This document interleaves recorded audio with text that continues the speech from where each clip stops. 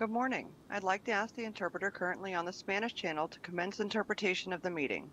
For those just joining the meeting, live interpretation in Spanish is available, and members of the public or staff wishing to listen in Spanish can join the Spanish channel by clicking on the interpretation icon in the Zoom toolbar. It looks like a globe. If you're on your cell phone or tablet, locate the three dots, tap them lightly, and put a check mark on your preferred language. Click Done to activate and begin the interpretation. Once you join the Spanish channel, we recommend you shut off the main audio so you only hear the Spanish interpretation. Interpreter, will you please restate this in Spanish? Sí, buenos días. La reunión de hoy va a tener interpretación simultánea en español. Para acceder al canal en español, ustedes pueden ver en la parte de abajo de su pantalla de Zoom un icono del globo terráqueo. Hagan clic allí y escojan el idioma Spanish o español. Y si están en su teléfono móvil o en su tableta, van a ver 3 puntitos en la parte superior o inferior derecha de su pantalla de Zoom. Al hacer clic allí van a encontrar la opción de interpretación. Elijan Spanish o español y no se olviden de hacer clic también en Done o Listo.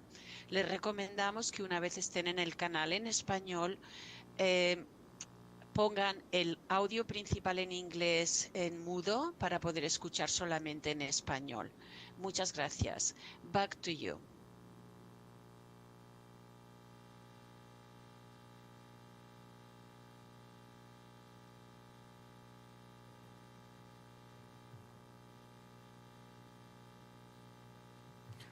Good morning, everyone. Welcome back.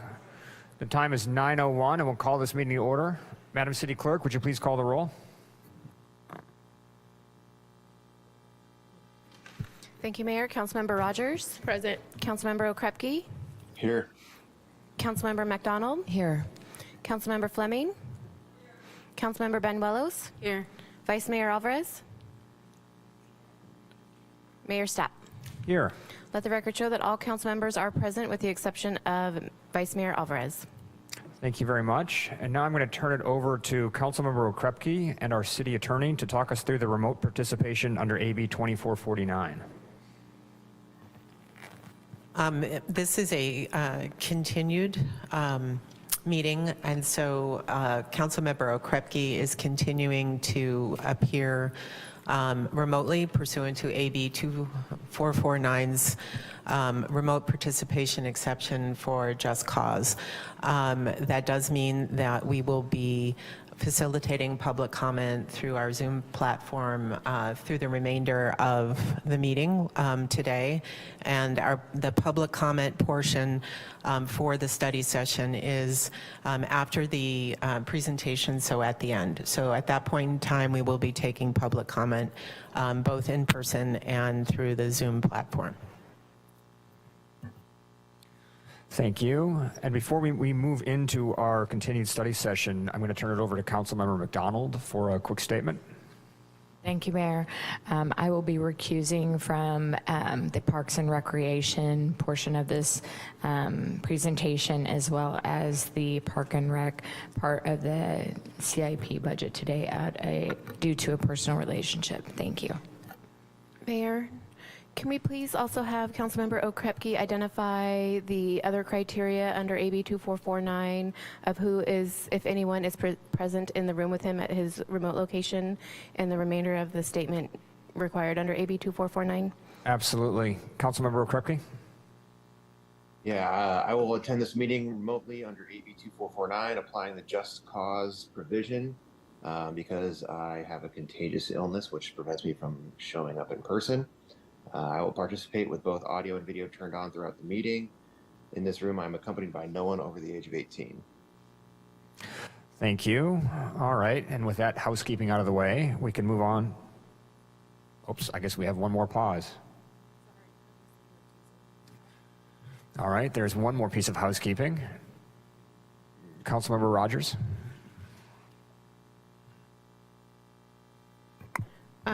Mayor, I have the same recusal as yesterday when we discussed anything that has to do with the seasons of sharing, which is through CANS, and I am on the board of CANS, so I'll recuse myself from discussion. And I just wanted to clarify that she is an uncompensated member. She does not get paid, but it is a conflict not under the Political Reform Act, but it's a different type of conflict. Thank you for making that transparent. All right, and now we're ready to move on to the main show. Item 3.1, our continuing review of fiscal year 25-26 operations and maintenance budget and capital improvement program budget. Madam City Manager. Thank you, Mayor. Good morning, Mayor, Vice Mayor, and members of council. This morning we will begin our presentations with the fire department.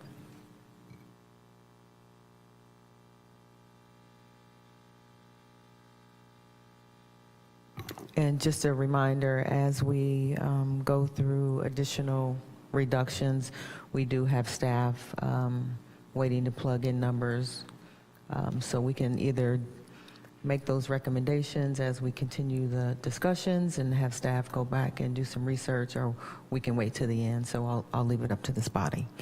Chief, I'll turn it over to you. So Scott Westrope. Okay, now you got me. Good morning, Mayor, staff, members of council. Scott Westrope, Fire Chief of the City of Santa Rosa. With me is Sarah Roberts, our finance analyst for the fire department. And we're going to go through our proposed budget for fiscal year 25-26. Starting with our organizational chart, this reflects where we're currently at today. We have 165 FTEs assigned to the fire department. This is reflective of the positions where we're at right now, including the 4 positions that were given up earlier this year at mid-year budget reduction. So we were at 169 at the beginning of the year. We're at 165 now. Next slide, please. And I'll turn it over to Sarah for the next 2 slides. Thank you. This slide shows our fire department expenditures by fund. So our general fund had a $1.6 million increase due to salaries and benefits, and a $1 million increase in fleet maintenance and replacement. While the department does not set the administrative or fleet rates, I'm going to highlight that Battalion Chief Jason Jenkins, Deputy Chief Mike McCallum, and our Fire Marshal Paul Lowenthal work diligently to try to find any operational efficiencies we can. In our public safety and prevention special tax, which is formerly Measure O, this current fiscal year we purchased our 2 transport capable vehicles, and we anticipate no large upcoming purchases for the upcoming fiscal year. So any current increases are due to salaries and benefits COLAs and some small expenditures for fuel and any supplies. We have added the Measure H fund for the upcoming fiscal year, which will total about 6.7 million. I apologize. And with our CIP fund, we had an increase of CFF fund revenues, which totaled about $630,000. And we are allocating those funds to the South Santa Rosa Station, or the future Station 9, as well as establishing a new project for the permanent Station 11. In addition, we had some funding freed up from the end of the former Fire Station 5 lease payment. And so we are allocating that as well to the permanent Station 11 key. On the next slide, we have the fire expenditures by program. With fire operations, it includes the 1.6 million increase for the 126 sworn FTEs, and includes a reduction of the 12 FTEs for the truck blackout, but that may need to be adjusted depending on what gets decided. The general administration, there was a decrease due to the removal of a fiscal year 24-25 COLA placeholder and a deletion of a filled FTE. In our prevention, there is an 11.9% increase due to salaries and benefits. And then again, a note that the county tax measure H has been added for the upcoming fiscal year, totaling 6.4 million of a change in our expenditures. And that concludes my slide. Sorry to God. Thanks, Sarah. So moving on to the operational highlights or operational review of the fire department, we're going to kind of break this down by bureau and division here. So looking at the operations bureau, which consists of suppression mostly, that's the fire engines, ladder trucks, and squads you see on the streets every day. Our suppression division responds to an average of 78 incidents per day. Looking at calendar year 2024, that's just over 28,000 incidents that we count as incidents. And then, as I explained yesterday, looking at unit responses, it's over 34,000. So again, the example there is a structure fire accounts for one incident, but 5 units respond to a structure fire. So that's why we count both. Operations also includes our emergency medical services division. As I stated yesterday, that accounts for about 69% of our call volume and suppression. That's not including in response. In response, where we have single role medics, they responded to 5,210 calls for service, resulting in 1,048 diversions from engine or truck company responses to EMS calls. Our training and safety division provides training and maintains certifications for all employees and facilitates over 32,000 hours of training per year. And then support services division, they handle all of our policy management, facilities, fire station construction, homeless services liaison, and information technology. In the Fire Prevention Bureau, they're responsible for reviewing, updating, and enforcing fire-related codes and ordinances. They administer over 4,000 inspections per year, over 865 CUPA inspections, which are hazmat inspections, 11,000 weed abatement inspections, and they reviewed 1,705 plans last year. Our Administration Bureau, which are really the unsung heroes of the fire department, that's a small team we talked about yesterday. They manage the $64-ish million or business operation that we run. So they manage all of our business, finance, human resources, and IT resources for the fire department. And then our emergency managers, we currently have 2 emergency managers. They manage citywide preparation, mitigation, response, and recovery to natural and human-made disasters. Moving on to the accomplishments that we achieved last year, we placed 2 advanced life support squads in high-demand service areas funded by a SAFER grant, and the vehicles provided by the Santa Rosa Fire Foundation. Just as a point of reference, our squads, since they were incepted, or since they were put into service in July of 2024, have responded to 4,500 calls for service. So they're a very busy units, and really making a lot of difference on our response time and our call volume. We completed our 5-year community-driven strategic plan. It was a joint labor management effort along with the community to develop our 5-year plan looking into the future. As we've talked about several times, Sonoma County Measure H passed by a ballot measure, bringing in what's projected to be $6.5 million a year. We'll see what that really turns out to be. It could be higher. We broke ground on Fire Station 5. It's moving along very well, which is an exciting time for the community. We monitor it through a video feed, and I have it up on my computer screen and probably watch it a little too much. But we're estimating the completion date for Station 5 to be November of 2025. The Fire Station 8, or the Roseland Fire Station RFP for design build contractor, was awarded. Estimated completion date is fall of 2026. We received 2 2024 Pierce Type 1 fire engines, which you see there on the left. Those were through the vehicle replacement program, and we ordered those in fiscal year 21-22. We purchased 5 fire SUVs, 3 pickup trucks, 1 electric vehicle, and we received 2 Type 6 wildland firefighting engines just about 2 weeks ago that were purchased a few years ago with PG&E settlement funds. We still have 5 Type 1 engines on order that are supposed to hit the assembly line this year, and we have a ladder truck on order that won't be here for 4 or 5 years probably.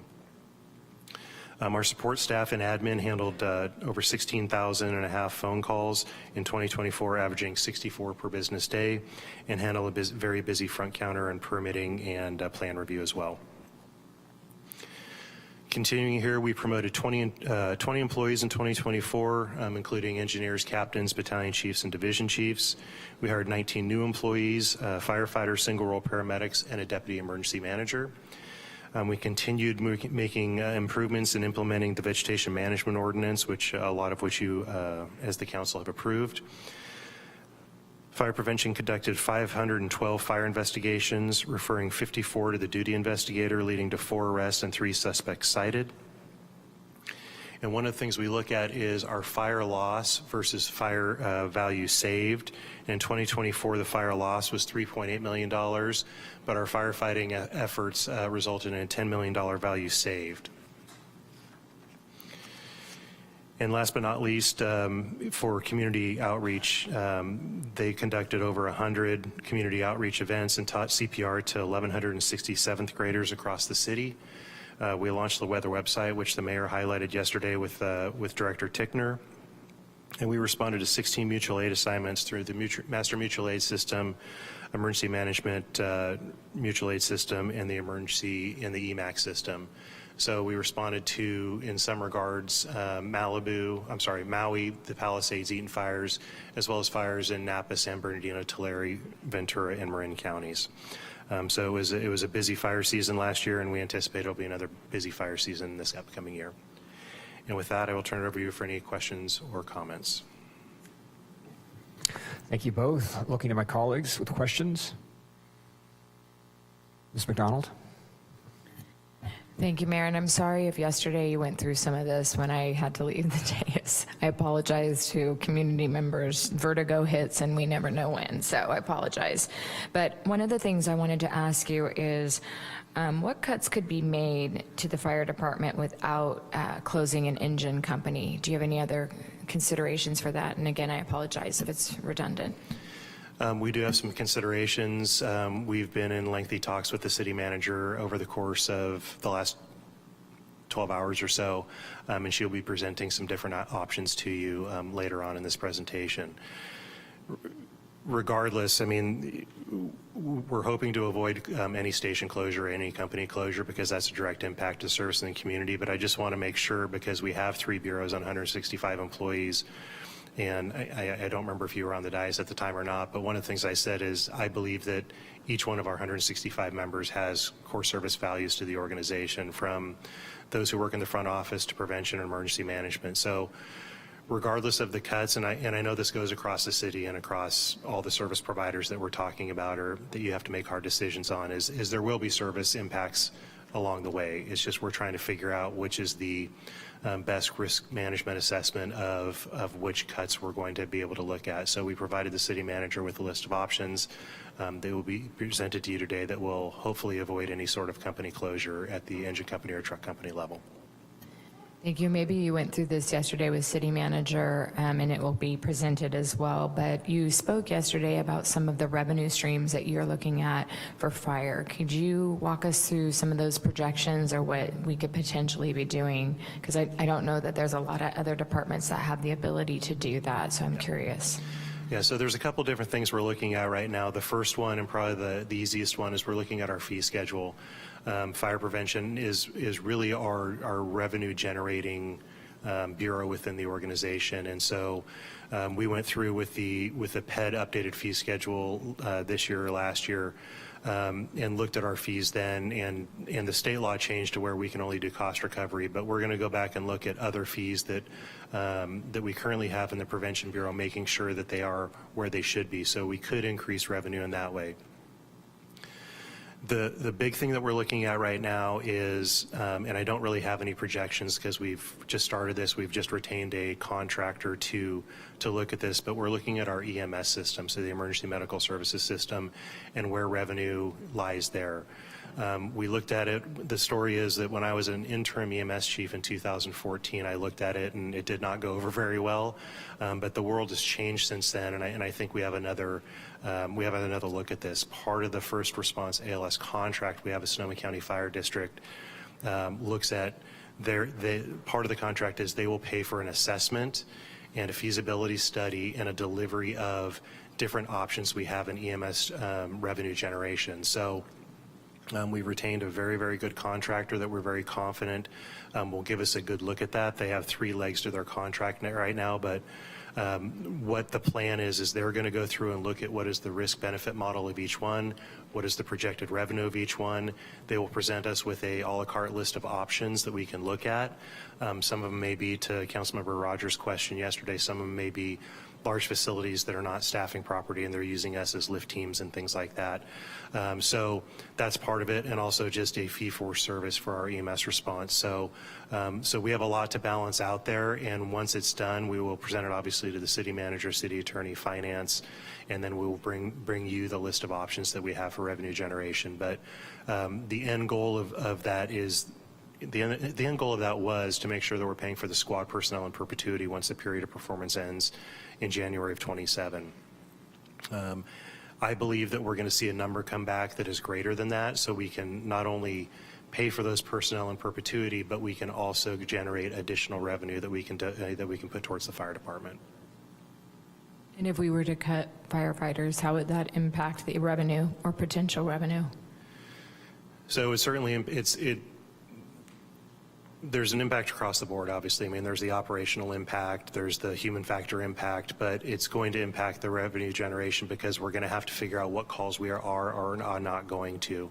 We're not going to maybe be able to be an all-risk department anymore, and we may have to pick and choose what calls we go on based on what proposed cuts might come to fruition. So it certainly would have a impact, and then also on the administrative side with, you know, chief officers and admin staff and, you know, all those things, it's going to cut down on our capability to administrate some of those things. It's going to, you know, it could result in we have to hire somebody to be the administrator versus us doing it internally. So there certainly could be an impact across the board with any reductions, just because, as I say already, we're already so lean, and we have been lean since really since the recession of 07, 08, and we're just coming back into that. But we will find a way, and we know that revenue generation is a priority of yours. It's a priority of the city manager. And it's certainly an area where we think we can lean into and make a big difference. So we're not only helping ourselves, but in turn, we're helping the entire city. Thank you. My last question is on slide 113. It showed that in the general administration, there'd already been a 1.5, almost $1.6 million cut. When was that cut made?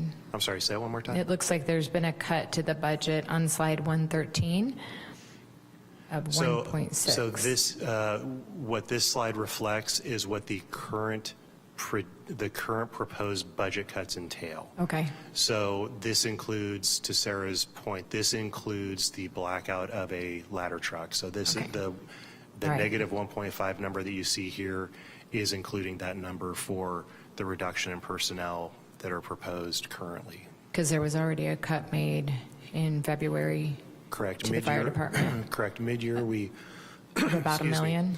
Mid-year, we reduced 4 firefighters to the total of $900,000, and we also dedicated $2.2 million in one-time funding from vegetation management and from the Wildland Resiliency and Response Strategic Plan. So it's $2 million out of vegetation management and $2.86 million out of WUI 2.0. So that was our mid-year reduction. So this would be in addition to what we cut at mid-year. All right, thank you for that clarification.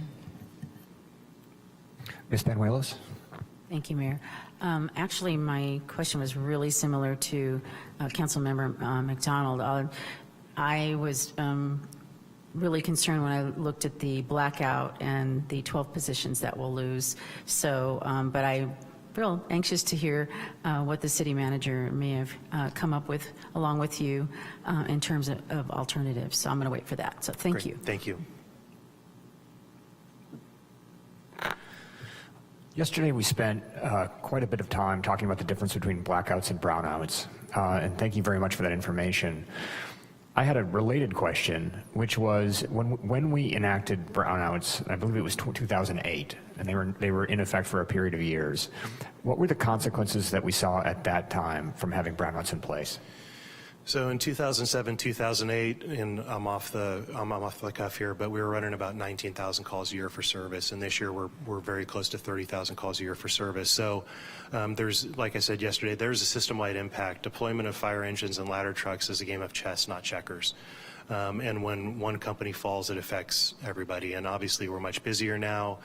We have a different threat matrix with the infill housing and the growing up in Santa Rosa, along with the wildland problem has always been there, but now it's obviously risen to the level of it's very much in our faces. So we certainly saw an increase in response times and a decrease in our response time compliance. But the one thing, and this story resonates for me, even though it's been almost 20 years, is we were rotating brownouts between Station 10 in the Southwest and Station 11 in the junior college. So the crews were having to move back and forth. And the story is that Station 10 was closing for the day. A car pulled up in front of Station 10 with a pediatric cardiac arrest. Luckily, one of the off-going fire captains, who is one of our deputy chiefs now, happened to be there doing an equipment swap and is able to start that care. So while there is a system-wide impact, for me, that story resonates more than anything, as if it was not for the grace of whoever you want to believe in, if not for that grace of that person being there and being able to start advanced life support care, that child would have passed away. And so having those companies open, and so when the community arrives at a fire station and expects that care to be there, to me, it's those one-off stories that really make an impact. Yes, it affects the entire community. Yes, it affects our response times. It affects our ability to recall personnel and bring them back during large-scale events. But it's the granular level that really sticks with me of it's that one life that makes a difference. So I just share that story with you. I've never really shared it in front of council before. But when you ask the question, it really hits me in the heart, because that's the crux of it. And, I know you're facing hard choices, and we want to be part of the solution. We want to be a part of the solution for the entire city. And diverting services anywhere is very, very difficult. And so that's where we want to work with the city manager and bring you alternative solutions so we can all serve the community that we're dedicated to serve. Thank you for that, and thank you for the conversations that you have been having with the city and with council. The passion of the community for the fire department is obvious, and that was evidenced in the response that all of us have seen here on the dais. And there has been a lot of creative thinking, as my council members have touched on. So thank you very much for that. I don't have any further questions at this time. Anything from my colleagues? Mr. Mayor. We have Mr. Okrepke with a question. The disembodied voice has a question. Chief Westrope, you spoke about mutual aid. Can you go into a little bit of what mutual aid means during an event, for the firefighters after the event, and then post-event, the mutual aid that we tend to provide? Sure.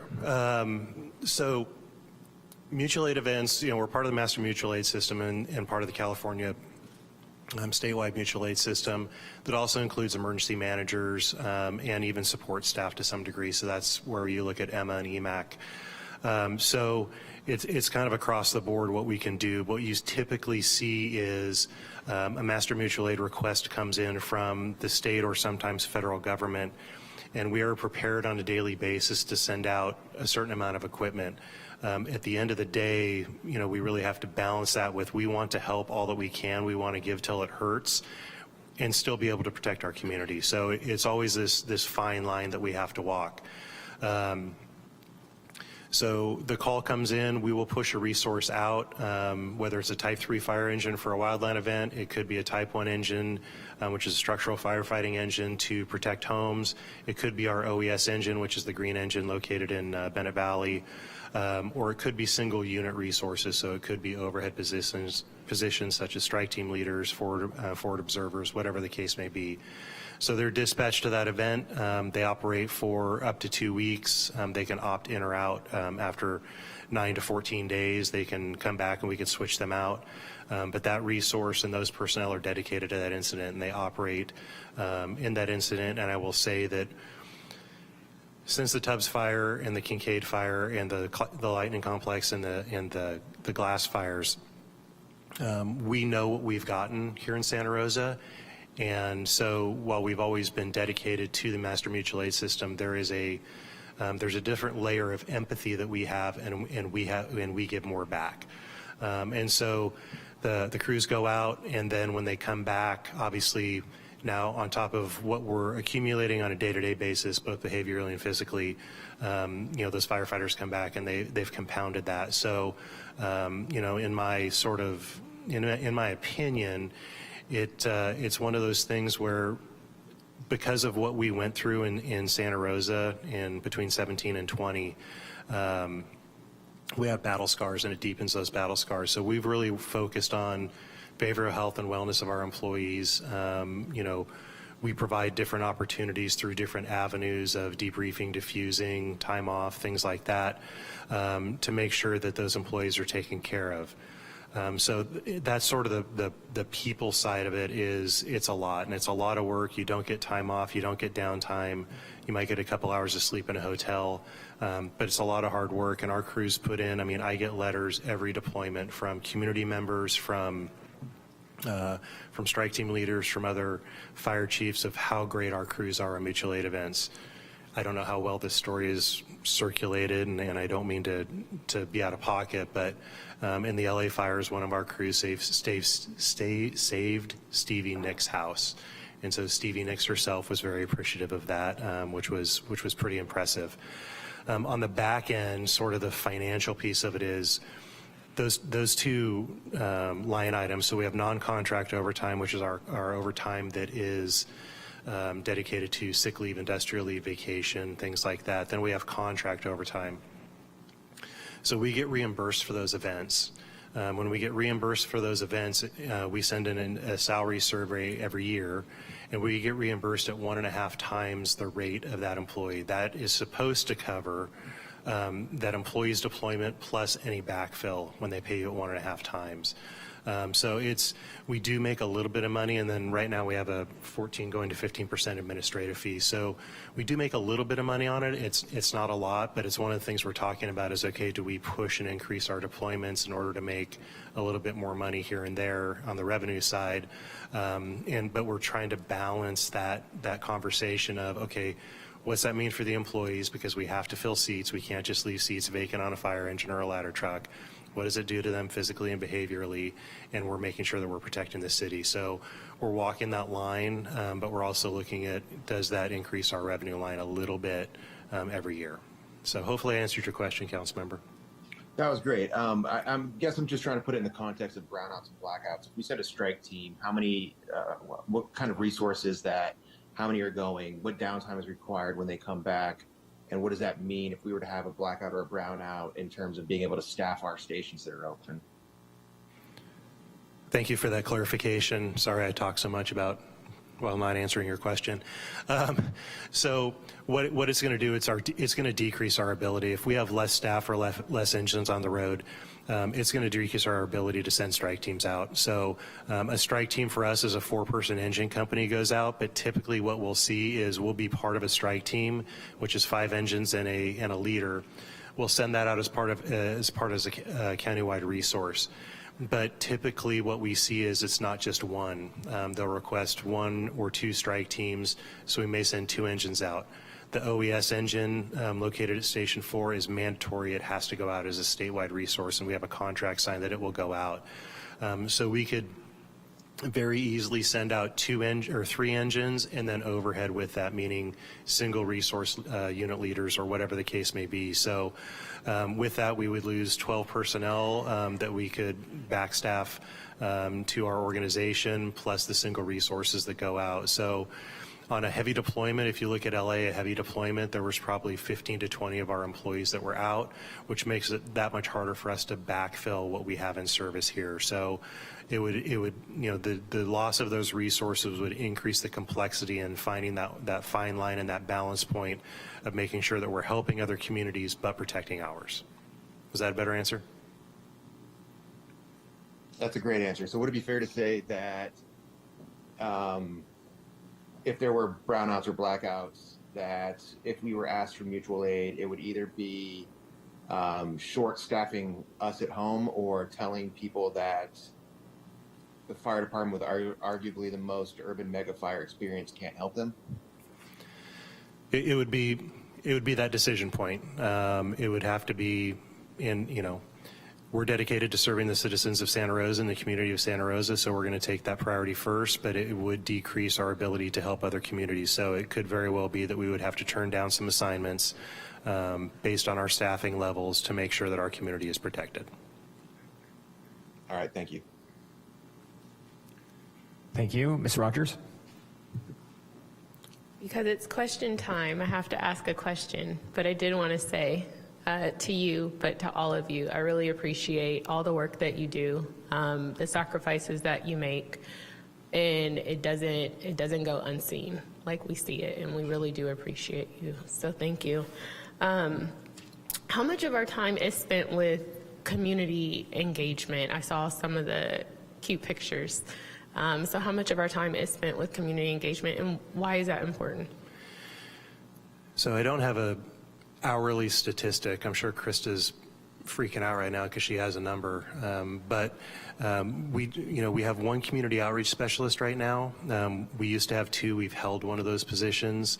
And the position we have right now is funded through vegetation management as an LTE. So Krista's out in the community every single day doing events, from large-scale events such as the chicken queue and tractor days and things like that, to like we just highlighted, being in schools, teaching CPR, making sure the community knows what we're doing. So I don't have an hourly count for you. I'm sure there is one. I just don't have it right now. But what's really important to me is making sure that one of the things that we saw after the Tubbs fire in particular was, an outcry of support from the community, and there was a sense that they didn't know what we did. They didn't know that we were an all-risk organization and that we were there for them 24/7, 365. So it was a rededication to making sure the community was educated and aware of what the fire department does, what we stand for, what our mission is, and that we're there for them all the time. There's also opportunities with the educational piece of teaching CPR to over 1,100 7th graders. So now we have 1,100 trained CPR providers at the 7th grade level, and there's been stories for years and years of 7th grade, 7th or 8th graders saving their parents' life or saving a team member's life, whatever the case may be.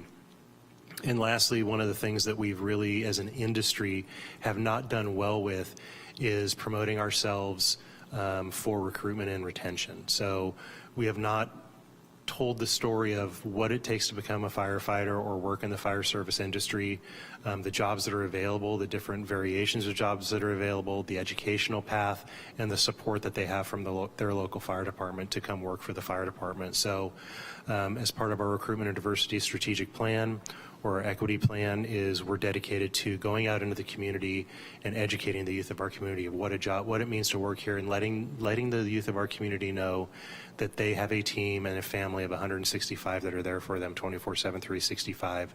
And we will mentor, support, and guide them through any path of life. Thank you. Any further questions for the chief? Well, thank you very much. Stay close. There may be more in the future.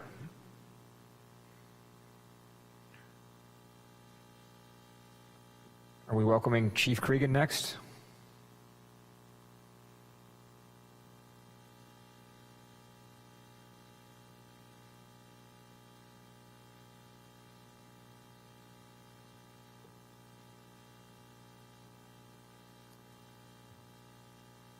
Welcome, Chief. Morning. Thank you. I'm John Krieg. I'm our Chief of Police here in Santa Rosa, and today I'm joined by our Administrative Services Officer, Pam Lawrence, and we're going to go through together and present our general fund budget for 2025-2026. We can go to the next slide. So we'll start with the first, which gives the overview of the different divisions of the Santa Rosa Police Department. So we have our admin team, and that's Administrative Service Officer Lawrence runs that team. We also have a grant analyst. We're really proud of our grant analyst. Got over $1.2 million of grants brought in through her hard work. With it, our field services team, and this is all of our uniformed officers, all of our specialty teams that are wearing a uniform, and the supervisors in that division that are going out to the calls. In calendar year 2024, they went to 117,000 calls, just over that, equating to about 322 calls on average that they responded to a day. Our field services team, our special services team, is all of our detective teams, our professional standards team, our training team, and so much more, who work kind of behind the scenes under detectives, which had an incredible year being able to investigate crimes, be able to have an incredible solve rate in our homicides and violent crimes in our city. Our technical services team with it is our dispatch team, our records team, our admin teams, our property and evidence team with it, which do so much. Our dispatch team took over just over 183,000 calls, came into our 911 dispatch center. That's about 400 or 502 per day. With it, our property and evidence team has over 87,000 items of evidence right now in our collection that they process, they maintain, they prepare for court, and so much more that they do. And then we have 17 of our positions that are filled throughout those three different divisions that are funded by the PSAP with it right now. Next slide, please. I'll turn this over to ASO Lawrence. Great. Good morning, Mayor, council members. This slide shows our police department budget by fund. The majority of our budget is from the general fund, about 93%. This covers the majority of our staff, our building costs, fleet costs, as well as our contracts. We worked really hard to find ways to reduce costs in our services and supplies, but that was very difficult because of the increased costs for everything right now. We were able to maintain a flat budget in services and supplies.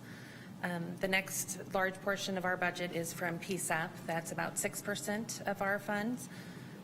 This is another critical piece of our funding. We also receive funding from federal and state asset forfeiture. This is from the seizure of funds during investigations. This is very restrictive on the uses of this. We currently are using this for investigative software and equipment. Another part of our fund is supplemental law enforcement funds. These are funds from the state, and again, they have special purposes and can be only used for law enforcement purposes. We use these currently for our Axon contract, body-worn cameras, tasers, interview room cameras, and our drone. This shows our department by program or division. Again, the biggest part or a large part of it is our administration. This is where the department's contracts are, our vehicle costs, a lot of our fleet costs, building costs are here. The reduction of 2.6 is due to where the COLAs were budgeted for fiscal year 24-25. Technical services, as Chief said, that covers our records, dispatch, IT, crime analysis team, as well as our consortium costs for the public safety consortium fees. That's at about $1 million. Support Bureau is our training team. That increase is due to adding 2 officers that are our training officers. They provide in-house training at a reduced cost because we don't need to staff it with overtime or contracts. The PSAP funds, as Chief said, funds 17 full-time positions as well as 2 intern positions. We also lease our Roseland substation out of there. We receive about $130,000 in revenue from the lease of the Roseland Library, and we're hoping to move in there in the next few years. Field services is all of our uniformed personnel. This is where the reduction of those 13 positions are budgeted from. Investigative services is our investigative services, so teams such as our domestic violence and sexual assault team, property crimes, violent crimes, narcs, and gangs. We also have budgeted in here our professional standards team. And then lastly is our crime mitigation. That's under the CIP budget. This is where we pay for, this is funds from the Grayton Casino. This is where we pay for our police auditor, our iPhone replacement plan, as well as investigative software. Great. And now I'd like to go over some of the operational highlights. It was a busy year this last year. For us, when I stepped into the role of the chief, created 4 operational objectives. And that's what we try to say with our staff, with what our operations are, what our focus is. And that's violence reduction, traffic safety and enforcement, quality of life with a focus on a mental health response model to those, and for community engagement. And I talked to our team, like all 4 of those are equally priority of community engagement with violence reduction and what we're doing out here. And you see some of the tremendous progress that our team has made over this last year in each one of these 4 operational objectives. One that we're really proud of after coming to council and talking about 2022 with 12 homicides and then 10 homicides following up next year, we saw a really dramatic decrease in homicides in 2024, going down to an 80% drop to just 2 homicides with it. So that's something that really took a lot of work. We're continuing to work with. We've seen an uptick in 2025 that we've already had 7 homicides in the first 4 months of 2025. So it's something that we're really working with our team and work closely with the Violence Prevention Partnership and our other key community stakeholders in this area.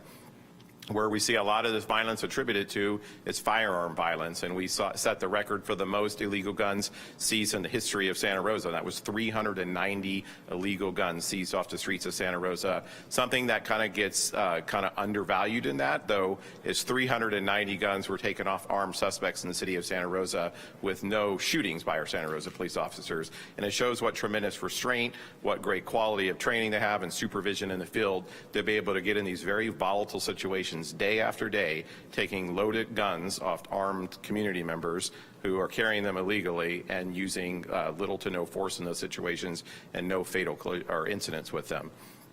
We're seeing the big uptick in ghost guns. We've talked about that many times here before. 125% increase, going to 124 of these illicit, privately manufactured firearms on the streets of Santa Rosa, disproportionately used in violent crimes and other nefarious activity, and seeing a big uptick in juveniles possessing those firearms with it. One thing that we saw with the reduction in homicides, we also saw a very significant reduction in shootings reported in our city, that we saw 173 shootings reported. That's still a staggering amount. But the one thing that really is eye-popping is 188 less shootings reported to our city. And that comes by having visible patrols out in our community, having dedicated specialty teams which are taking some of the violent and repeat offenders who are repeating shooting after shooting until we take them off the streets. And that's something that really proud of a team and what the effort they put into that. And we're seeing less killings and less violence in the community because of their direct work. Next slide. And one of our other operational objectives we talked about is traffic safety enforcement. And it's one of the top community concerns I get with it. I just got one this morning of speeding on Montgomery with it and responding back to them. And that's one of the top issues. So we have a dedicated traffic team and also our patrol officers assisting with this.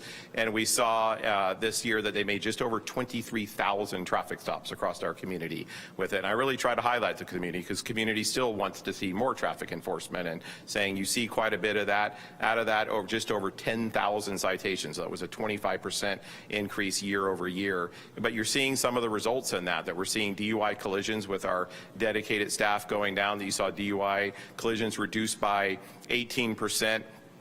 And we took kind of the triple crown from MAD this year, that we were named the Department of the Year, the Supervisor of the Year, and the Officer of the Year with it. Because, and that doesn't just happen by accident. That happens because we're making a concerted effort to be able to focus on traffic safety, getting DUI offenders off the streets. We see year after year fatal DUI collisions in our community, and their hard work and being able to have the available staff to be able to do extra enforcement in this area. And you're seeing the results in that with literally saving lives with traffic.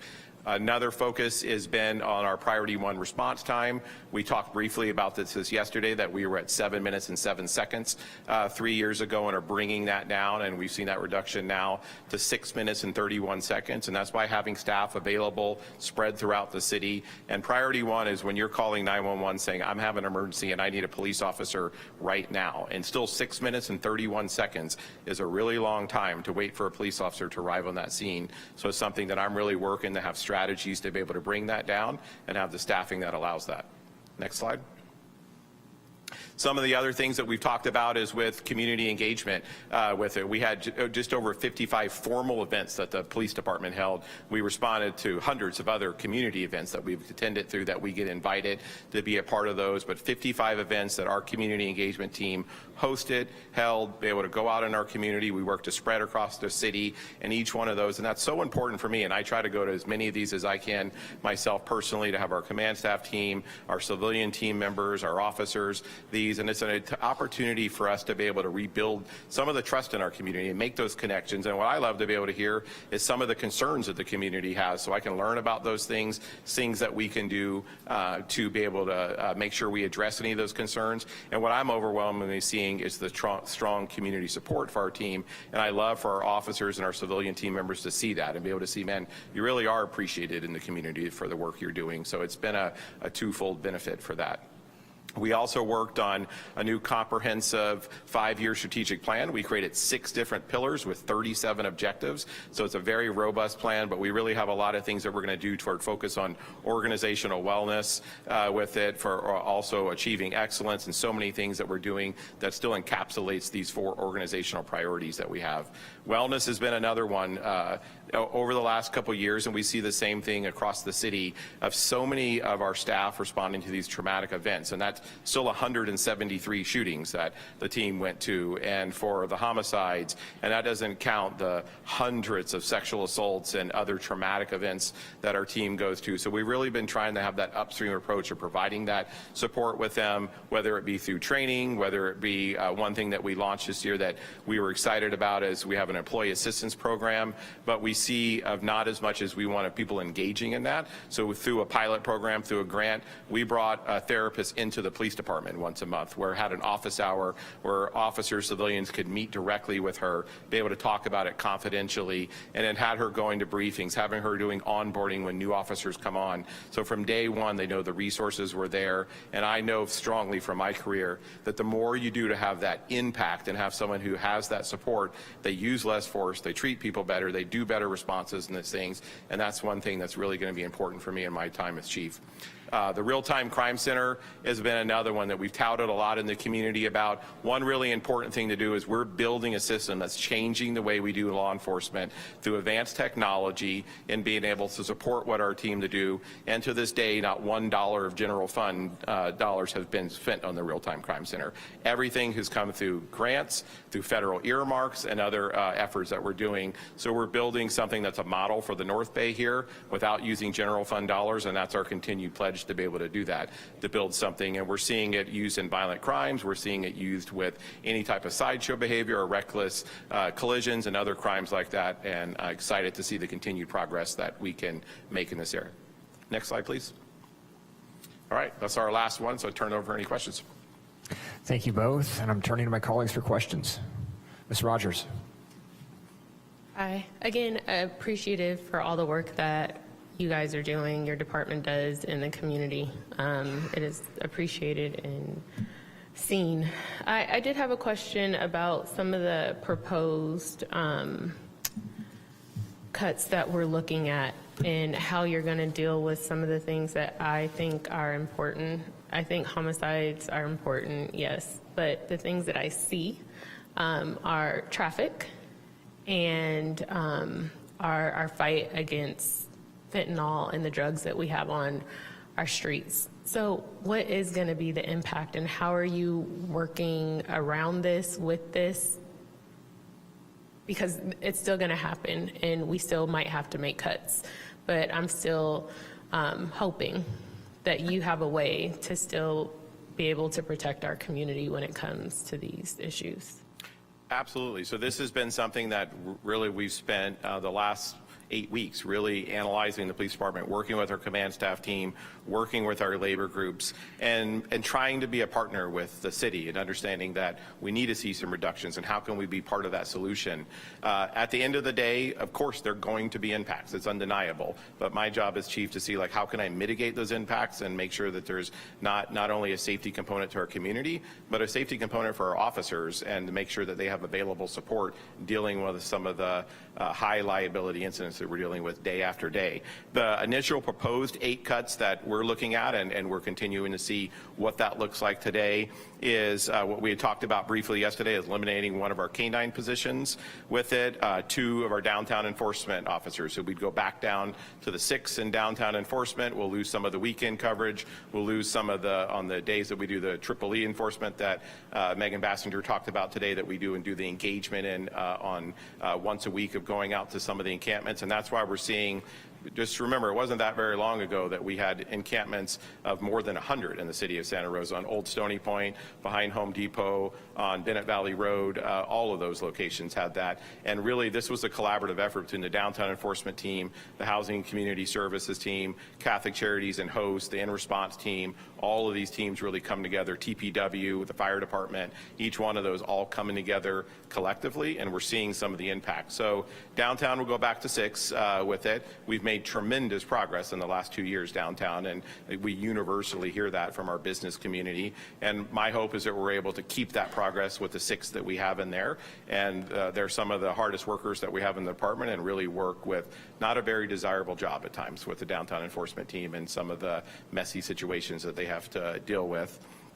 Our traffic officers, at one time we had 9 motorcycle officers in the city of Santa Rosa. We're going to go down to 5 with that too. So there will be some impacts when we hear community members talking about traffic collisions, our traffic enforcement in there, and we're going to continue to work. But we have 42 square miles to do traffic enforcement in, with 5 officers working to do that with it. So there'll be some impacts on that, and but we're going to continue to work that when patrol officers are available between calls, that they can take those. But we're seeing less and less of that free time for the patrol officers today to do some of that traffic enforcement.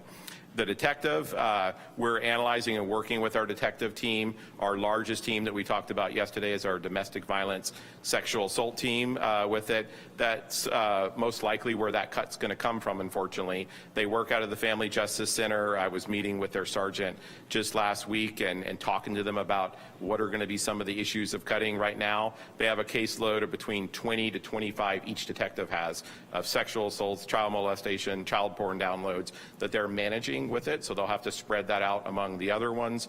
We have 318 sex registrants in the city of Santa Rosa that they're in charge of managing, supervising, and making sure that they're not reoffending. That's something else that they'll be able to continue to manage and to spread out among their team with it.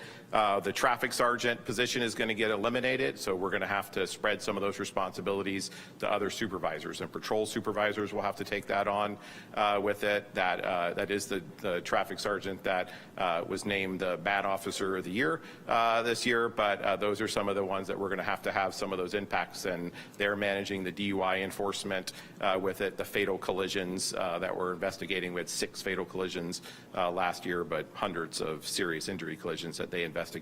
So those are kind of the things. We're going to lose the background investigator with it. We have one with it. That one's going to be more manageable for us, that we're going to spread that to other officers. We'll take that on as a collateral duty, and quite frankly, I don't think we're going to be doing as much hiring for a little while with it. So that's one that I think it's going to be impactful, but that we can manage more. The police tech one, I think we'll see a reduction in our lobby hours about when people can come in for getting reports and getting vehicles that got towed or other assistance. The dispatcher one, we're working with that. The calls are going up with it, and we have 24 dispatchers that are spread throughout 24/7 with it, and they all have different roles. So I'm working with our dispatch team about how they're going to be able to absorb that and still be able to answer 911 calls in a timely manner. The field evidence technician, they're processing the crime scenes with it. So we'll just spread that out. There'll be some more on-call with it. And the biggest loss that we're going to feel from the crime scene technician is they're handling other reports like that of collisions, burglaries like that in lieu of a police officer. So now you're going to see either we don't respond to some of those calls anymore, or they have an extended wait for them, or an officer is on those calls when an emergency call comes up with it. And we're evaluating what calls we're just not going to be able to respond to anymore as a community. And it's going to be a different service level in the city of Santa Rosa from the police department, undeniably, with it. The same as the community service officer. That's an incredible position because it costs much less than a police officer and is able to do a lot of those things. And we've seen that go up from 8 community service officers to 2, so now we'll have 1 community service officer left in the police department. That's funded by PSAP, and the PSAP funds are dwindling, so that's probably going to be our first one that we cut from PSAP next year with it. So we'll have 0 community service officers for the Santa Rosa Police Department. So those are the impacts. Working to see what we can do through that, and so you're not feeling it in the community, and so we're not feeling it here internally. And a lot of thought has gone into this about not reducing some of the other teams, and my goal was to not eliminate any of the specialty teams, but to instead reduce each one of the teams with it. So at least they're functioning. They might not be functioning to the full capacity, but instead of eliminating all the traffic team or eliminating the gang team or any of these things, just to take like reductions to all those teams with it. And I think it's the most strategic method at this point. Are we moving, when we say lobby hours, are we moving towards filing things online more, or like how would people continue to have the service if the lobby? Well, we've seen reductions over the years because the staffing has been dwindling. As we talked about yesterday, that civilian staff was at 91, and now we're going to be at 74. So we used to be, when I started as a police officer here, we had 24/7 records. Now we have Monday through Friday day shift. So we already don't have any weekend lobby hours, and we're probably going to have to, we're looking at what day of the week is the quietest day of the week that we may eliminate the lobby. And I'm working with the experts from our records team to look what that looks like with it. We do have, they take a lot of reports. I think it's misunderstood sometimes of how many reports they take directly. So if you come in missing persons, stolen vehicles, stolen license plates, other minor thefts and things like that, they handle those right there in the lobby in lieu of a police officer with it. So what you're going to see now is more, it's just the same work, but it's now shuffling to a police officer going to come in and take some of those. But that's going to directly respect your priority one response times, because now they're doing more those type of calls instead of being out there patrolling in the streets. And when we say lobby hours, if someone comes to the department after hours, what does that look like for that person? Is there someone there?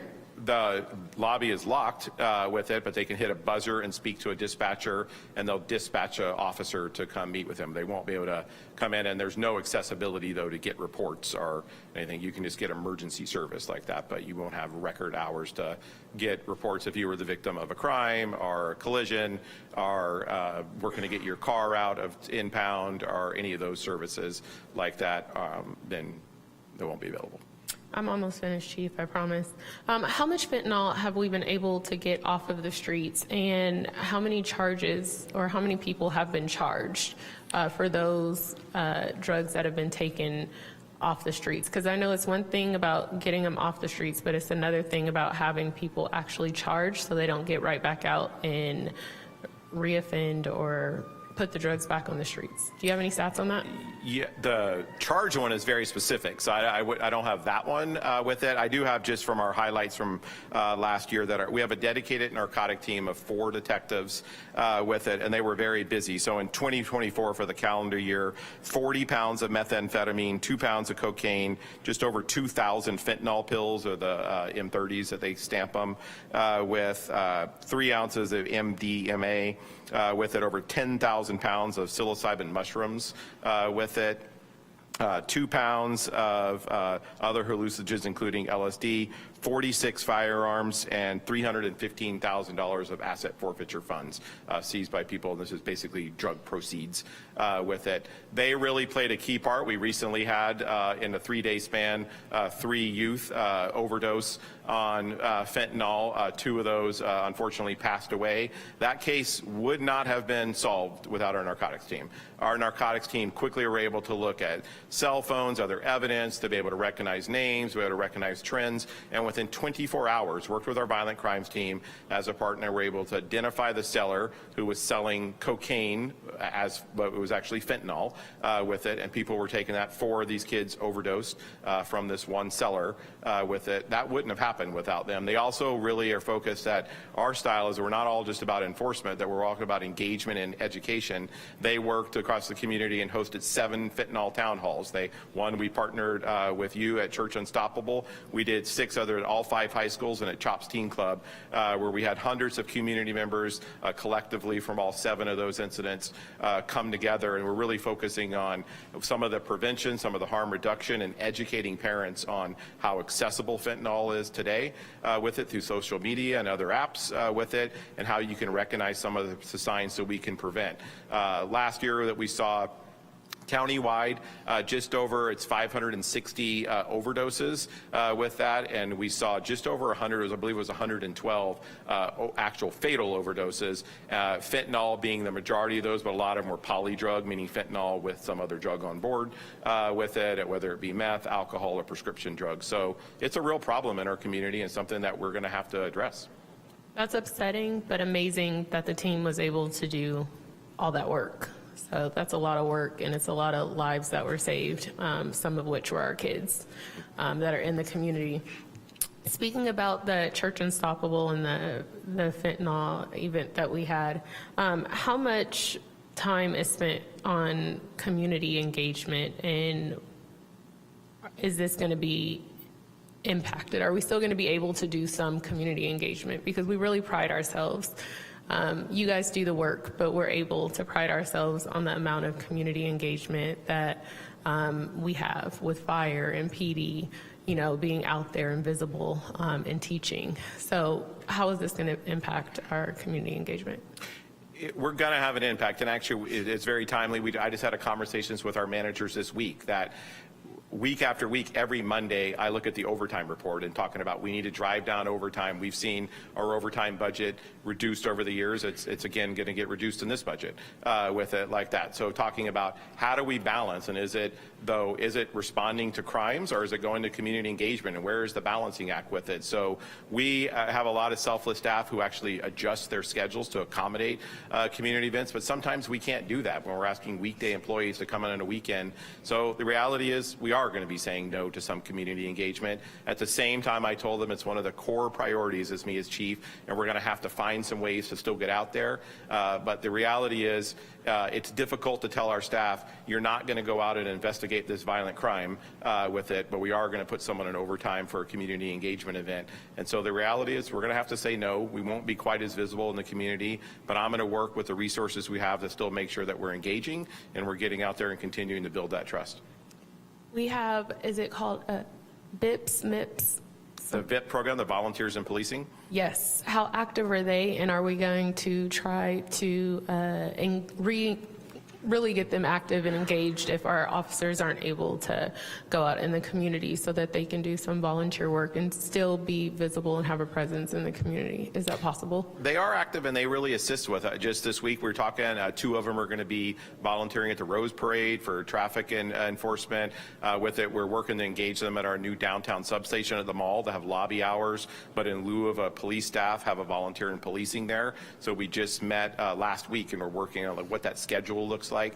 So they're certainly a great force multiplier with it. The time is they're volunteers and they have a lot of other assignments because they're also going out, putting out the radar trailer, helping mark abandoned vehicles, a lot of other tasks they do administratively. So we kind of have them at their max capacity, but I'm going to certainly be asking them to help assist as much as they can with that. All right.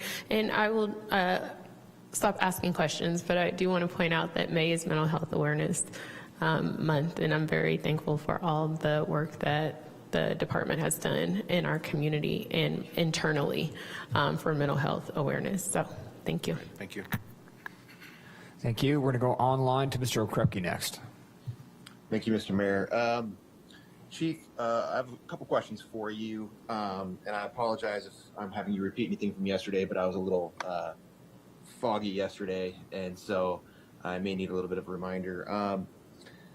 When you talk about DET, the Downtown Enforcement Team, that's kind of a misnomer, isn't it?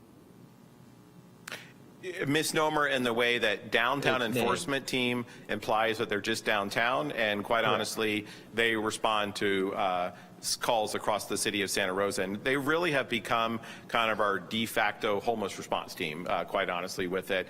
And our really thing is like we lead with compassion. Like our team is out there going, how can we engage? They work very closely with the host team, with the Housing and Community Services, with In Response, and really like we've seen that team has been an incredible force multiplier in getting some of our unsheltered community members into services.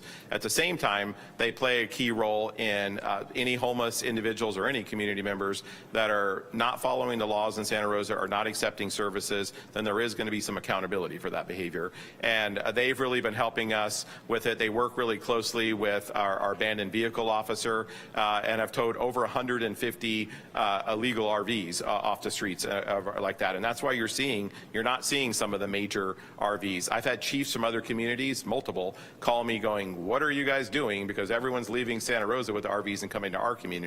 It's because we're working toward getting some into shelter when they're open to that, get them into the self-parking program and that, but if not, so the downtown enforcement team has a citywide impact on the homeless encampments, on RVs with it. They're patrolling the Prince Royal Greenway or other trails throughout the city of Santa Rosa, so much broader than just downtown, but continue to have a focus on downtown, making sure that we have a safe and vibrant downtown for all. Thank you. And I appreciate that. I mean, I had the opportunity to be to do a ride along with DET and be taken over to what was it, colloquially known as the mud pit, and see what that area was like. And I don't think people really understand when we talk about encampments that it's not a tent or two. The mud pit had an upside down boat. I'm not sure how that gets there.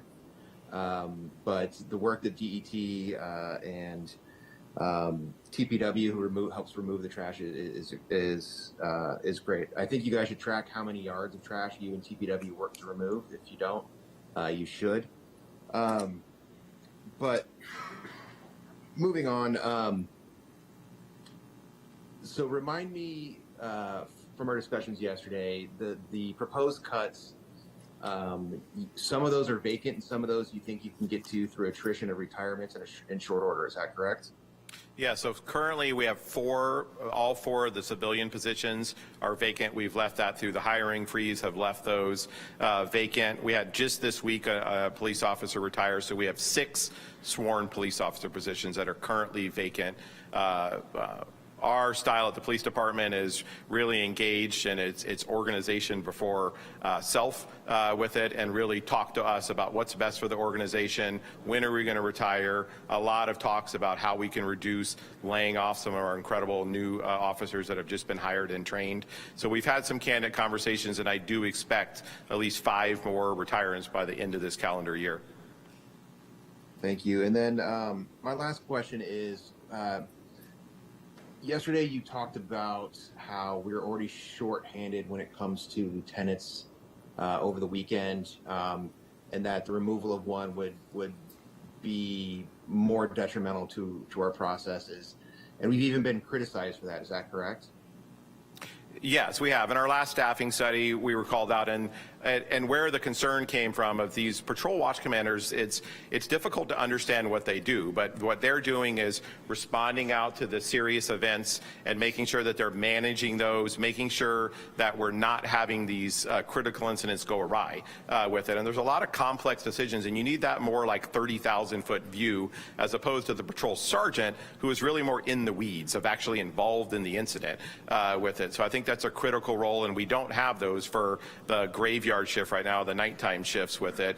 So I agree. I don't think the lieutenant position is the most strategic cut for us, and that's one that we're really working with the city manager about what are some alternatives where we still get the savings for the city, but look at like what are there other more strategic positions that allow us to safely manage these critical events that are happening on a more frequent basis day by day than we've ever seen in my career.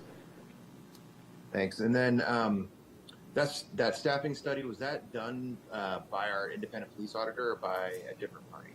We had hired an outside firm who does staffing reports, and so we had shared that with council. I believe it was in 2021 with it. So they did a complete review with it. There were other areas that they brought that said that we need to have at least 90 officers in patrol with it. Currently, we stay closer to 81 officers in patrol. So there were a series of other instances. Same with having dedicated property and evidence staff with it. So there were many other areas that they pointed out with it that we're need to grow in our staffing and are not meeting best practices.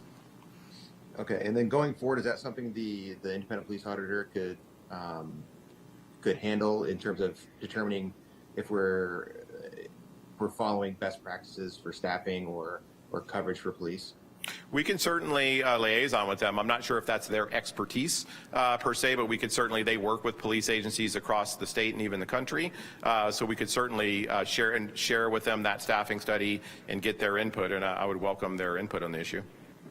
Yeah, the only reason I mentioned that is while it may not be their specialty, you did mention the fact that these help prevent the escalation of some incidents, and that is their expertise is what happens when those events get escalated. So I think that might be something that they could help with. Those are my questions. Thank you. Absolutely. Yeah, that is a good point with that, with the supervision. They certainly have expertise with that. Thank you. Ms. McDonald? Thank you, Mayor. Thank you, Chief, for the presentation.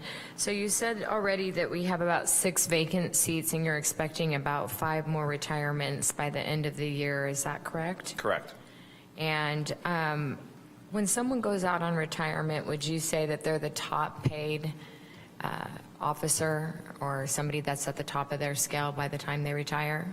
Certainly, they're at the top tier because we have incentives built in, like with your not only years of experience, but with different collaterals, with detective assignments like that. So certainly those are some of the, in their classification, they're at the top scale of that. So if those were to be replaced by newer officers, how much of a savings would you say that we had? Just based on that. you'll see a significant, I'm not sure if ASO Lawrence wants to, about 25,000 at the minimum with it. I think you could see even greater with some of the incentives with it. You're also seeing they're going to be PEPRA employees like that, so you see significant savings in the retirement with it versus many of those who are retiring are all classic PERS employees like that. So you're going to see a legitimate, even a greater gap there with some of the retirement savings. And if we were just to retain the officers that we currently have, we talked briefly yesterday about the amount of money that we invest specifically with SRPD to get an officer ready to be out on the street by themselves. I think there was some shadowing that has to happen at the beginning of their career. And so can you just remind me again about how much that is to not just outfit an officer, but how much we actually invest as a city in the Santa Rosa on our current officers? Yeah, so it's over $200,000. The direct costs are $87,000. That's just to send the police officer trainee to the police academy. We have just over $15,000 through the background process, not only for some of the testing, but for the staff time involved with that. And then, so you have a 4-month background process and that's where we're doing an oral board, we're doing a written test, we're doing a medical test, we're taking a psych test, a lie detector, a host of other tests that we go through through this process with it, finally coming to me for a chief's interview. Then they do the 20-week police academy, which is mandated by the state of California with it. We pay not only their salary and benefits in that time, but their firearm, their equipment, their training. Then they start the field training program. That's 22 more weeks that we do with them of an internal orientation, and then they ride for 20 weeks with a senior officer where they're getting graded every day and evaluated and basically taught how to really do the job with it. So all that combined, you're seeing a $200,000 investment from the day they apply to the day they're driving a patrol car by themselves with it. And then we continue to invest in that, in those trainees, and now they're police officers on their own for the many years to come of now a host of other mandated training that we give them once they're a solo patrol officer. I think this is just a critical point simply because we have new officers that you're saying could potentially be cut, but we've already invested about $200,000 per person in the city. Correct. And doing the math. And what we're seeing is welcoming some of the cultural change within our organization of like the young officers that we're bringing into this organization, reflecting the community that we serve in so many areas. So we're really excited, and our community has overwhelmingly seen some of those things and seen some of the benefits like that. So I'm excited about the new officers that we're bringing into the organization and how accepting they are working with some of the changes we're embracing in law enforcement and with continuing to build that trust with our community. Me too. As far as the homicides that we had at the beginning of the year, would you say that those were related mostly to domestic issues? We started off the year with the 3 homicides, and that was a father that killed his estranged wife and his 2 children, and then ultimately killed himself. We don't count him as a homicide, but the 3. We had another one that was a drunken party where a subject was shot at the party with it. We had another one that was directly domestic violence with it, where and 2 people engaged in a relationship, and he shot and killed his dating somewhat, and then shoved her out of the vehicle and left her dead in the street. And then 2 other juveniles who died in the fentanyl overdoses, and we ultimately charged the suspect with homicide in that case. And if I remember correctly, you were saying that you might have to reduce a detective under the domestic issues. Is that correct? Correct. And that's one that, and not only dealing with the sexual assault, the molestations, but significant domestic violences. And we saw that the year before when at the 12, that we saw 5 of those were related to domestic violence. So unfortunately, it continues to be something that plagues our community, that we're seeing not only domestic violence, but you're seeing spousal rapes and other things like that. That's something that we work with and continues to be something that keeps that unit very busy. I just think that's such a critical thing to point out, specifically because it's such violent crimes. How many calls a day or roughly do we go out to the Santa Rosa City schools for assistance? We go every day. So in 2024, for calendar year 24, from my memory, it was 1,772 calls that we went to for that year with it. And so it's a daily experience. And we're going to see some big changes on our Santa Rosa school systems this year, starting with Montgomery and Santa Rosa High having combined campuses of a middle school and high school. We're working closely with the school board and school officials, I expect that to be a significant increase on calls for service when you're putting 7th graders through 12th graders in one combined campus with it. It opens up a whole other host of things, of victimization of younger students with it. So there's going to be some real impacts for that we're going to be facing this next year. I think from that perspective, it's also critical to make sure that officers aren't taken off the streets when we know that there's going to be some serious shifts to the community around the schools. Can you talk a little bit about ghost guns and how many you were able to seize, as well as how many houses you were able to go into and get rid of the 3D printers? That was quite a bit. So I can know specifically just our gang crimes team, that was something that we really saw gang crime continuing to increase. We had shut down the gang crimes team back in 2020 due to staffing issues. We brought that back last year, and for their first year, they had over 92 firearms. The gang crimes team, we were able to bring back 4 of ghost gun labs that they were able to shut down, 112 felony investigations that they were involved in with it, and really have seen, and I think they played, there was many factors in it, but they were certainly one of the key factors in our homicide reduction last year. The same thing with our special enforcement team, our violent crimes team, and then having the visible patrols on the streets of Santa Rosa. I know from my experience out there of having those visible patrols, having those priority 1 response times lowered, so you're able to get some of the offenders who are involved in these shootings off the street, because you see them so much in this cycle of violence where they're in one shooting, same thing with robberies, we see sprees of robberies. So if you can break that cycle of violence as quickly as possible, there's less victims on our streets. Thank you for that. I want to circle back to what Councilmember Okrepke was talking about with the downtown enforcement team. Have we been able to see assistance with more people going into businesses and shopping in the downtown because there's much more patrol? And have you had any feedback on that?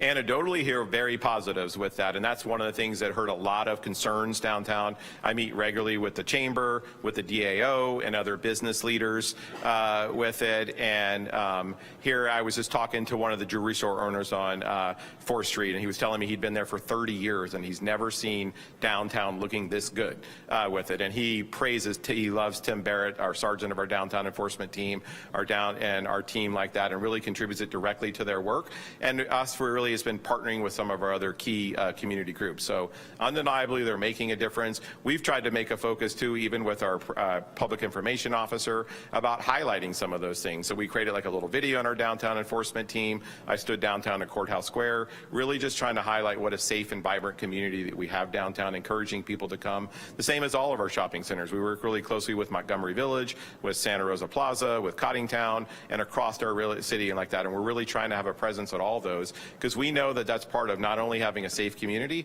but also for us being able to have where people feel safe to shop locally and bring tax revenue back to our city, so we're not having such detailed, kind of tough conversations like this in years to come.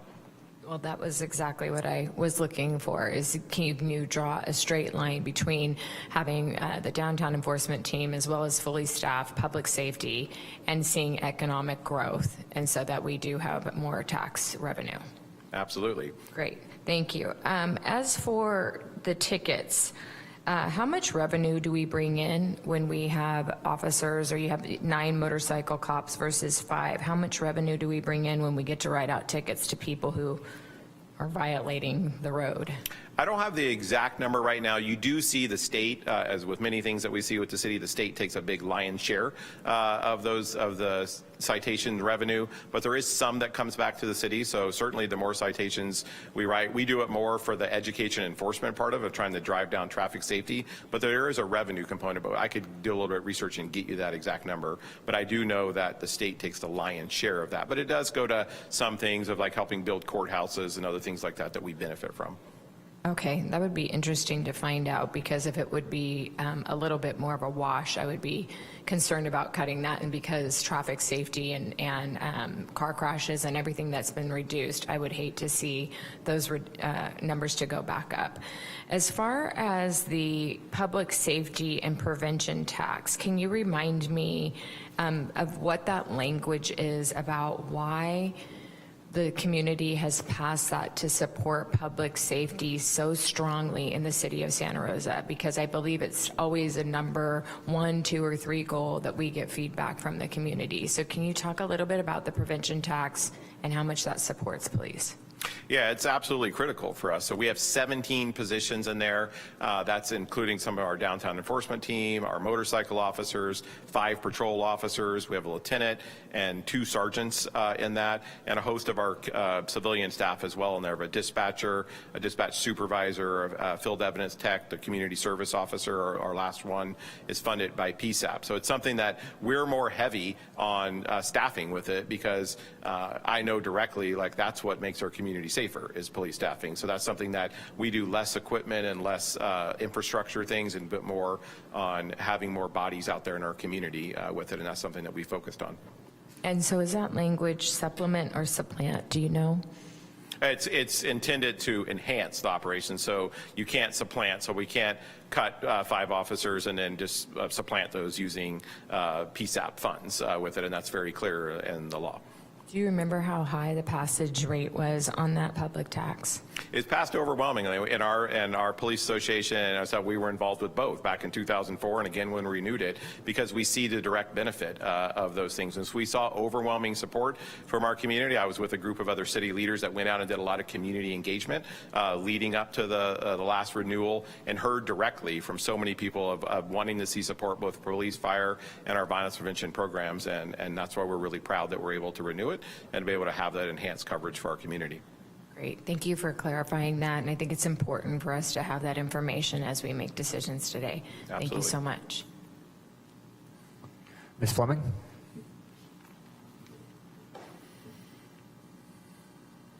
Thank you, and thank you for such a detailed explanation of all the benefits your team is providing to our community. It's pretty profound. I'm just curious, along the lines of everybody here today, we'd like to see as few actual cuts materialize in terms of both personnel and the effect on the community. And so I was wondering, you had mentioned that you're going to try to be creative in moving teams around, and I'm just wondering how you'll do that, and also what kinds of impacts the community can expect. Yeah, and this is the difficult thing, because we have all these creative ideas, but each one, just like every other department head, it comes with an impact. So one of the things we've talked about is, we have a dedicated property crimes team and a dedicated narcotics team. But we talked about the fentanyl overdoses and like how the tragedy that we're seeing time after time with that. Our property crimes team is just unbelievable, the amount of fraud and abuse that's out there in our community, and literally dozens of cases where elderly communities are getting wiped out of their entire life savings with so many scams right now. And there's literally hundreds of these cases that are happening, and they're so laborious of the hours of work that going through all the financial records. But one of the ideas is, okay, do we have to, in lieu of a police lieutenant, do we have to eliminate another sergeant? So it's one less supervisor that we have there. But do we combine teams? So do we combine property and narcotics? Or do we eliminate our special enforcement team who's going out there helping with the priority 1 response with it? So those are some of the options that we're looking at. Where you're going to see is you're not going to have the true narcotic expertise anymore when you have a combined team. And you're going to see some cases people are not getting their life savings back, because you have to have dedicated staff that spend. Detective Jeff Woods was honored just this last year this year he was honored for a case where a former IRS agent retired and bilked multiple elderly residents out of millions of dollars, took all of their money away. He spent almost a year and a half working on that case of going to LA to eventually to arrest her, spending weeks in court. If you don't have that expertise, then you're not going to solve those cases with it. And you hate to be in the position of saying one kind of crime is worse than another, because to the person to whom it happens, it's just horrific.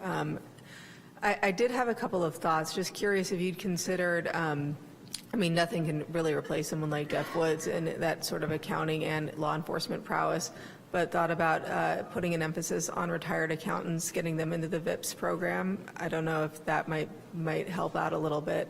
Of having retired officers join the VIPS program? Retired accountants. Oh, yeah, that actually is a good idea, to be able to use some of their expertise. Yeah. They have some stuff that they'll have to be able to testify in court with their expertise with it, and be able to stand kind of that voir dire process in court with it. But it's certainly something that we're doing, and we're trying to look creatively. We use our VIPs as much as we can. The city manager and I were talking about PERS annuitants, and like we're looking at all these different type of options to be able to reduce the costs by not, though, impacting some of the service to our community. Right. The other question I had, and I imagine the state probably regulates us in a way that we can't do this, but and I know there's multiple policy conflicts around this, but what it would take to achieve more cost recovery on our traffic enforcement. Yeah, we do cost recovery right now just on DUI collision. So there's a law that allows like the suspect driver in a DUI collision for us to recover the cost of those whole collision investigations. And quite frankly, a DUI collision takes us 6 to 7 hours by time for not only the investigation, the booking, the report writing, the towing the vehicle with it. So we're able to get some cost recovery out of that with it. We'll have to explore more about like cost recovery on just everyday collisions with it, because really those are for the most part civil matters between insurance companies. I wasn't thinking about collisions. I was thinking about citations. Oh, for that would be statewide, because that's a state law. So we could work with the state, and that's something that we can work with the city manager with, and she's very involved with city manager groups across the state. I'm on the board of directors for the California Police Chiefs Association, so that's something that I could bring up at our next board meeting. I imagine the state does, take a bit. You said they take the lion's share of the revenue. What I'm curious to know is, do they regulate the rate at which we set the citations, or are we able to, or do they take a percentage of that rate, or do they just take a percentage of whatever rate we set? The state sets the fine amount. We can set maybe city ordinance violations, but currently we have no one to enforce city ordinance violations, so we don't really write many cities. So we could do city ordinance violations, but we'd have to have someone to actually prosecute those, and we do not have that. Right. Now, I mean, that would be a challenge, but it might be worth considering because traffic safety has become such an issue, and pedestrian safety, bicycle safety has become such an issue and a focus for us. It might be worth revisiting as a way to prevent losing traffic officers. Absolutely. Okay. Anyway, thank you so much. This is a really difficult conversation. Thank you. Thank you. Ms. Benuelos? Thank you, Mayor. Chief, since we've gone back and forth a little bit about positions, I just was wondering where we're at this point in terms of what we're looking at actual proposed cuts. I think you mentioned 4 civilian vacancies and then 6 sworn police vacant. Is that correct, or did I just hear that wrong? So those that are vacant right now. The proposed cuts are 13, and then we added a 14th this week with it. So we have 6 sworn vacancies and 4 civilian vacancies. That's less than the proposed cuts that we're facing right now, though. It's less. Okay. Yeah, so currently on the cut, it would be 10 sworn police officers of 8 police officers, 1 sergeant, and 1 lieutenant. So 10 sworn and then 4 civilians right now for 14. Okay. Could you talk a little bit about the potential of cutting in a lieutenant or someone in that position? Yeah, and this is the one going back to that patrol watch commander.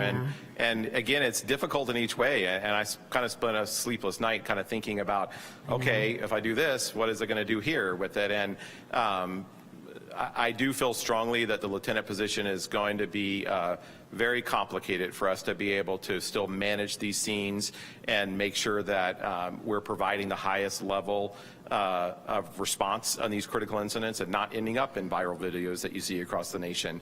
And that's something that I do want to make sure we do. But that's going to come probably with the cost of losing a sergeant and reducing one of these teams. So either elimination of a specialty team or combination of a specialty team, or taking another police officer, but really it ended up being more than 1 police officer. So right now, I think the highest likelihood is that you're going to lose one of these specialty teams and the sergeant with it to be able to do that. But like I said, it comes with some impact. So I'm going to be working with our labor groups this week, getting more input. We had some preliminary conversations last night, and there was frustrations with all the choices. So that's why I kind of said, let's slow down, let's hear what the final decision is, and then we'll work collaboratively to figure out the most strategic way to absorb these cuts. Okay, thank you for that. Most of the questions I had were already asked, but I did, just want to let you know, of course, I'm concerned about the downtown enforcement team, and we just had the opening of the substation, and how wonderful that was, and what great feedback we got just from all the surrounding neighborhoods, and the merchants, of course. And then, of course, I've heard a lot from the merchants about the improvements, and I know that's just people talking, but it's really important that they're very pleased with the way things are going. So I'm very concerned about the impacts, just to let you know. And also, I was at that CHOPS event, and just to say, it was an excellent event.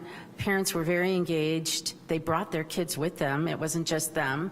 And so to look at cutting back on those kinds of events, I think, is probably not desirable at this point, because it's so important to our community right now in terms of our young people. So I'm very concerned about that. And then I think you also mentioned not having someone over at the Justice Center. Did I hear that correctly? It would be a reduction. So currently our domestic violence sexual assault team works out of the Family Justice Center, and it's part of their collaboration with Verity, with so many other groups, and they're in direct conversations with them daily with it. That for the detective cut, we're still working with the detective team, and I want to get some more input from our investigations lieutenant, but preliminarily, they're the largest team right now, but they're the largest because they have the highest caseload and the highest call-out volume, and just work such significant cases with it. So that's where, though, I'm going to have to take that cut initially. Okay, so I just wanted to let you know, I really appreciate all the work that you're doing, and as my colleagues have said, this is a really difficult conversation to have with you all, but thank you. Yeah, thank you. My thanks to my colleagues, because I think they've covered all the questions that need to be asked here. They've also covered the support, the praise that that SRPD and the fire department deserves. It's a privilege that many elected officials in the country don't have, where they do not get to work for a city where you have two cutting-edge public safety departments setting the tone for the region. We're well aware of that. And Chief Cregan, you've made the case well for SRPD, for all the work that the police do for our city. And again, as my colleagues have mentioned, we hear it from the community. We are well aware. We experience it ourselves. And we did not, when Chief Westrope was in front, convey those same kinds of compliments. We obviously hear it on the fire side as well. And we know how the fire department is again setting the standard for the region, and to some extent nationally. And so, again, our thanks. We'll move on to the next presentation, but thank you very much for the information you provided today.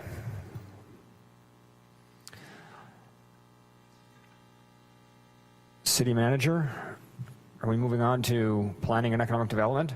Perfect.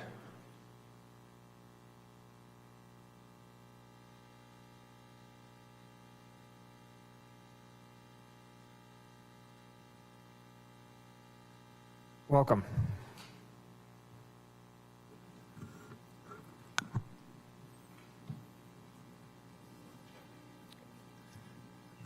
Good afternoon, Mayor, Vice Mayor, and members of the Council. Gabe Osborne, Director of Planning and Economic Development. And joining me today is Serena Lino, our Administrative Services Officer. And we are happy to present the Planning and Economic Development budget for 25-26. Similar to previous presentations, I will start with a brief overview of our organizational chart. We'll talk specifically about some of these functions later on when we go through the different divisions and the accomplishments that the divisions have been able to achieve over the last year. We break down into some very unique functions that join together under singular missions really for permitting. We have our building department that also encapsulates our code enforcement team. Within our code enforcement team, we have pilot programs of our vacant lot and graffiti program. We have an administration division that is centralized, meaning that it provides support to all other functions. The administrative positions are not embedded in the divisions. We have our economic development team, which is very focused on economic development initiatives. Our engineering team, which I often refer to them as the mortar of the development process, they are overarching as well, similar to our admin team. They support building, planning, and engineering, and they are really involved in the development process from start to finish. Our permit services division is our counter functions. That handles the intake and the outgoing components of permits and also customer service at the counter. And then we have our planning department that breaks into two sections. We have our current development planning team, which focuses on development applications, and then our advanced planning team, which focuses on policy initiative.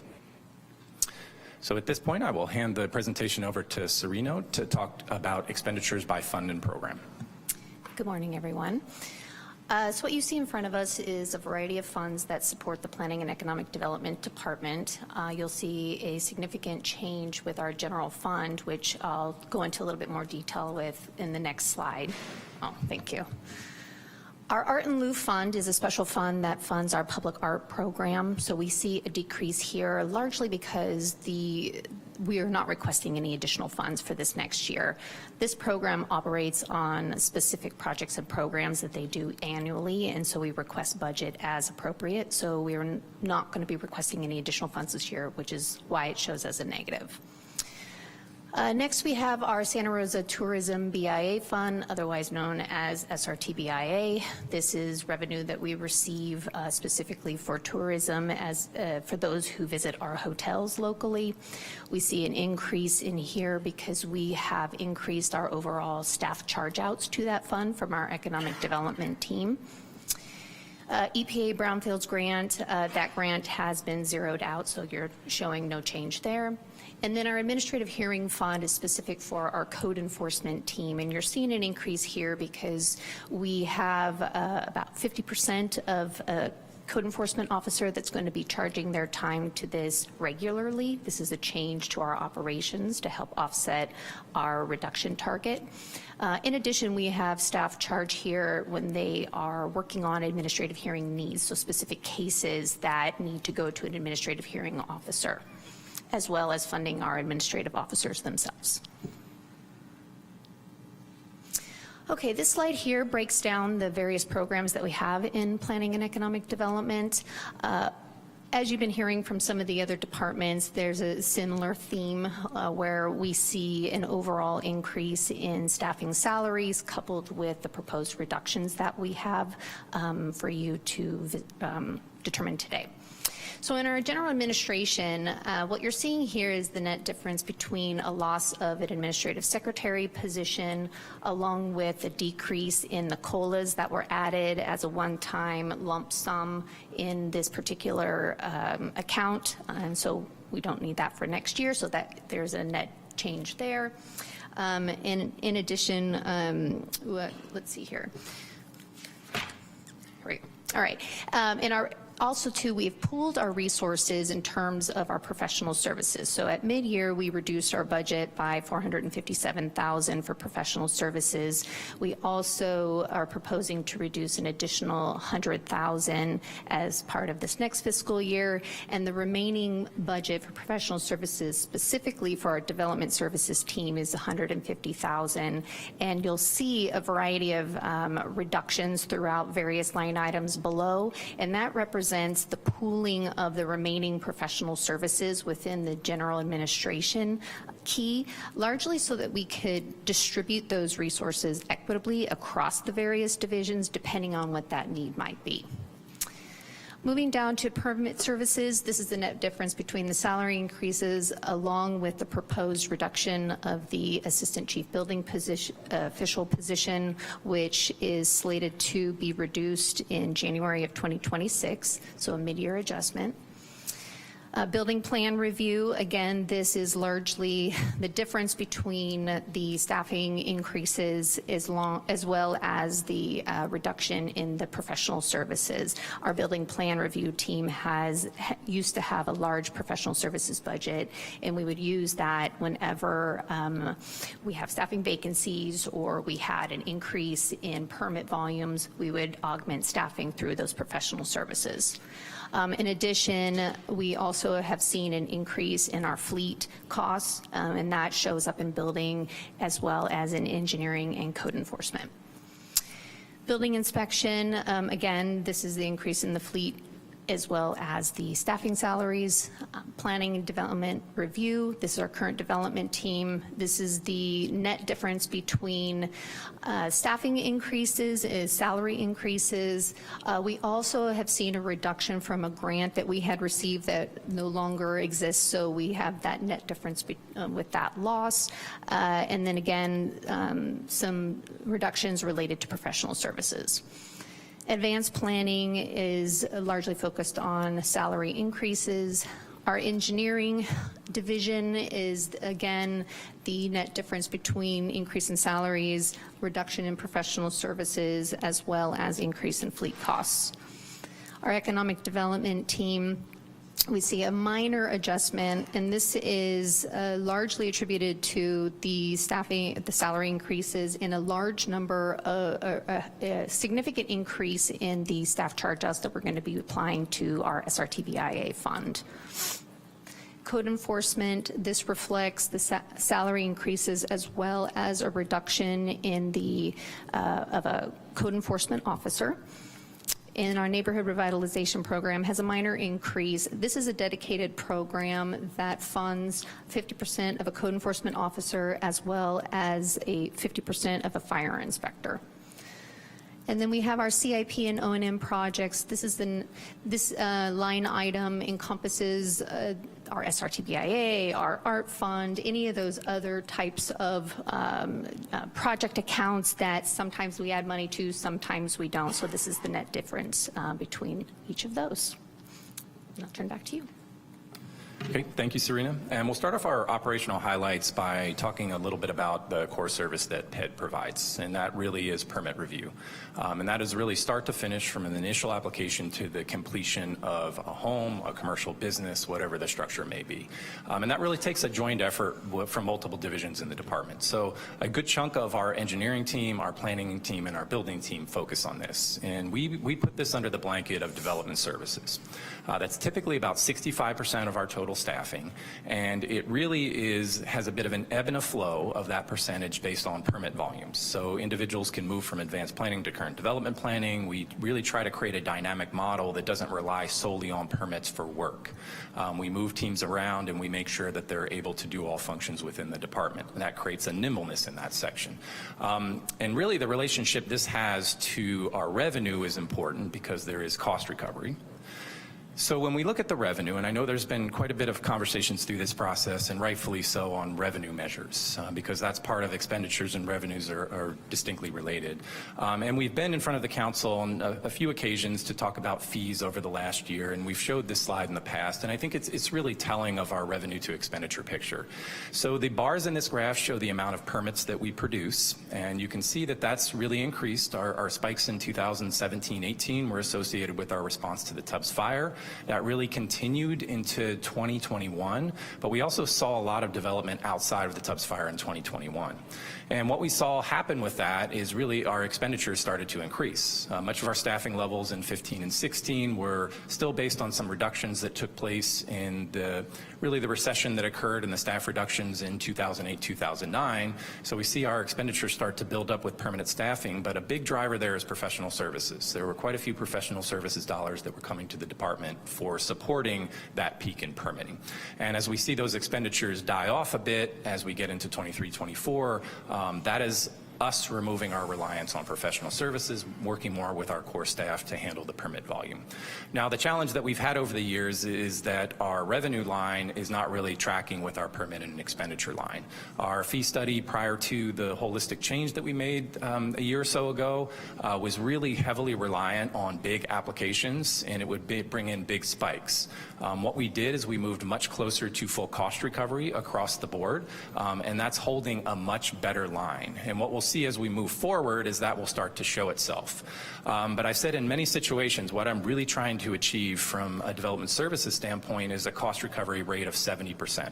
And that is cost recovery for when the application comes in to when the unit is constructed. There are a lot of services that PED provides on the customer service side that just are not suitable for cost recovery, so most jurisdictions try to achieve that 70 to 80%. In the previous year, in 23-24, we were 44%. When we look at just the first 3 quarters of this year, we are now 54%. And one of the challenges is we are not fully adopted onto our new fee schedule yet, as our finance team mentioned yesterday, and so we think we're moving in the correct direction. So when we look at these trend lines, it's actually a quarter 1 through 3 comparison. So what the chart on the left shows is these are our our total permit volumes in Q1 through 3, and it's comparing fiscal year 22-23, 23-24, and 24-25.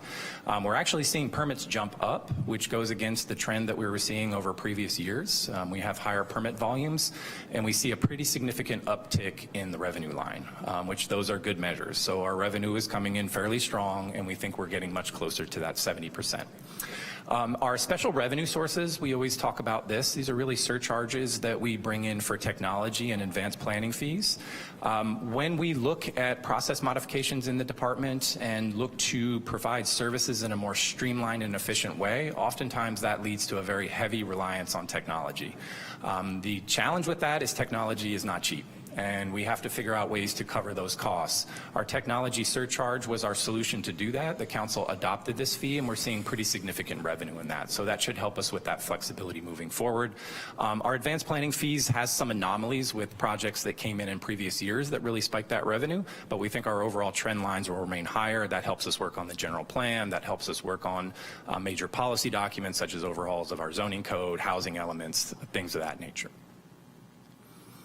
So really when we look at permits, and I think this is important because it shows that the community is still investing in things as far as service and materials go. So this looks at, once again, it's a Q3 analysis, 22, 23, 23, 24, 24, 25, and this really shows the breakdown of permits that we see through building and planning. Planning very much is our pipeline. Those are projects that will move forward in future years. But what we see in a lot of building activity is there's a heavy investment in existing housing stock. And that usually ends up being the case when you have housing stock that is aging. People are doing kitchen remodels, they're adding bathrooms, ADUs are still fairly popular, and we're seeing really good trend lines there. That's actually, we have higher numbers than we did prior to, so that would be your residential addition and alteration. We have new residential permits, and when I talk about the accomplishments, I'll talk about specific unit generation that came out of those. But we're seeing a balance. If there are reductions in permits, it is not drastic. We obviously track that because that affects our revenue and it affects our workload and it affects our overall budget. But what we're seeing, you can see the same trends in planning, that year to year we're seeing very similar things occur. We have seen a drop off in affordable housing projects and we have seen a drop off in some of the larger development projects. That is typical to a 10-year development cycle, but we are seeing investments in just general labor and construction that's continuing through. And we actually anticipate that our permits as we close this fiscal year will be higher than they were last year. So when we move away from development services, advanced planning is one of really the core elements that we focus on in PED, and that's about 5% of our total staffing costs. This is really your long-term vision. That team works on the general plan, develops specific plans, housing elements, zoning code. We'll also work on state-mandated housing requirements that are coming down the pipe, so that has become really an annual process, and more than an annual process. We're looking at it multiple times a year to incorporate state requirements into our local codes. It also really is one of those divisions. It's funded by the general fund, but it also is a division where we see an influx of grant funds from time to time. When we work on general plans and larger documents, it leverages the advanced planning fund to cover consultant services for those documents. So economic development is another one of our specific divisions. It's 5% of the total staffing costs. Our economic development team really is focusing on our 5-year economic development strategy. We were able to develop that plan. Much of that plan has pivoted to more revenue generation measures. It is focusing on large and small business support. There is definitely intent behind most of that effort to drive additional sales tax. And that is a goal that the team is really taken to heart and is moving forward very aggressively in the first year of that plan. Inside of that is also our public art and culture team. That team is really funded by the general fund, but it manages the art fund. And that is a fund that comes in through private development when they do not incorporate art, and it goes into the deployment of public art throughout the community. And this team is actually not fully funded by the general fund. And as we see from the cost reduction measures, we've actually moved some of those general fund dollars over to SRTBIA. So it's basically 57% of the total staffing costs are on SRTBIA. From time to time, it has experienced one-time funding sources. Probably the most predominant over the last few years has been ARPA and some of the programs that team has developed with ARPA funds. So our code enforcement team is the other unique division. I always say our code enforcement team is very unique because of the level of service they provide to the community. In many jurisdictions, code enforcement is simply just measures such as blight, where you're dealing with nuisance complaints, and that would be debris, graffiti, it could be hoarding activities. Our code enforcement team does building complaints, they do planning, planning requirement enforcement, such as VBL, massage ordinances. They're really touching most everything in the municipal code, and that provides a wide scope of work, and it really drives a high number of complaints. So what we've seen is we've had things such as STRs and some of these initiatives that have driven some pretty significant complaints right after their adoption.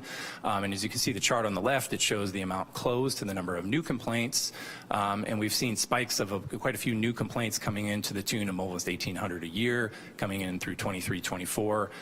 25, we're really trying to balance that out, but I think the team does an amazing job of really covering anything from homeless service encampments and the abatement process associated with those to some of our newer programs that we adopted, which are our graffiti pilot program and our vacant lot program, which are more proactive enforcement than reactionary.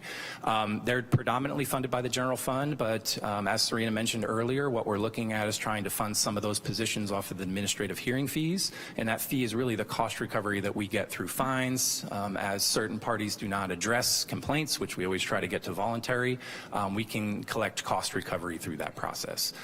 So that has gotten to the point where we feel comfortable pulling more staffing costs onto that from a budgetary process. Almost rounding this out here, our administration team is a total of 20% of our total PED staffing. As I mentioned, they are centralized. They provide support to all divisions within the department. One of the unique pieces to PED is we have a significant number of board and commission support. We have 10 total in that, and that's one of their main focuses is supporting all the administrative responsibilities for those boards and commissions. There's also records management. We really get a very high number of Public Records Act requests, which is shown on the chart to the side, and that has state mandated turnaround times associated with that. So this is predominantly general fund funded, excuse me. There's minor reimbursements from our special fee sources such as SRTBIA. So when we look at our accomplishments, there's a few things that we're really very proud of. The team's put a lot of work in moving forward with the general plan update. We are bringing that to the council on June 3rd. That will include our greenhouse gas reduction strategies, a discussion about the missing middle housing. We were able to move forward in a very short order, a massage ordinance that addresses illicit massage in the community. The team also worked through our landmark alteration process. That was really joining two boards together to create our design and preservation board. Really a huge lift there to get that off the ground so quickly. And then also we've implemented a new fee schedule, which is really quite a bit of work over the years. Also, we maintain a constant focus on housing. And really what we've been able to do over this last year is we had 956 housing units entitled, 3 of which will be affordable. From a building permit issued standpoint, so those are real units that are under construction, 516 housing units that were in the issuance status. And although this previous year we've struggled a little bit on our RENA numbers, which is it is part of the cycle. We go year to year.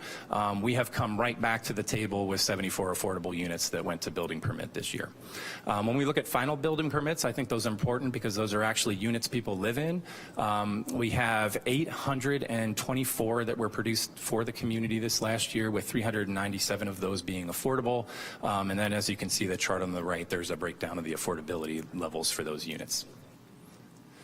From our customer service standpoint, we are very forward-facing to the community. We track our phone inquiries. We received almost 11,000 this fiscal year. We have an average wait time of a minute. Customer satisfaction, we track that as well. From our survey, we have an 85% 5-star review. What we focus on is that additional 15%, because that's an important point. Those are often individuals that have challenges through the process, and what we try to do is figure out how we can better our service in that area. Our progress towards public infrastructure and code enforcement, our engineering team with Private development, I think sometimes it's often lost that through private development we are replacing public infrastructure, and we had 100,000 square feet of street pavement that was done through private development this last year, and 27,000 square feet of sidewalk that was replaced. We also launched our vacant building and lot program and our graffiti programs, and we initiated strategic plan development for the Code Enforcement Division. And this is really, as I mentioned, the Code Enforcement Division has such a breadth of responsibility that we're looking at efficiency processes there, and we have kicked off that strategic plan that we will be bringing to council in the future. On our economic development advancements, we have implemented our 5-year strategic plan that really sets that North Star and the goal for that department. Some of the pieces that stood out is we are in the process of developing our one-stop shop, both virtual and physical. Our friendly description is our business lounge up in room 6, that we have been allowing that to be open to businesses where they can come in, they can have a very private conversation with our economic development team. We tried to have it feel very non-governmental, so hopefully it creates a safe space for the community to interact with our economic development team. And that's really sort of our small business concierge program tees into that, but we also created a singular point of contact for businesses where they can go to one staff member and they can really address any issue they have. That staff member has a direct line to me, so it helps with some of the problem solving that businesses often run into. And then very excited to announce that we were finally able to bring a farmer's market back to downtown. And we're looking at initiating that, kicking that off with a First Sunday approach. We're working very collaboratively with our Parks and Rec department and other divisions of the city to start programming family fun events within that time frame, and we're looking at that starting in May and running through the summer. And I believe that ends our accomplishments, which completes our presentation, and I would be happy to answer any questions. Thank you both for the presentation and all the work that went into it. Looking to my colleagues for questions. Ms. Fleming? Thank you, Mayor. You guys are sure doing a heck of a lot here.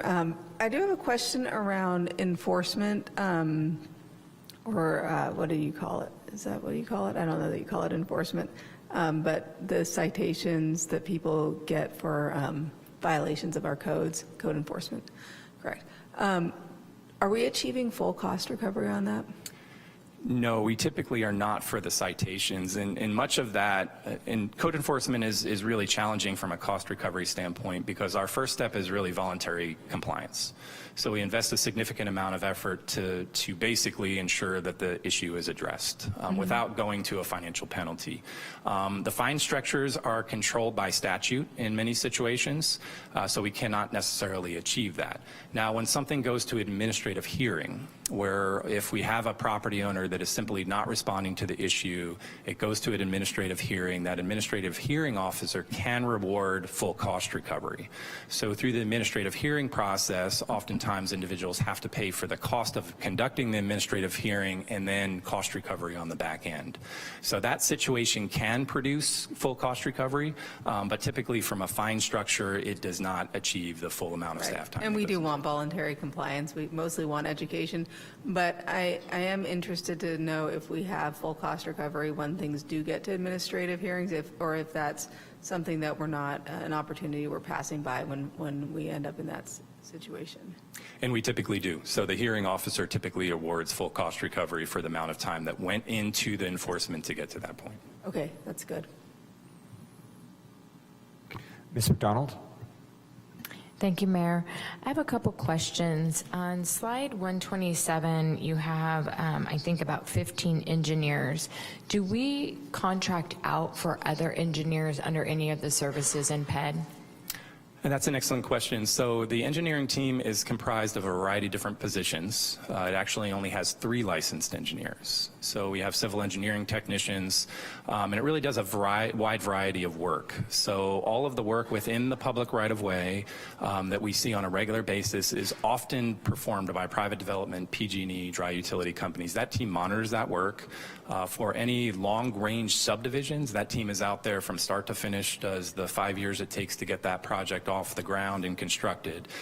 So what we have done at times, because one of the challenges on the PED side can be vacancies, and we have very technical positions and recruitments can be a little challenging. We have leveraged professional services to cover inspection and plan review on the engineering side. So that is a service that we've been able to achieve from the consultant pool.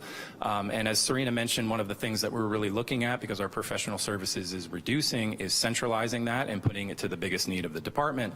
And where that likely will be is, unfortunately, where vacancies have a tendency to happen and where we have a bit of a gap.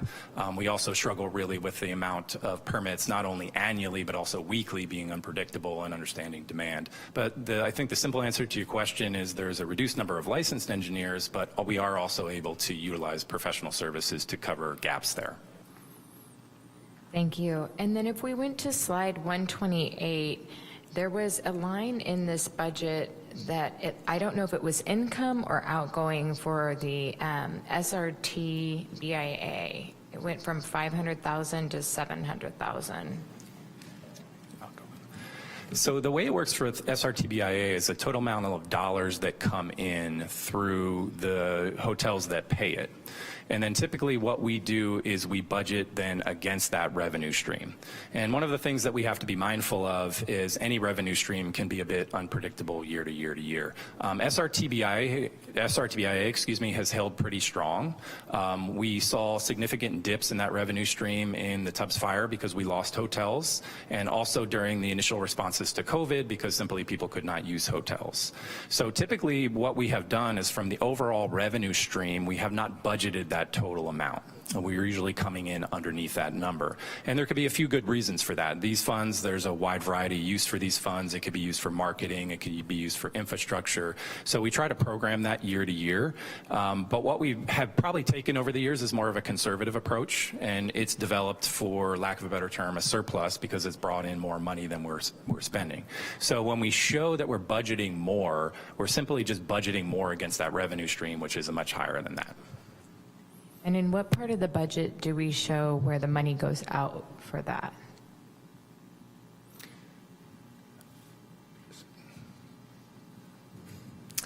So you see it in two different places. It shows up under economic development in terms of staff charge outs towards SRTBA fund, and then also too down in the CIP and O&M projects line, it's reflected in there in terms of the net difference between a variety of different projects that represent that line item. So it shows up in two different places. And where does the money go out to? So basically, it really it does a few different things. So we have our SRTBIA board that runs and actually acts as a financial oversight for these dollars, and there's annual reporting that goes along with that through that public process that shows how it's spent. So of our total SRTBIA, we have 30% that is retained with the city and 70% that is given to the chamber as a contract. And that money for the chamber is utilized to run the visitor center. It's utilized for Visit Santa Rosa. It is also going into staffing costs associated with supporting up those programs, and then oftentimes it goes to events. So there's an amount that's set aside to actually go to event program. The city uses it mainly for staffing, but we also have event programming along with that. But those are the main core buckets that are really the expenditures of those total SRTBIA funds. Have we done a deep dive into seeing how we could do some of our own type of events? Where's that policy where it says 70-30, or is that our policy or just how we've done business? That dates back. That's under contractual language with the chamber, the 70-30 split. What we are currently looking at is how we can effectively utilize the total dollar amounts, and we're currently working with the chamber. We have started the initial conversations of essentially sort of strat planning it to determine the best use of those dollars long term. But hopefully that answers your questions. It's more of a contractual allowance, and there is flexibility on changing that percentage. And I'd like to explore that and really promote us looking at what we're putting out, that 70%, how much that is, and what we retain and what we could do potentially in-house. Thank you. Ms. Banuelos?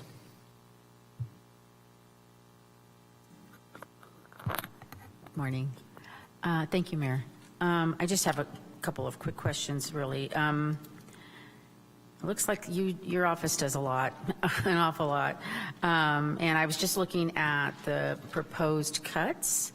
So I really appreciate that my colleagues are kind of focused on cost recovery and revenues, because we need to do that. But at the same time, I also want to look at what cuts we're looking at. So could you refresh my memory what you're specifically looking at, since you have what I see a very, very busy office? Yeah, so we have a number of different cuts that essentially don't necessarily affect staffing. So some of the conversations about simply moving staffing costs to SRTBIA help offset the impact to the general fund. So that was really our first starting point. We did a series of those. We looked at areas where we could actually move away from certain things, get onto special funding sources, and that held true with actually putting more staffing on our administrative hearing fees as well as SRTBIA. We also looked at our contract that we currently have with the chamber, and I think this is in line with Councilmember McDonald's point, which we had a contract in place for $100,000 with the chamber to run events. We were able to remove that contract, and we were able to basically justify a dedicated staff person for events and place them in the art fund and the SRTBIA fund. So there's no cost to the general fund for that move, and the $100,000 comes back.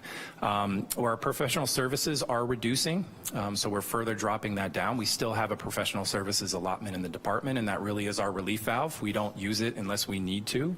But what history has shown with permit volumes being unpredictable and staffing vacancies occurring, we typically do use it to avoid those impacts that would be to the community that's sort of experiencing those abrupt changes to the permitting process. When it gets into the positions, we are proposing an administrative secretary position that is currently vacant. That position is part of an administrative pool. Really what we run into with our administrative pool is they do support permits. There's a lot of frontline information that's provided to applicants, and that is an elevated position, so it's able to provide a little more technical background, because one of the main questions we get is, what is the status of our permit? And one of the challenges is it's the plan reviewer that has to answer that question, but when you have the plan reviewer answering that question, they're not plan reviewing, and it really goes against what we're trying to do, which is really expedite the plan review process. So also through PRA requests, because that's a state mandated, there are a lot of records requested from PED, and we get individuals that will ask for the total permits issued on a property from 1906 to now. And we were one of the few departments that actually maintains private property records, so we get a lot of information there. So we think the impacts likely will be in that area. Our chief building official position, or excuse me, our assistant chief building official position is one of the other cuts. That position actually manages our code enforcement team, manages the counter, and actually also acts as a plan reviewer. And I think it's an important point. Many of the managers in PED also do plan review, and they do day-to-day work. So as we cut that position, we're really assuming a 30% reduction in our capacity towards plan review. Now, what that means is it doesn't necessarily mean a 30% increase on the turnaround times, because that's related to the total permit volumes that I showed in the slide before, and yes, monthly, weekly, and yearly do matter on that front. I think one of the things I'm really proud of the team about is we're also cutting a civil engineering technician, but one of the things that we did, because we really understand how PED has to, although we do have revenue, this is a much bigger issue, and we have to be a part in this efficiency and this whole challenge of reducing costs. We had the team live without that position for a period of time and work efficiencies around it. And that was an exercise that I always encourage the staff to do, because what we found is that they were really mitigated.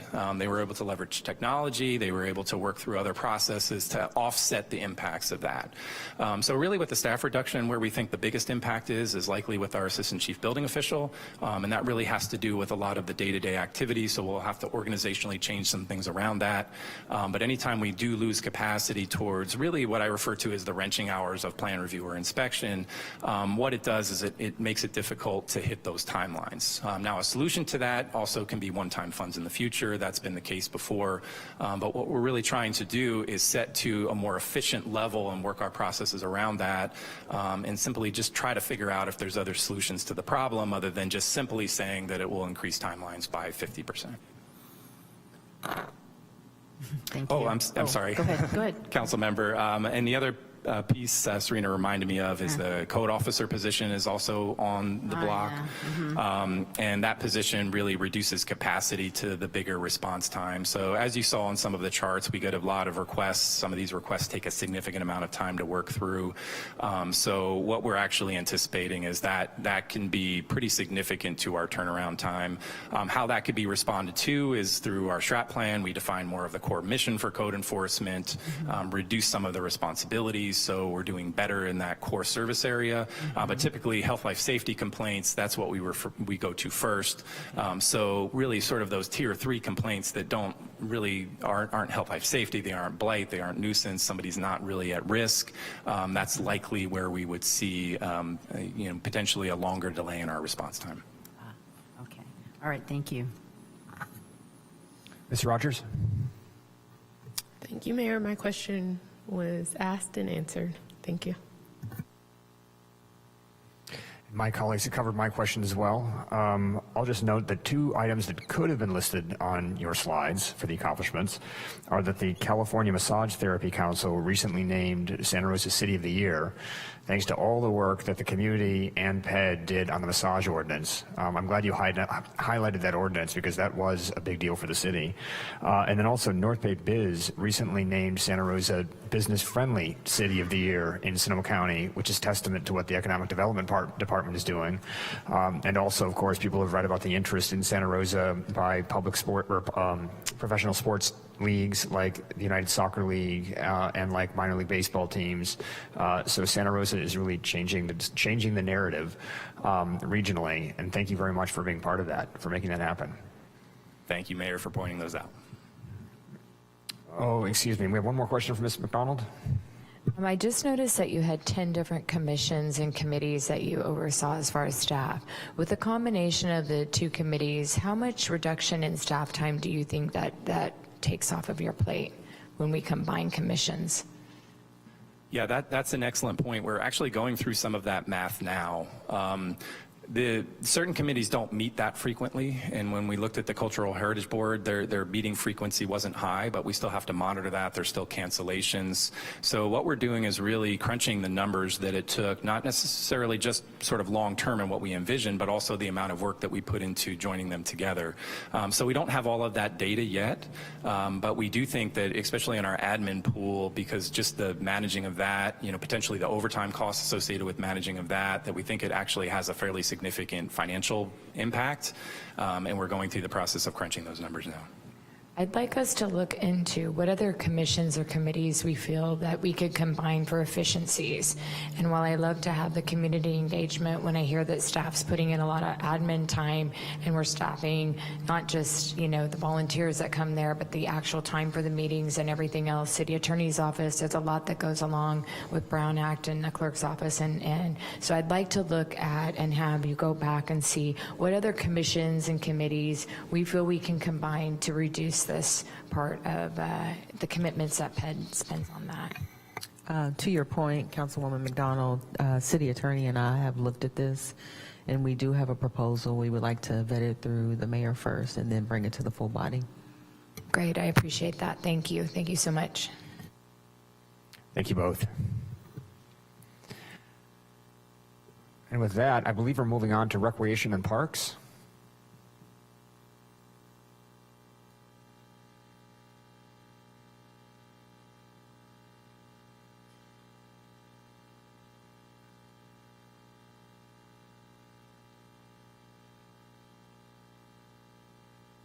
Welcome.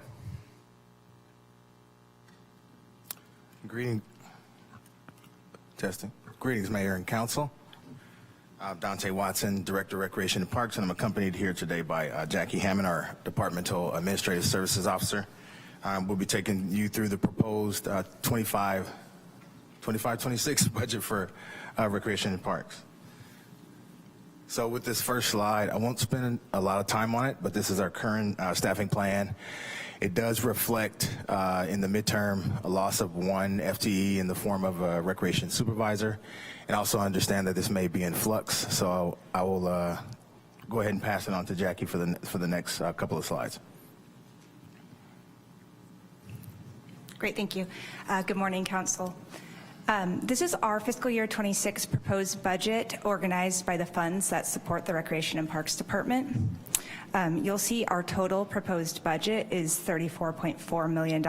This is a $3.4 million increase over last year, which reflects an 11% total change. Looking at the line items, you'll see that our general fund request is actually reduced by $151,000. This line, you'll see competing factors. The reduction of 2 FTEs that is proposed is seen in this line, as well as the salary increases across the general fund department. The next line is the public safety prevention tax, which we implement through the Violence Prevention Partnership. You'll see a 19.5% increase here. This is due to the implementation of the contracted services for street outreach and crisis response, which is a key component of the VPP strategic plan implementation. The next line is the Change for Kids Fund. This is a 10.9% increase. This is due to expanded after-school programs at our Burbank housing sites and expanded sites, as well as in increased programming in summer programs at Santa Rosa City Schools. The next line is our special assessments tax districts. Those are the roadway landscaped areas funded by a collective taxes of nearby residents. Although this line is reduced, it actually represents the same level of service, and the reduction is due to a contracted landscape maintenance with reduced costs. The next line is the Bennett Valley Golf Course. You'll see a 7.9% reduction. This decrease reflects a reduction in the vehicle replacement funds. The reduction reflects our ongoing efforts to transfer more of the operational expenses to Touchstone rather than funding them with the city's budget. The next line is the tax-exempt golf bond debt service. This remains essentially flat. The debt service follows a preset amortization schedule, and the budget reflects that schedule. The next line is the Railroad Square Maintenance Fund. There's no change to this fund. And then the last fund is our Capital Improvement Fund. This represents a 39% increase. It's $2.5 million. This increase is in the park development impact fees collected from residents, the Measure M interest earning account, and the development agreement for negotiated funds for Youth Community Park.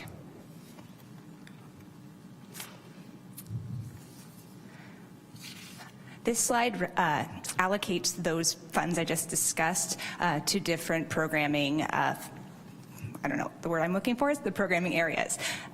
You'll see a small increase in most programming areas. This is reflective of the salary increase previously mentioned. A couple of things to note. The general administration budget has a reduction of $358,000.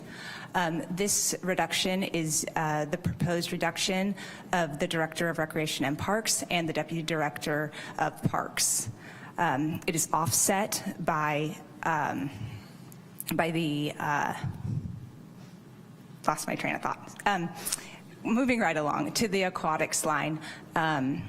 In this line, it is mostly the adjustment in salaries, but I did also want to mention that we are making a operational money request here for opening of the new spray ground at the Finley Aquatic Center.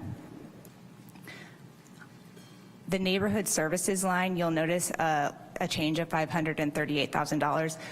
That is largely the implementation of the contract for the outreach services that I mentioned previously.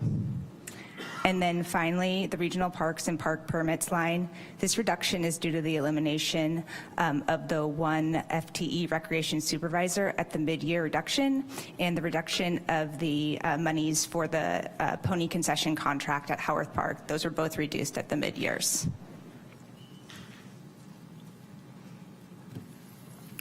All right, now I'll get into some of our operational highlights. Our recreational division offers a range of programs, activities and classes, experiences to serve the community. Go ahead and move on to the next slide. for our violence prevention, for our violence prevention, it's a collective impact initiative dedicated to fostering safe, healthy neighborhoods where youth and families thrive. The partnership aligns resources and mobilizes stakeholders, including parents, schools, community-based organizations, faith leaders, businesses and law enforcement, and other government agencies to reduce youth and gang violence in Santa Rosa. VPP oversees the Choice Grant Program, also the Guiding People Successfully Referral Program, and contracts with New Hope for Youth, street outreach and crisis response. And VPP collaborates with over an additional 50 partner agencies to perform outreach, education, and support services. Next slide. For our Parks Planning Division. Our Parks Planning Division is a small but mighty crew. They provide for the acquisition and development of parklands, redevelopment of existing parks. This includes the design and significant community engagement for currently over 20 park projects improving the quality of life for residents. We prepare and are awarded and manage grants that are also used to leverage existing funds. Next slide. All right. Parks. Parks continues to maintain over 100 acres of parkland and over 70 acres of roadway landscaping. We're very visible in parks, but we also do other vital work behind the scenes, such as managing contracts, working every Wednesday as part of the EEE team, doing debris cleanup in parks, and park staff are essentially available 24/7, 365, including our holidays. Go to the next slide.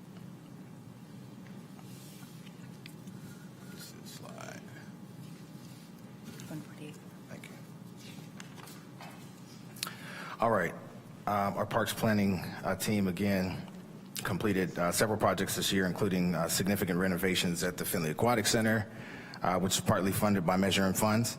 In addition, the team had been preparing bid documents for 5 projects that will break ground and be completed over the next fiscal year, with the majority of breaking ground in 2025. These projects will utilize a combination of funds from Park Development Impact Fees, Measure M, and grant funds. Next slide. All right. As far as violence prevention partnerships, accomplishments, they initiated the Cycle 12 the Choice Grant Program, provided funding to 8 local agencies, rolled out the Clean Slate Tattoo, which is a part of the strategic plan, contracted with New Hope for Youth, who has been getting acclimated and doing well in the community. Continue to implement the Safe Campus Intervention Program at Santa Rosa City Schools, while also expanding services to Roseland Charter Schools. This includes 8 youth empowerment groups at local middle schools. Continue to oversee the Guiding People Successfully program, receiving over 150 referrals to date, and conducted 6 educational community meetings in partnership with Santa Rosa Police on the dangers of fentanyl and youth gang participation in Santa Rosa. Next slide.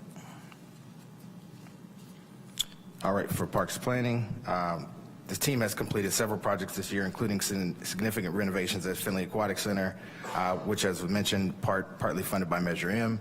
In addition, the team has been preparing bid documents for the 5 projects, as I mentioned, that will break ground this next fiscal year, with the majority breaking ground in 2025.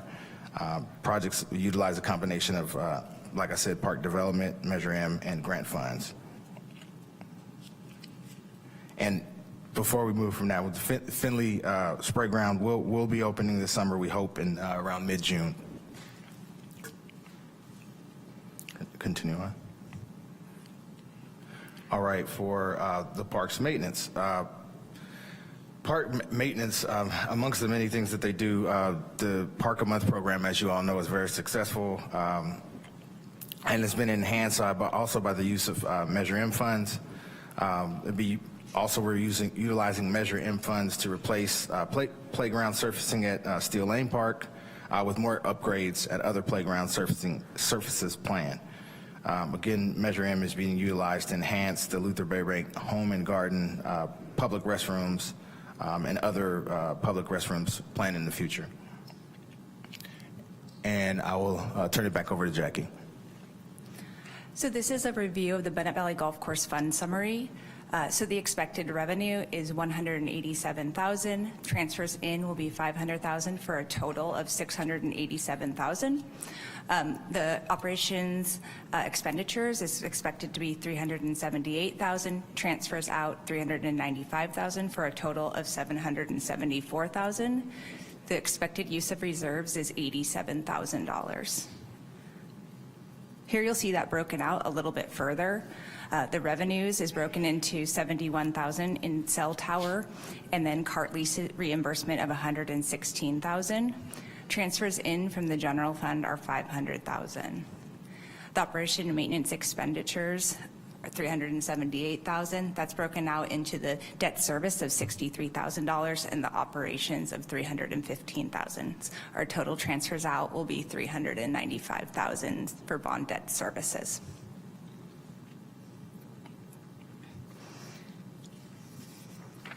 Finally, a few highlights of things that have been happening with the Bennett Valley Golf Course. Touchstone is investing in the golf course operations by purchasing a point-of-sale system, creating efficiencies, also enhancing a point-of-sale system for service at the Iron and Vine restaurant. They've been doing ongoing upkeep of the maintenance, keeping tree stumps and other dying trees off the course. Additionally, they have had some impact in our community by donating $6,500 to local charities.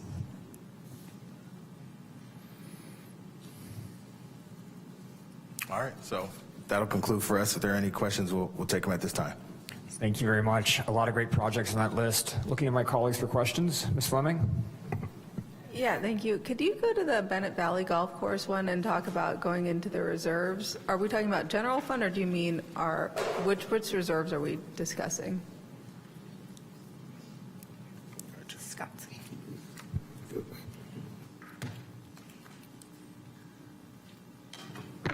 Good morning, Mayor Staff, members of the council. Scott Wagner, Deputy Director of Finance. So the Bennett Valley Golf Course lives in an enterprise fund. It is separate from the general fund. This use of revenue and expenditures, yes, it shows that that independent fund essentially is not going to bring in enough revenue within the year for its expenditures within that fund. We are comfortable bringing this forward at this time. Our hope, which is not a word I like using in these times, is that the revenue coming back from Touchstone, the vendor using the course, may make up for that. But again, that's part of the reason why we've come forward with a $500,000 ask from the general fund. Thank you for the information. You're welcome. Ms. Rogers? Thank you, Mayor. I wanted to ask about, everyone knows I love the park a month. I wanted to ask, are we going to continue that community outreach? I think it's very important. One, I want to commend and thank your staff. They come with smiles, enthusiasm, and willingness to help the public and volunteers, and we get a lot done. So are we going to continue that program? Yeah, the plans are to absolutely continue that program for all the reasons that you just mentioned. Yeah.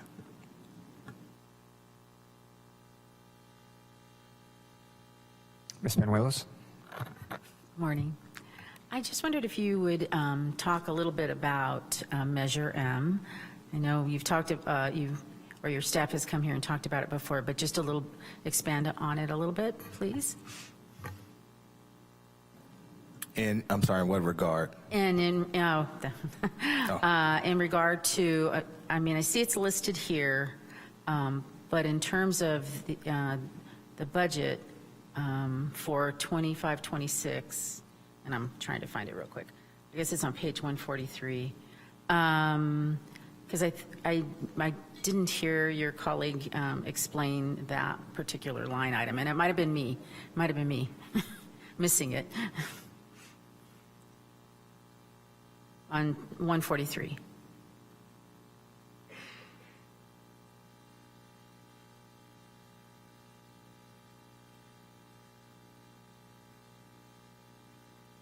Sorry.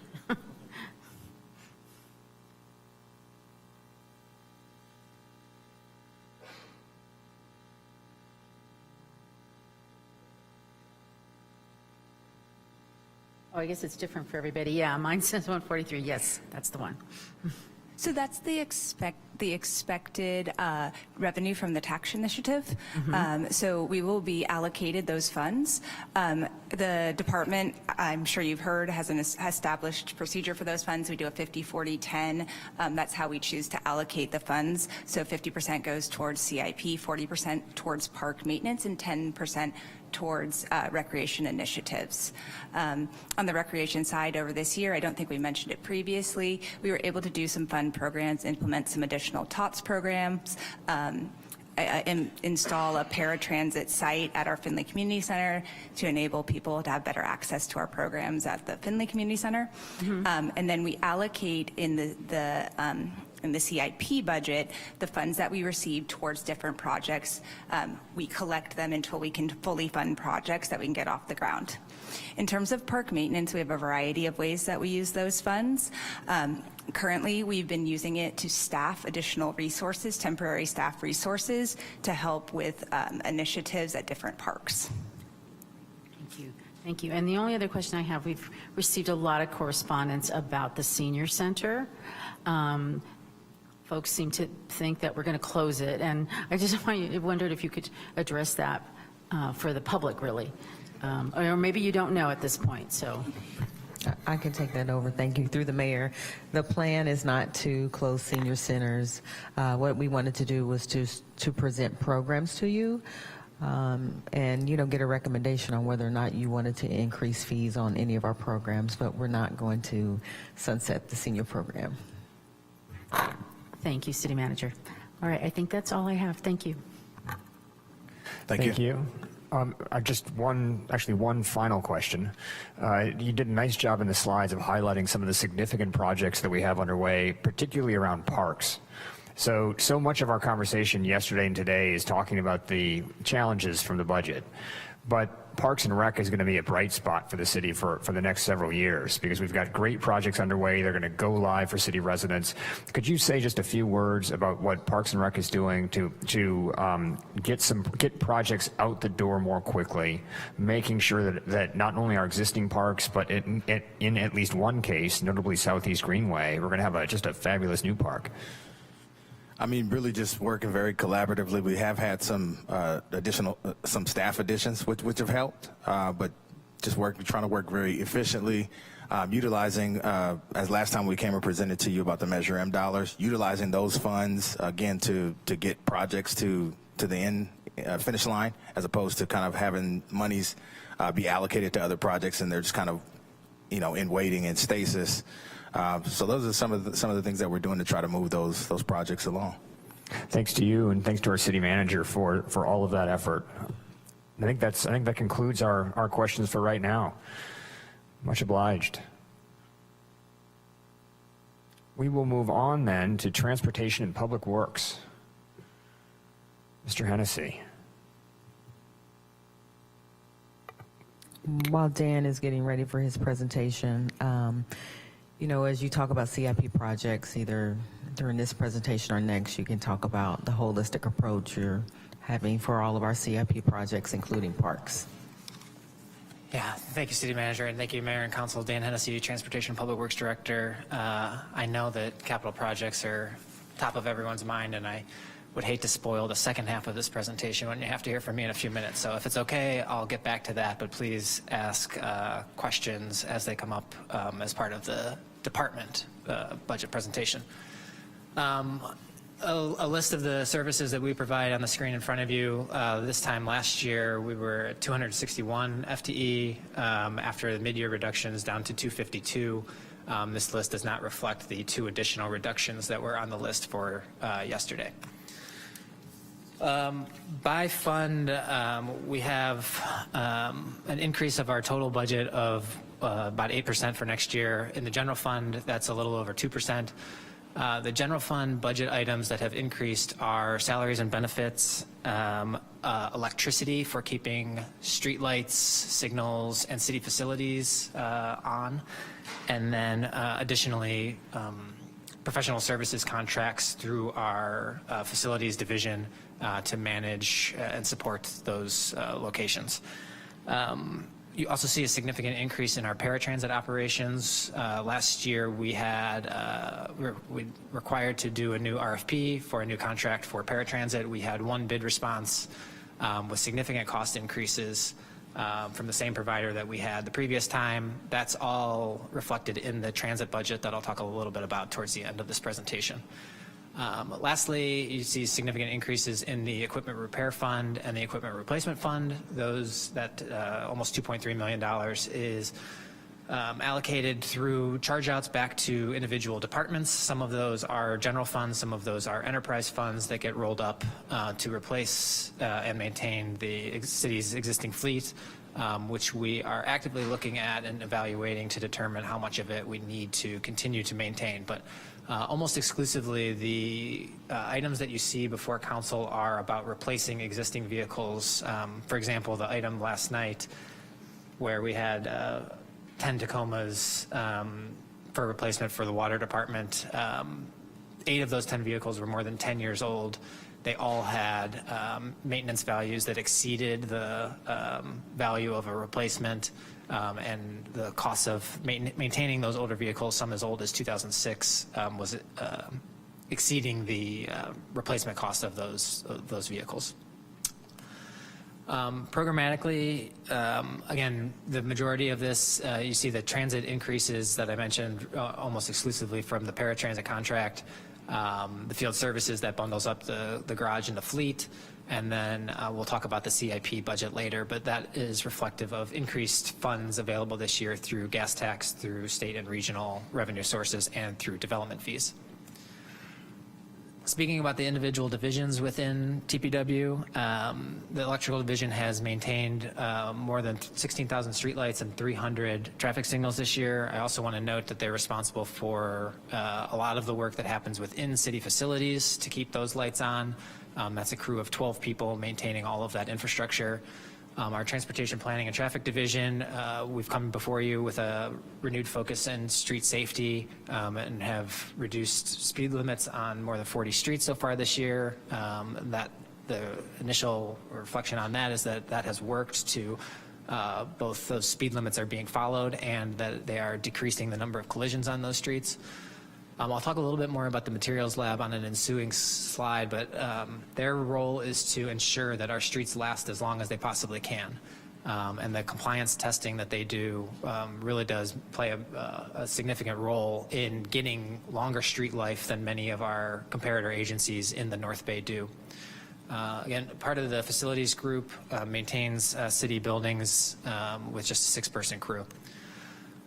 Our streets division removed more than 4,200 graffiti tags, almost 2,000 cubic yards of debris from last year. That number is up 12% from fiscal year 23-24. Filled more than 8,800 potholes. That number is up 16%, despite losing members from that crew and despite decreasing our asphalt budget. So all of that is through operational efficiencies, despite less resources being allocated to that. Through the mid-year budget reductions.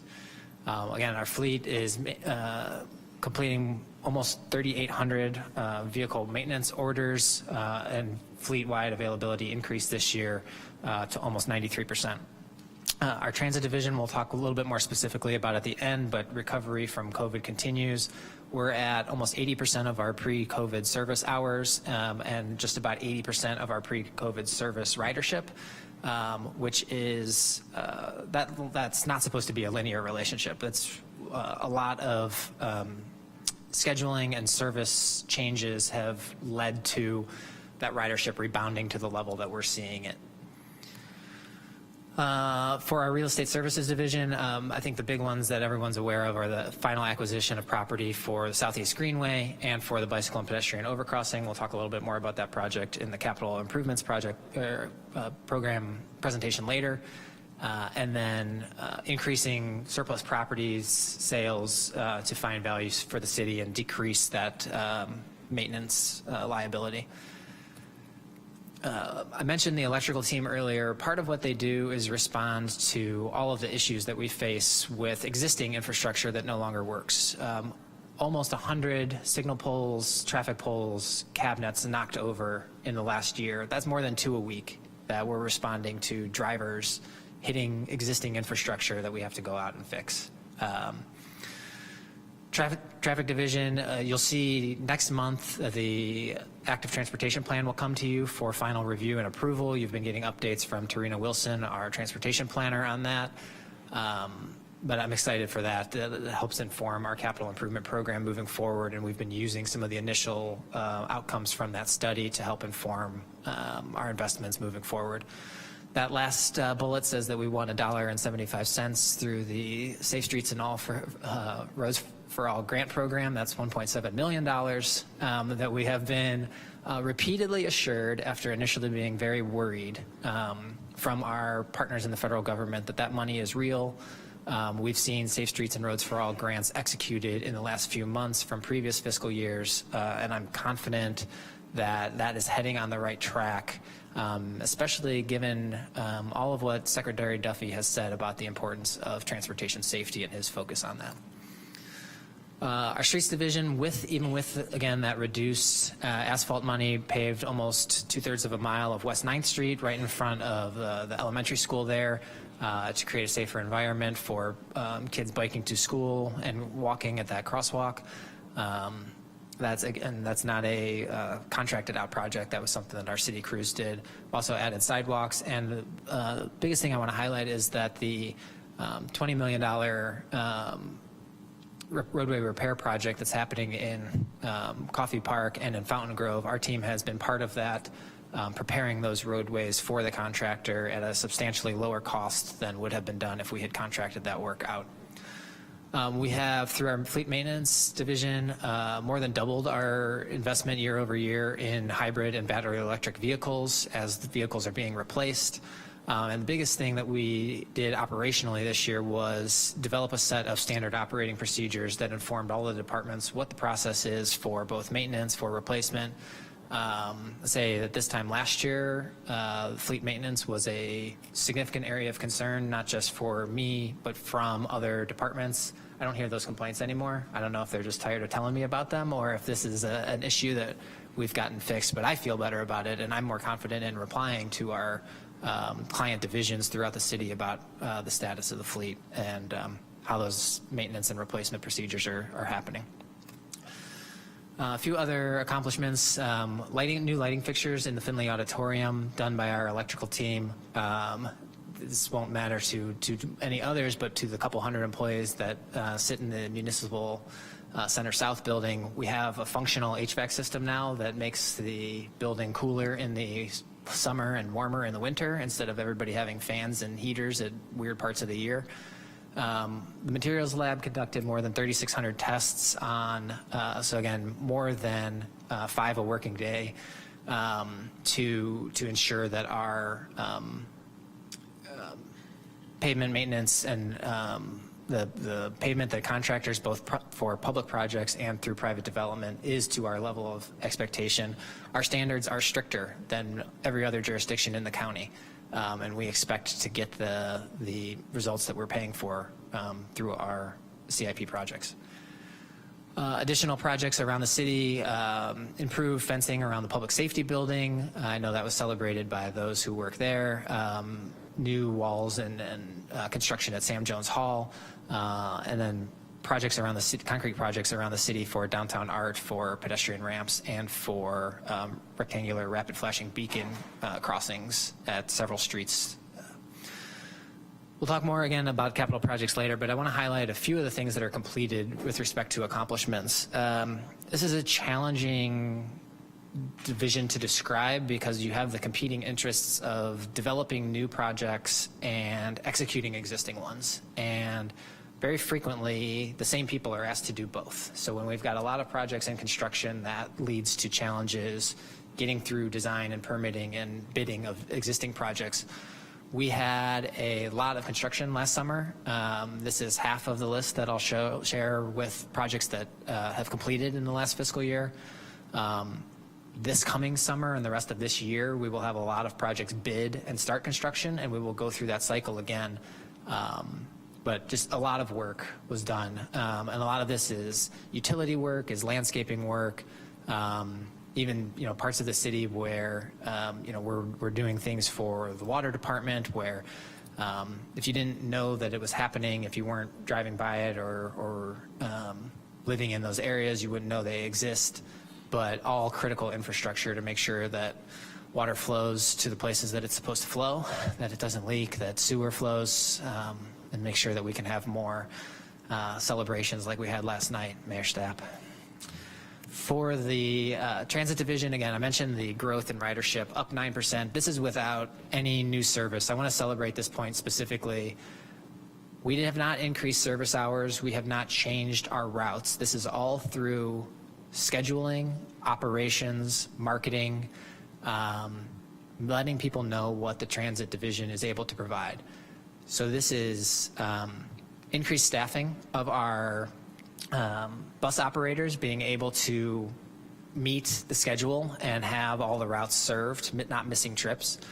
This is through changing the schedules in such a way that transfers are easier, that the schedules make sense with school bell schedules to the extent that we're able to, and coordinating better with our regional partners.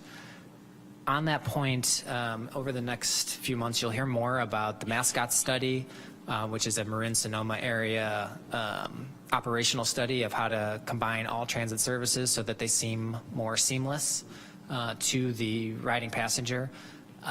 That is essentially what we've done, but at a regional scale, and is going to, I think, really transform our ability to deliver transit services to people who need them, not just within the city of Santa Rosa, but being able to connect around the county and down through Marin and into San Francisco. The transit enterprise is its own fund. We balance that budget. There's very, very little general fund that comes in. That $30,000 is for the Veterans Ride Free program.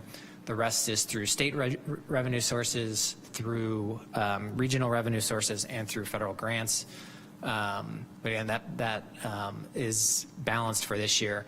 To say that we're not using reserves is a little bit disingenuous, only in that there are reserves included in our budget, but we anticipate not having to use them as a result of some staffing vacancies that we're holding on the books. But even if we were able to fill them right now, we would not be able to provide those services. So I don't anticipate using reserves, but in the budget, if you were to dig deep and look at it, there are reserves included in that $19.25 million number that we don't expect to spend them this year.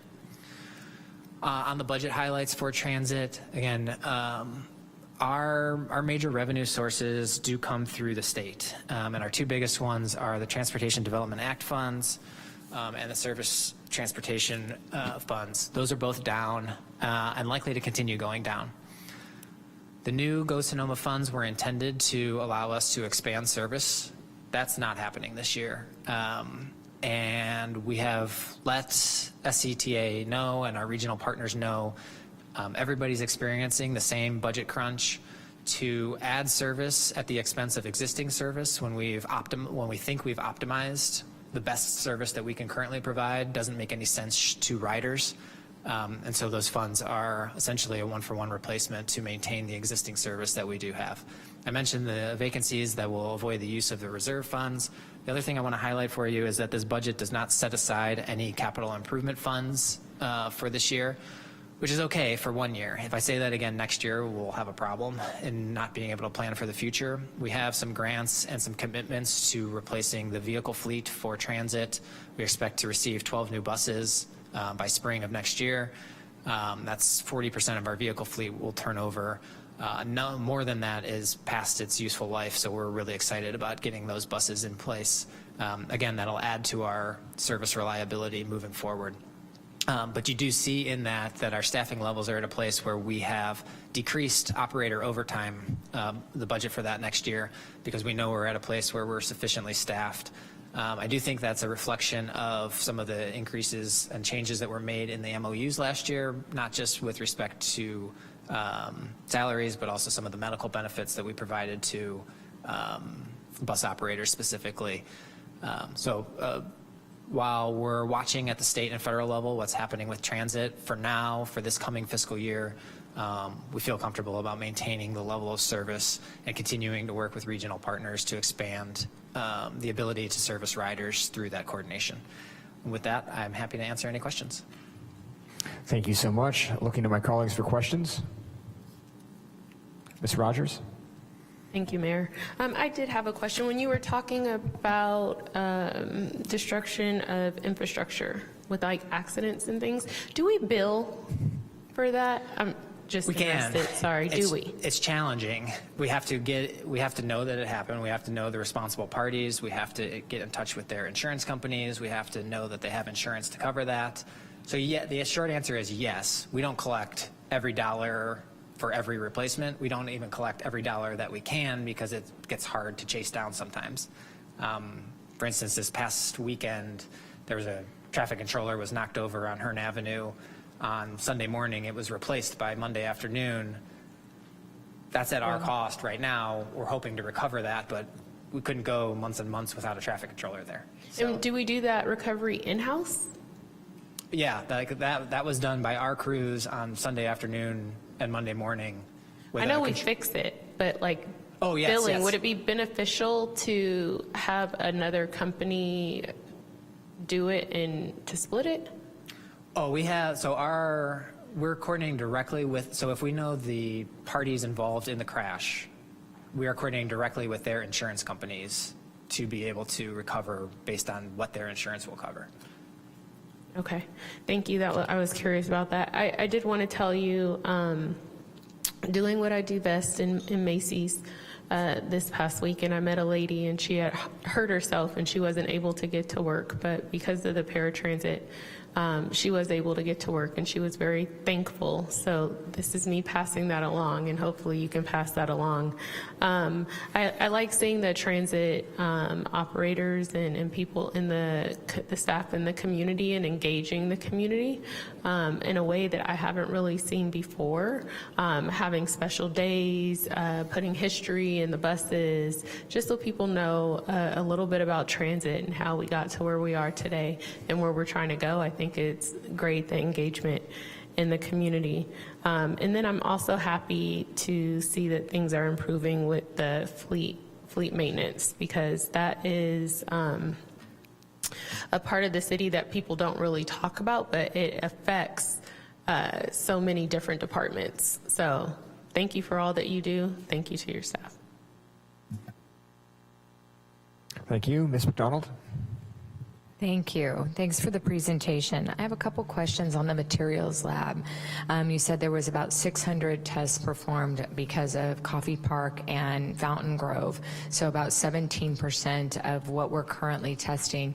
Do you see a reduction of tests that are going to need to be made, and do you have any adjustments that you have considered of how to fund the material lab? No, and the short answer is because we have, through our discussions over the last year, made a commitment to increase our pavement maintenance capital improvement budget. So the ways we can do that are the way we're currently doing it with our in-house crews. We could hire that out and reduce the burden on the general fund, but increase the burden on capital projects, which means fewer capital project dollars will be available and likely fewer capital projects will be built. Or we could not test. I don't really think that last one is a viable solution. You know, the benefits that we have through doing it through the materials lab is that the burden, they do charge out to capital projects for their time, so it's just their time and their benefits cost with no additional overhead on top of that. Whereas when we pay an outside contractor, we're paying them for their time and benefits on the project, plus all of their unaccounted for time and benefits, plus all of their management overhead. So our billing rates are just much lower than a private contractor's would be.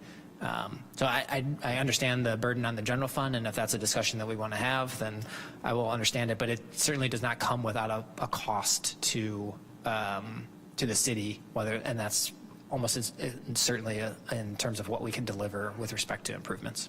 No, that's helpful. I do think that anytime we can look at efficiencies in any of the departments, and if we're starting to reduce down some of the testing simply because of the post-fire testing that was required, I'd like to look at that area. I noticed on this slide that you had 16 different engineers. Some are in materials and some were in traffic. Do we contract out with additional engineers besides our engineers? So the materials lab and the traffic engineering team is almost exclusively done by our in-house crews. The capital projects division does contract out for specialty services, especially for our more niche projects. But our teams are essentially managing the design permitting processes and coordinating throughout the city and then doing plan checks and reviews. So with that, you'll see later, we have more than 100 active projects right now being managed by a group of 14 capital projects engineers and their teams. The capital projects teams are the ones who are doing the least amount of direct engineering design, but the most engineering work in terms of managing the processes and permitting to get those from concept to bid. Okay. Let's see. And so just going back to transportation for a little bit, if we were fully staffed, you said that transportation would run a deficit then? The transit division? Transportation would run, or transit, would run a deficit.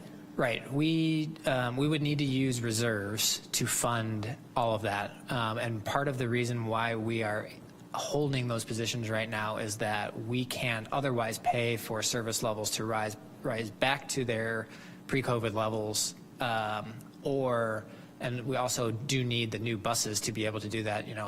Every morning we're going through the fleet of 29 buses that we have to see which ones are operational, which ones need to be in for pavement or for preventative maintenance, and making sure that we have enough to run a full day's crew. We need about 20 or 21 of those ready to go every morning. A couple more is usually helpful to calm everyone's nerves. But yes, you're right that we would need additional funding to be able to expand service. Okay, and I just have one more question. Why does Fleet purchase the vehicles, and why does that not go through the departments? And the second part of that question is, does Fleet upcharge the different departments when they do buy a truck? So say I was going to go to a dealership and buy directly as a department head versus going through Fleet? Answer the second question first. No, the cost is the cost from the manufacturer. There is every item that goes through our financial system has the purchase order with it from the manufacturer, from whoever we're purchasing it from, and that matches one-to-one. Why does it go through Fleet? That is the way we've set up the system. We have a centralized system so that one division manages the entire city fleet. The entire city fleet is done the same way. The expectations for preventative maintenance and replacement for water and fire and police are all the same.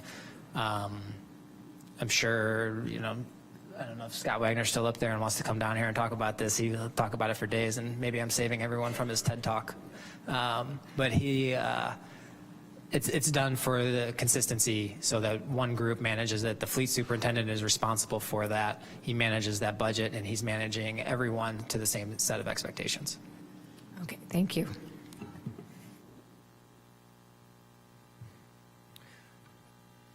I don't think I have any questions. My colleagues did a nice job. I did want to say thank you for being another source of good news for the city or happy news for the city over the next couple of years. You highlighted some of the bigger projects in the presentation, things like the Transit Mall, Southeast Greenway, Hearn Avenue overcrossing, the bike pad overcrossing, which is going out to bid, Hearn Avenue Hub. We've got some big capital projects going on in the city. So again, I made the same point with Parks and Rec. Even as the city is dealing with its budget challenges, there are going to be a lot of visible signs locally about the ways that the city is improving itself. And a lot of that, again, as the city manager highlighted at the beginning, is due to the way that you and TPW are changing the way they're handling projects. So internally, we are reforming our operations, and we will be able to see the results of that, or the community will be able to see the visible results of that in terms of the projects that are being constructed. So thank you very much for that work. And with that, I think we can move on to Santa Rosa Water. Thank you, Dan.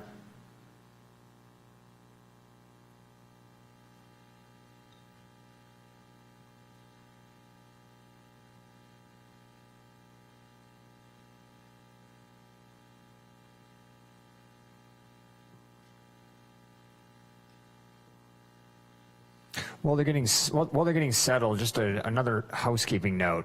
We're going to finish the last two presentations, and then we're going to take a very short break because I know people have been waiting. But we're going to take a very short break and then come back to do public comment. So there'll be a little gap between the end of the two presentations that remain and the public comment period. But we'll keep moving along at a good clip here. All right, thank you. Good afternoon, Mayor Stapp, members of council. My name is Jennifer Burke. I'm the director of Santa Rosa Water, and here with me today is Nick Harvey, our deputy director of administration for Santa Rosa Water. As always, I'd like to take a moment just before we get into our presentation to recognize all the work of your Board of Public Utilities. They have done an amazing job this year taking a look at our budget, really helping us go through all of our expenditures and options. They also did a really deep dive on the rates before that recommendation came in front of you. So we worked with the BPU Budget Subcommittee in February. We brought our budget and study session to the full board in March. We also brought the Sonoma Water wholesale rate recommendation to the board in March. And we got formal recommendation from the board on both those items, as well as a formal recommendation from our sub-regional partners, our sub-regional technical advisory committee on the regional budget that's before you today. So with that, we're going to go through, if we go to the next slide, this is an overview of the organizational chart, so to speak, for Santa Rosa Water. We have 278 full-time equivalent employees. We have certified trained operators, we have scientists, we have engineers, we have chemists. We have a number of requirements. We are highly regulated for both public health and safety, as well as the environment. And we run a 24/7 operation, including water production, water delivery, sewer collection, sewer treatment, recycled water.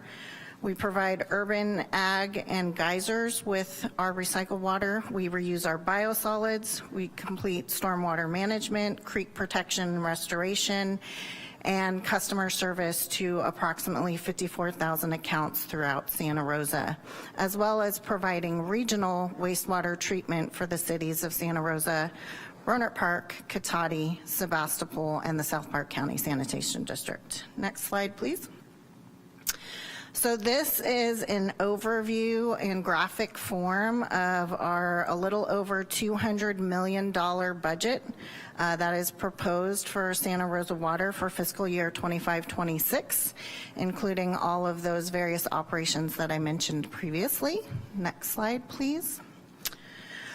So you're going to see a pretty big change in the proposed fiscal year 25-26 budget as compared to our 24-25 budget.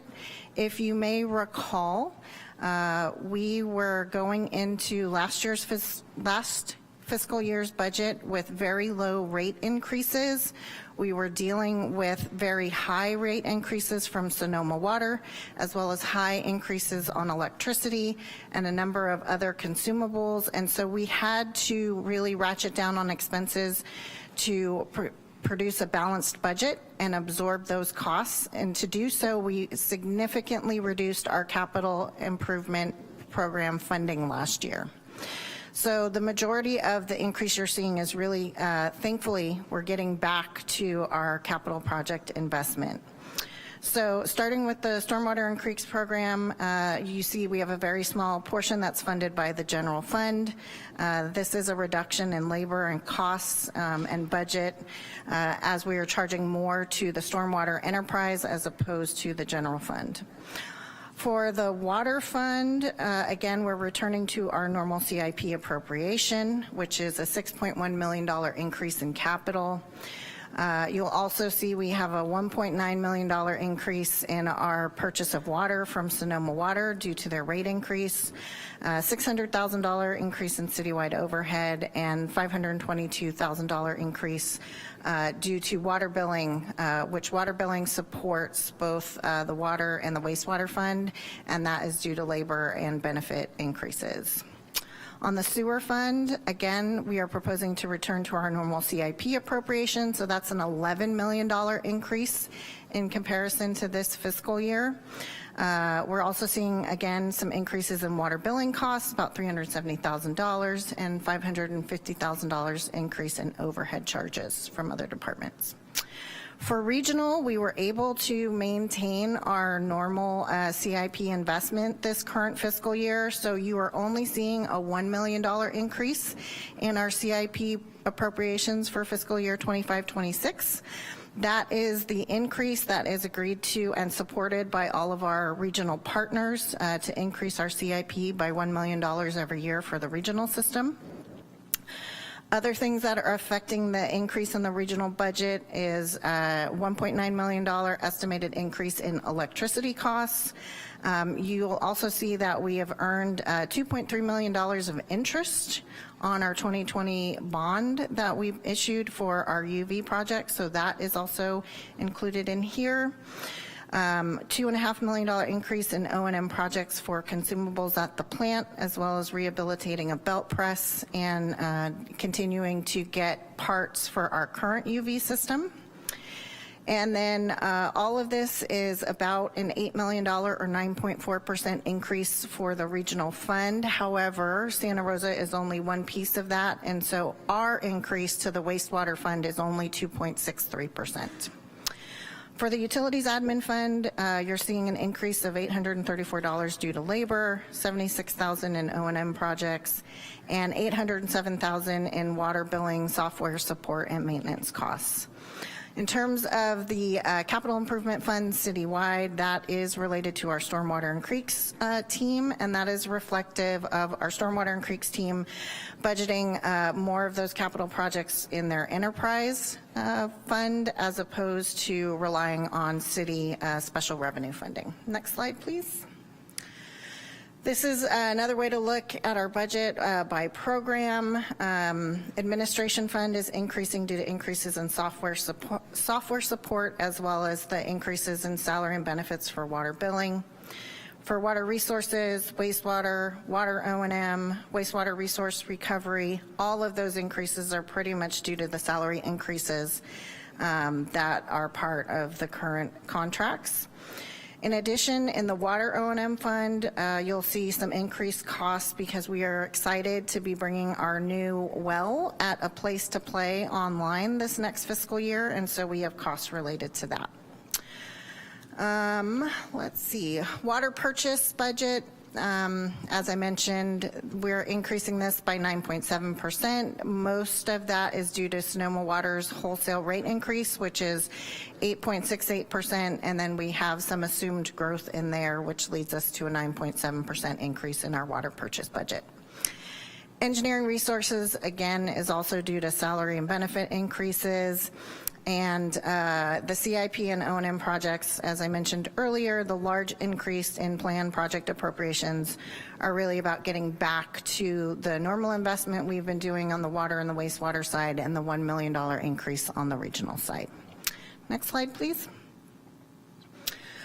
In terms of our operational highlights, again, we are a 24/7 operation.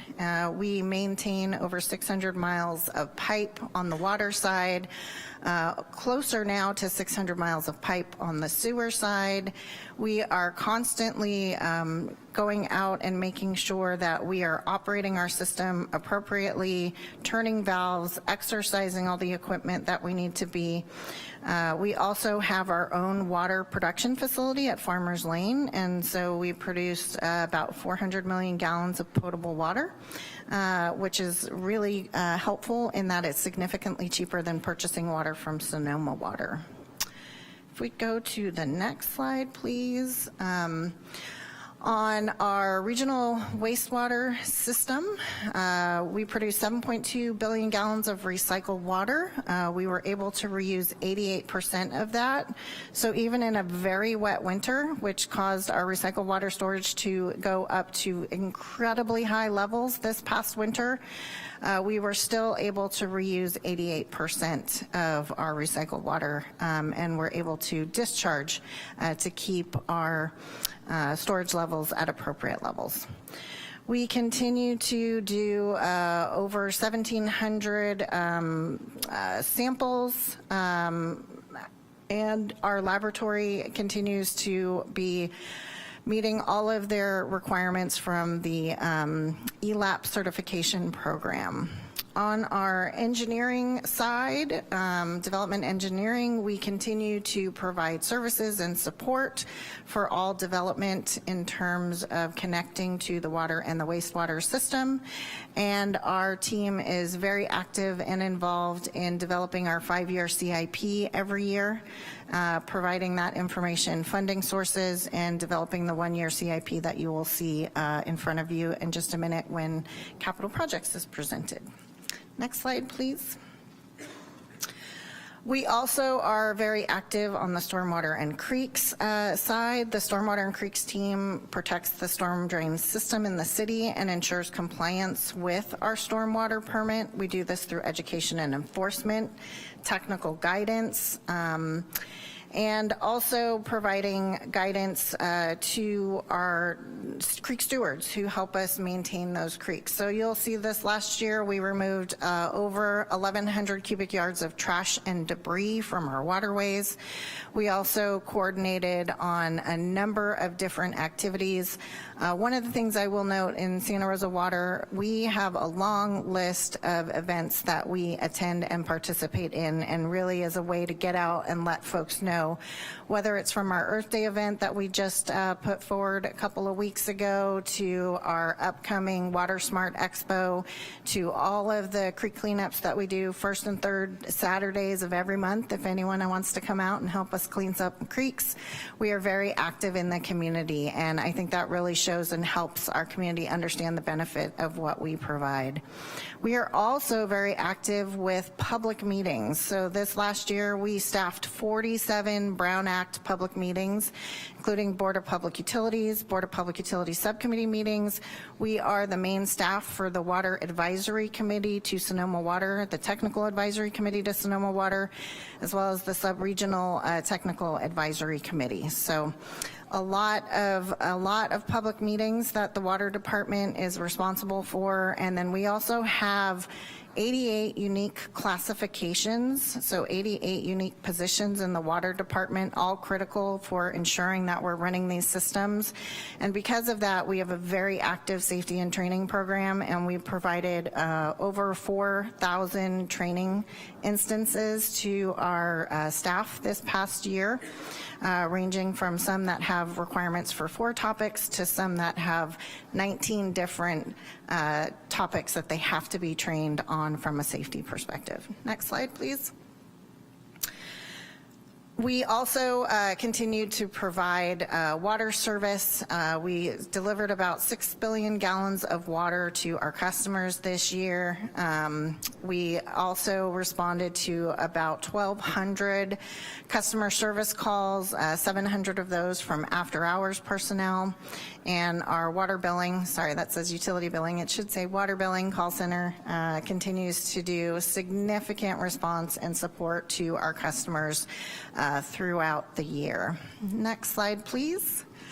So we had a little hiccup with our slides. We should have had 2 accomplishment slides. For some reason, we only have 1. So please note that we did have a lot more accomplishments in the Water Department this past year. I don't want to sell the team short in any way. But in terms of your council work plan, we are continuing to develop the first ever storm drain master plan. This is really a critical document. It's the first time that we are going to understand the condition of about 300 miles of storm drain pipe. Really critical, really important. We're very excited to be having that document almost complete. It will be complete early next fiscal year, and will really give us an understanding of the gap of funding that we have for the storm drain system. We know it's significant, and so we're really trying to get a handle on that and look at how funding resources we may be able to bring into play to help us address the storm drain system. We are continuing to work with FEMA, although we have had a few pauses based on the new administration, but we are continuing to work with FEMA on the Santa Rosa Creek watershed flood study. We hope to bring an update to the board and various commissions the council and various commissions and boards in the coming months.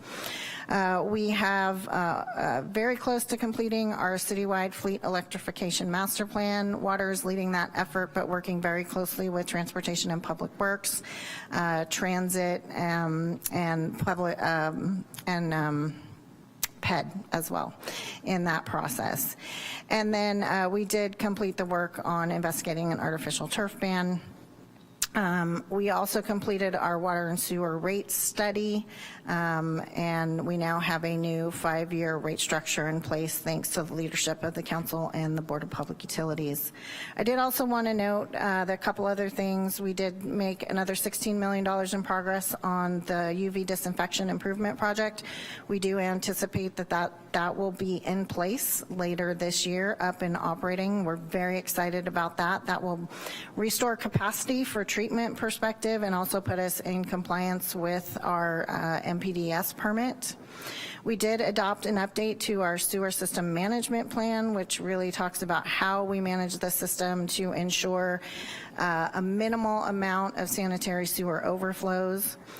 We continued to implement our phase 1 of our Efficient Fixtures Direct Install program. This was a program that was fully funded by an earmark from the state, and we have been able to install 1,800 what we call packages, which is directly replacing toilets, shower heads, and fixtures, saving an estimated 1,400 acre-feet of water per year. And we also were able to appropriate additional funding to our Help to Others program, which is our low-income assistance program, which is critically important for our customers to continue to be able and available.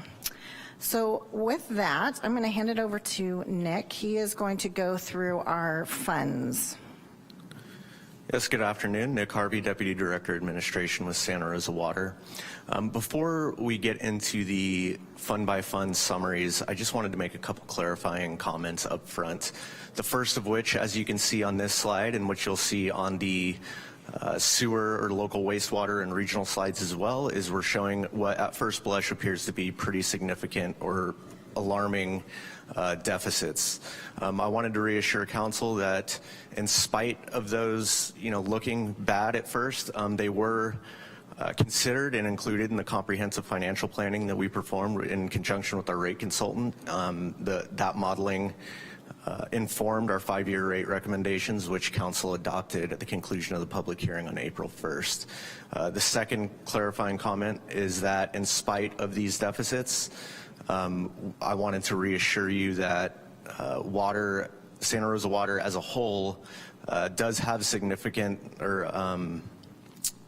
is compliant with reserve policies, reserve balances in all the funds in accordance with the currently adopted reserve policies in effect. So looking at the water enterprise, so our revenues are increasing by $4.6 million based on the financial modeling performed as part of our rate setting process. Our operations and maintenance expenditures are increasing by 3.8% over the current year budget. That's related to COLAs and equity adjustments for salary and benefits, a $1.9 million increase in our water purchase budget due to the 8.68% wholesale water rate increase, as well as our growth assumption, and as well as costs for converting the well to place-to-play park to a production well next year, as Director Burke spoke to a little earlier. As a result of our 2024 water and wastewater rate study and the passage of our rate proposals for fiscal years 2026 through 2030, we are returning to our normally planned CIP appropriations of $15.4 million next year, after reducing those appropriations to balance our budget during the fiscal year 24-25 budget cycle.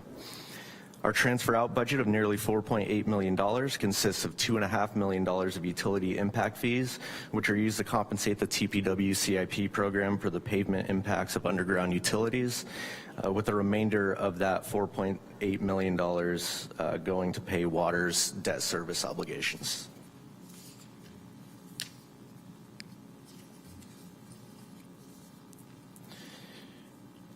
So in the local wastewater fund, revenues are increasing by $4.5 million based again on the financial modeling as part of our rate study process. Operations and maintenance expenditures are increasing in this fund by 11.9% over the current year budget, driven by COLAs and equity adjustments for salary and benefits, a 75% spike in property and liability insurance rates for next year, and increased budget related to the West College Diversion Facility for the maintenance of repairs, maintenance and repairs of pumps at the facility, as well as costs to get that facility online with our SCADA telemetry system. After cutting CIP appropriations by nearly $10 million for the purposes of balancing our 2024-25 budget, we are returning to planned CIP appropriations of $14.2 million for next year. Our transfers out budgeted for this fund consists of $2.4 million in UIF, again for pavement impacts, and $57 million in contributions for Santa Rosa Water's share of the regional enterprise, and the remainder funding the local wastewater enterprise's debt service obligations. And just a reminder, we always like to remind everyone that we do pay for Santa Rosa's regional contributions out of our sewer rates. The regional enterprise in and of itself is not a Prop 218 revenue generating enterprise, so it is fully funded by our sewer rates. So the regional enterprise differs from Santa Rosa Water's other enterprises in that it is a zero-based fund. We first compile all the enterprise's expenditure requests, inclusive of O&M, debt service, and CIP. We then budget for revenues generated by the enterprise and allocate the net difference between those figures as regional partner contributions to from our local sewer enterprise and our 4 regional partner agencies, those being Sebastopol, Cotati, Rohnert Park, and the South Park Sanitation District. Our operations and maintenance expenditure request for next year is increasing by 11%, again driven by COLAs and personnel cost increases, as well as a $2.4 million increase in O&M project expenditures, those being related to the need for the rehabilitation of one of our belt presses at the Laguna Treatment Plant, as well as bulb and replacement parts needed to support continuing operation of our existing UV disinfection system until the new system is complete and online. We've also had an agreement for several years now between us and our regional partner agencies to increase the cash funded CIP for the regional enterprise by $1 million year over year. So to that end, we'll be delivering $12 million in regional CIP. The slide is showing $11.7 million due to some CIP funding going out to other funds to pay for regional share of citywide CIP projects, and some CIP budget is being appropriated in our bond construction funds, but the true overall CIP appropriations do add up to $12 million. Our total debt service in the regional enterprise is $21.9 million for next year. And similar to the local funds, I did want to speak to the use of reserves, the bottom line figure on this slide. So the regional enterprise, by a long shot, has the most complex fund structure of any other operation in the city. There's upwards of 10 funds at play. And so inherent in that complexity is when you roll all those funds up into one simple summary like this, there are a significant number of inter-fund transactions that skew that number a bit. In a perfect world, if we were able to eliminate all the inter-fund transactions and get to the net bottom line figure, what we would see is that that bottom line figure would actually be an $879,000 operating surplus, that being related to the excess contributions we ask ourselves and the regional partners to make to account for the increase in the operating reserve to keep it at 15% of budgeted expenditures for next year. Our Stormwater and Creeks enterprise is funded primarily through the stormwater parcel assessment that is collected via the annual Sonoma County property tax assessment each year. That assessment revenue is projected to increase by about $100,000. This enterprise is the one piece of Santa Rosa Water that receives general fund support to fund personnel costs, as the annual assessment is unfortunately insufficient to fully fund the enterprise. Consistent with budgetary guidance for all other general fund departments, the Stormwater and Creeks team has worked hard to reduce their general fund expenditure budget by approximately $40,000 for next year in order to help the city achieve its overall reduction targets. In the aggregate, the Stormwater and Creeks operations and maintenance budget is increasing by 3.5% next year, driven again, primarily again by increasing personnel costs as well as fleet maintenance and replacement costs and increases in the enterprise's citywide overhead allocation. The Stormwater and Creeks enterprise is delivering approximately $3.4 million in CIP appropriations for next year. As the Stormwater and Creeks CIP is housed in the citywide CIP Fund 1410, those figures are not reflected in this fund roll-up. Of the proposed appropriations, just under $535,000 is being supported by the enterprise revenues, with the remaining funding being supported by various special revenue funds in the city, including utility impact fees, capital facility fees, and in lieu fees. Oops, sorry. The $75,000 in transfers out simply reflects the transfer of some of that enterprise funding out to other funds for CIP expenditure. And that concludes our presentation. Happy to address any questions. Thank you both. We're well aware of how much water does. Turning to my colleagues, Ms. Rogers. Of course, I have a question for water. So I did want to ask, thank you for everything your department does, and also for taking the regional approach. But I don't think we cannot take the regional approach with water because it is very complex. But why is it that Santa Rosa seems to, I won't say be in charge, but like the meetings happen on our campus and we facilitate the agenda, and why do we do that, and why is it important for us to do it? Thank you, Councilmember Rogers, for that question. We are the largest purchaser of water from Sonoma Water, so by far we outpurchase any of the other contractors significantly.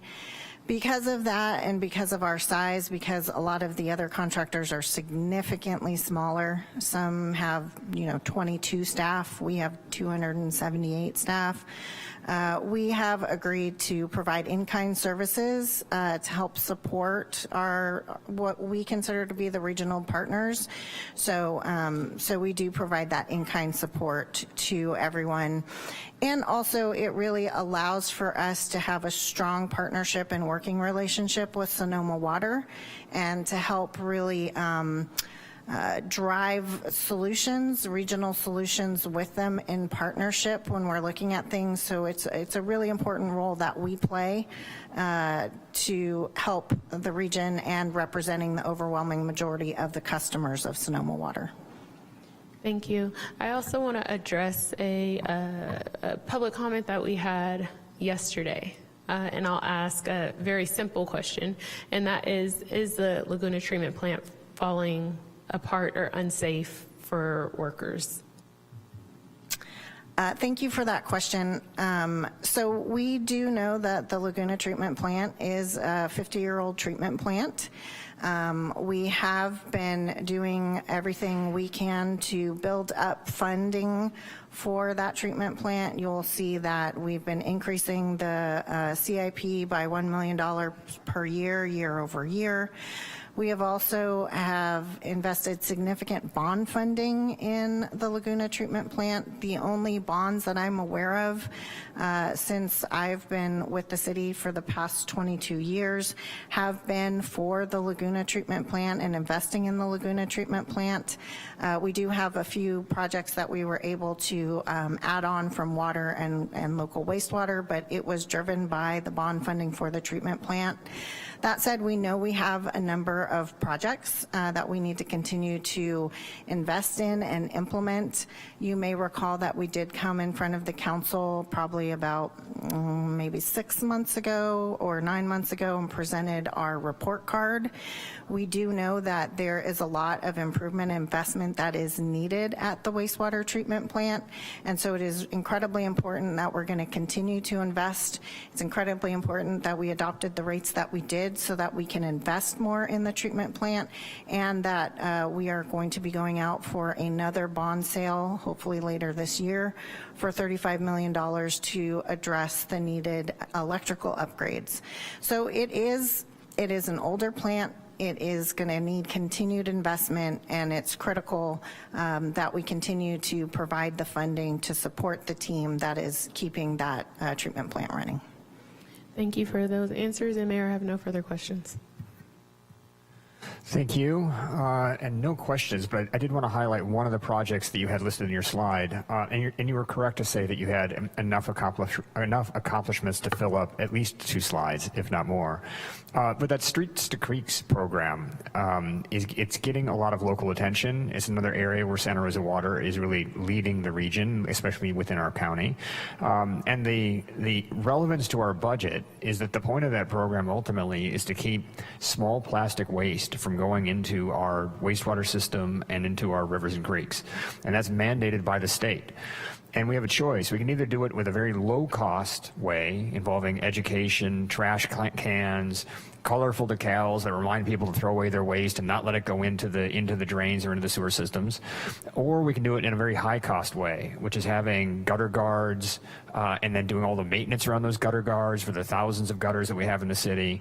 And so, to its credit, Santa Rosa Water is trying to do things in a very efficient, low-cost way to meet our state obligations in an effort to save the community money while also keeping our streets clean. Maybe I do have a question. Did I summarize that accurately? I think, thank you, Mayor Stapp, for that comment, and thank you for that question. Yes, we're very excited about our Streets to Creek program, and we have actually done an addition to it, which is now what we call our EPIC program. So every piece inspires change. That really is the pilot version that is focusing on trying to meet those statewide trash regulations by focusing on partnering with other city departments and working to really remove those big pieces and also those very small pieces of trash. Anything the size of a cigarette butt or larger, we really need to get out of the water that comes into our storm drain system. And so, yes, thank you for highlighting. It's a great pilot program that we're very excited about, and we're hoping to see that it will allow us to meet those regulations so we don't have to spend millions upon millions of dollars that we do not have for the storm drain system. Well, we're all proud of Santa Rosa Water, so thank you very much for your work. And with that, we'll move on to our final presentation regarding the Capital Improvement Program. Mr. Hennessy again.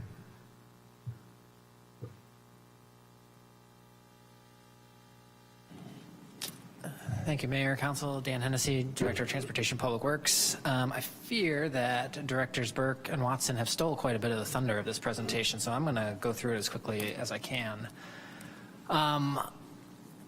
We talk a lot about the allocation of the funds in this, but I know that the question on everyone's mind is the delivery of those funds. I wanted to provide a quick overview. Last year, we had only 8 bid opportunities as a city. 3 of those were in such amounts that we were not able to award contracts for them. So we only awarded 5 bids last year, not including the Hearn Community Hub project. Those 5 awards amounted in just $6.1 million of new construction in 2024. In the first 4 months of 2025, we have already met that number with 8 bids, 8 awards, more than $13 million. We have 12 more projects and bid opportunities scheduled for 2025 and another 10 scheduled for the end of next fiscal year by June 2026. Projects that we did last year, 7 of the 8 projects resulted in bids that were over the engineer's estimate. 7 of the 8 so far this year have been under the engineer's estimate. So we're getting better bids. We're developing plans and projects that are more conducive to contractors being able to deliver for us and able to provide and enhance all of the infrastructure that you see on the screen in front of you there. The total CIP budget for this year is almost $76 million. Last year it was just over 50. As Director Burke just mentioned, most of that increased investment is from the water department. But capital facilities fees to the fire department increased by 40%. The park CIP budget increased by 40%. The water budget increased by almost 90%. And only the TPW budget decreased, and I'll explain a little bit about why that was and how we mitigated that later in the presentation. For the fire department, they have two projects that they're continuing to contribute to. The contributions this year bring those projects to just over $3 and $2 million respectively for future fire stations, and they'll be continuing to save for those projects for the future. Like I mentioned, Director Watson during his presentation mentioned the 5 projects that we anticipate moving forward with significant efforts later this year. The South Davis Park play area revitalization bid opportunity should be available next month, and we're looking forward to the grand opening of the Finley Aquatic Center next month. For the parks fees, they follow development. Last year, we had some questions about why it was so heavily concentrated in the southeast zone. That was where the development happened. More than $5 million was collected in that zone last year, and it was more than half of the total collection. This year, it's changed to the southwest zone. Again, those fees follow the development, and then they need to be spent in the areas in which they're collected. Here's the list of projects for parks, 15 projects containing fees that will continue to, 5 of those will be moved to construction this year, and another set for additional planning, permitting, and design.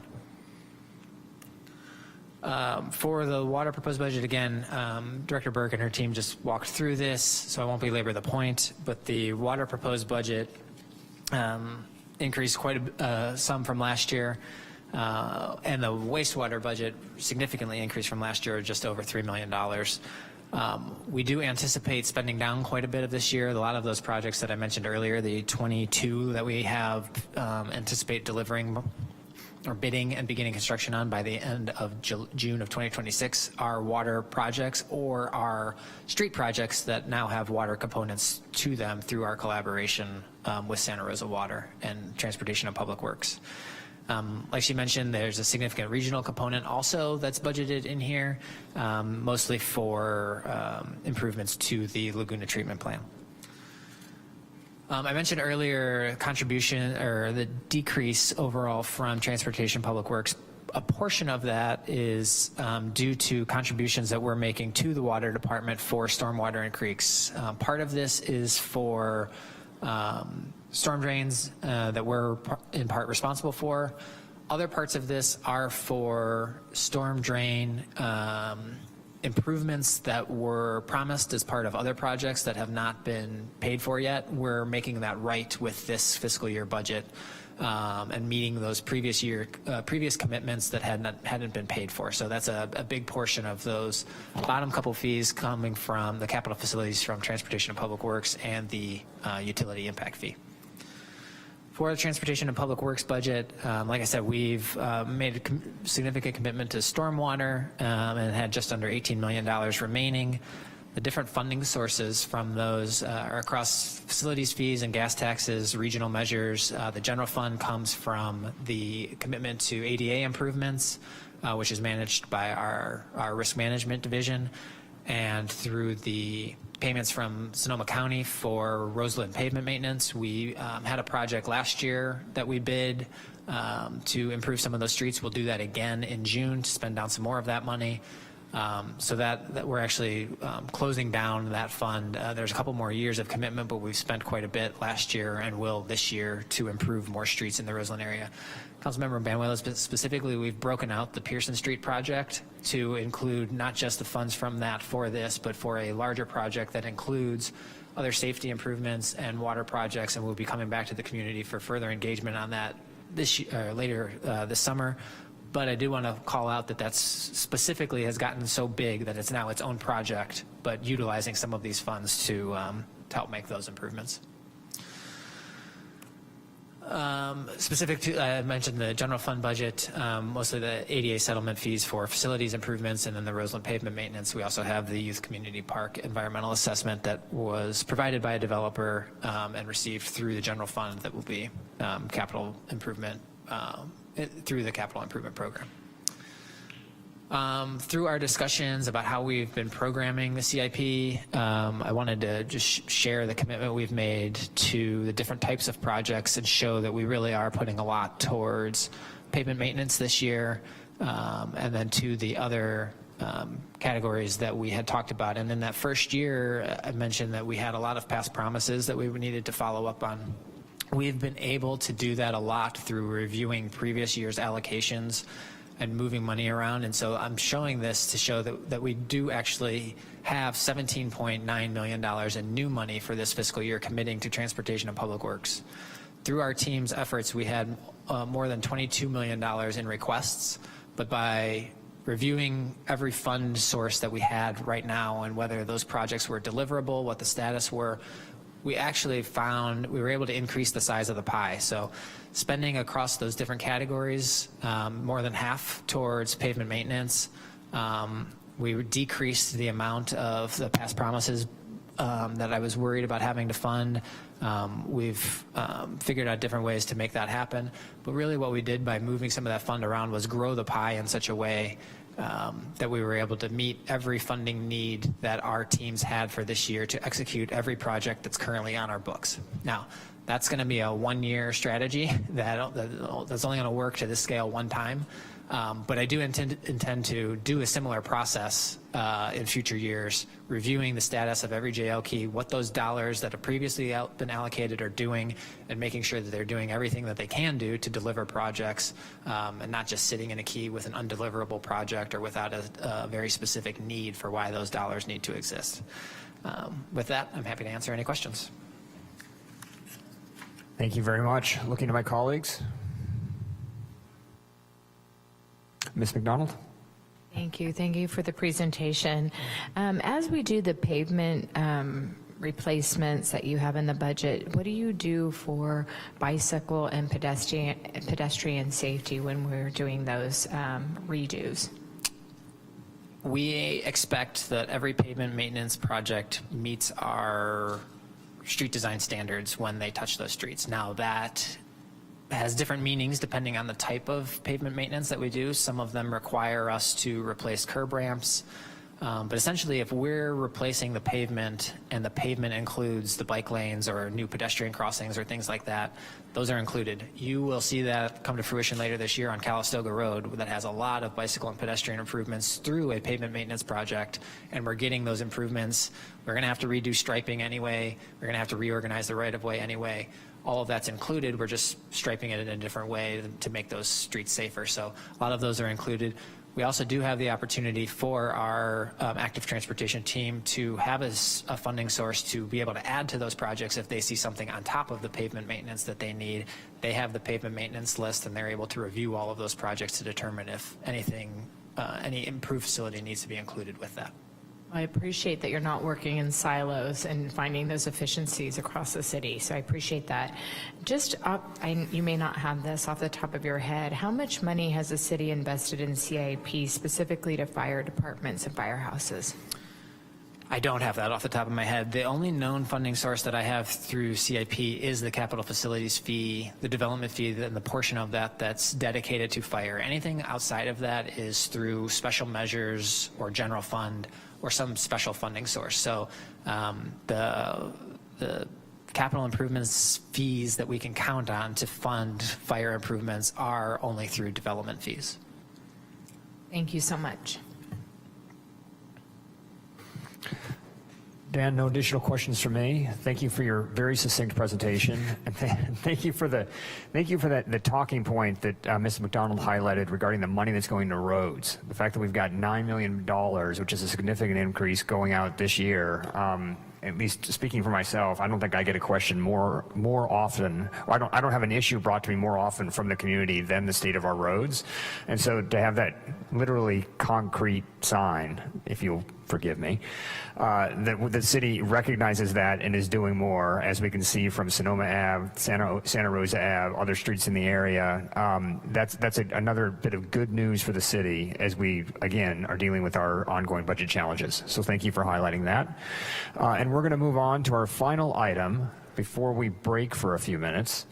We have an update from Finance based on the preliminary discussion we had yesterday.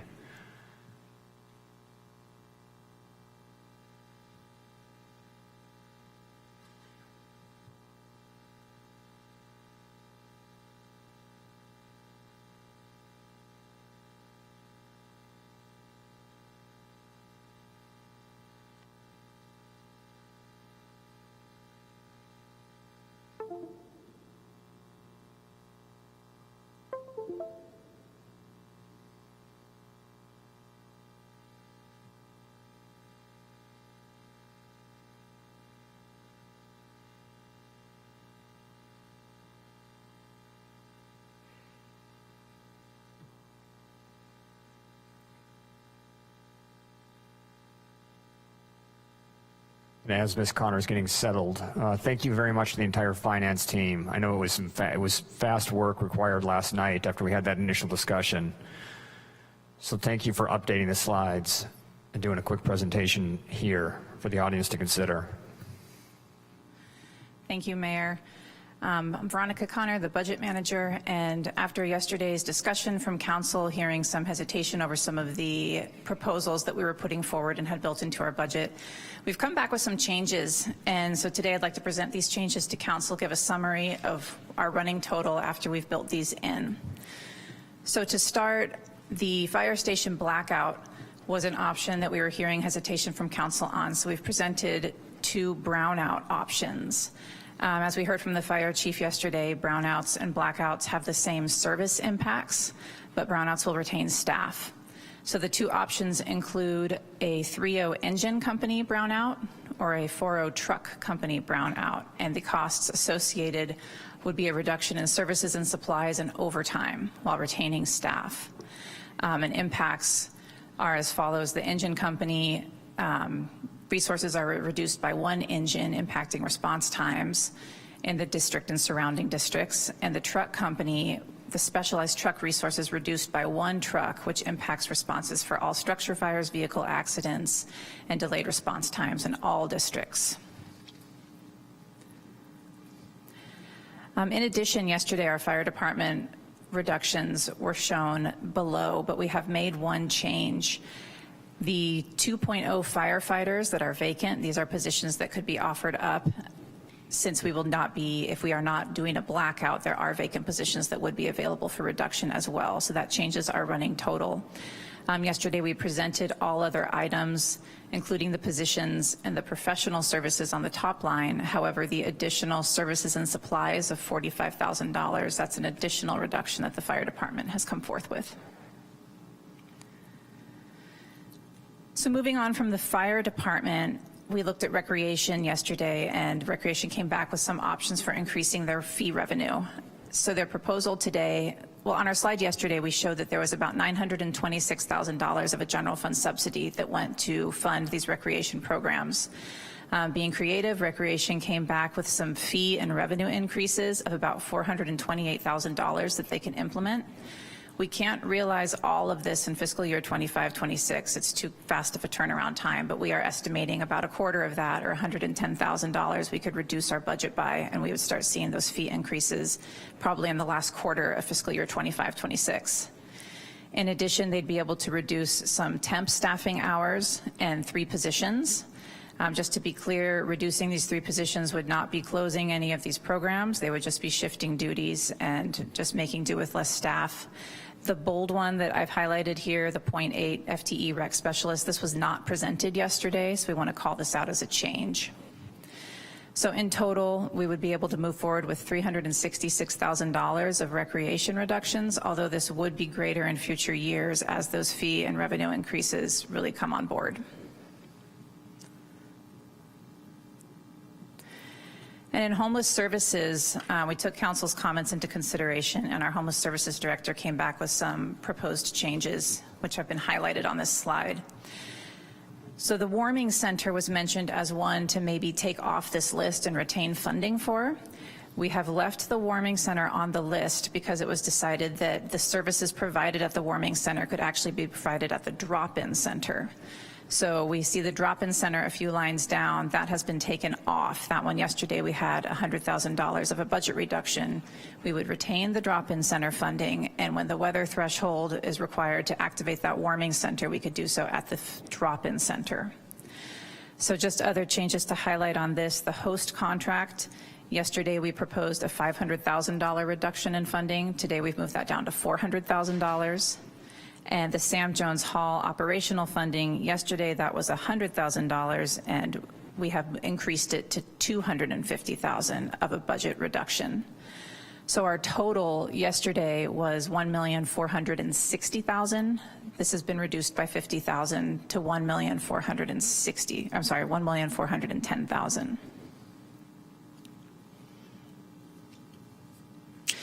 So in summary, walking through what we looked at yesterday to what I just showed on the previous few slides, our total proposed reductions were $13,381,000 yesterday. That's what we built into our budget. That's what you've seen in all of the financial tables and the financial slides yesterday.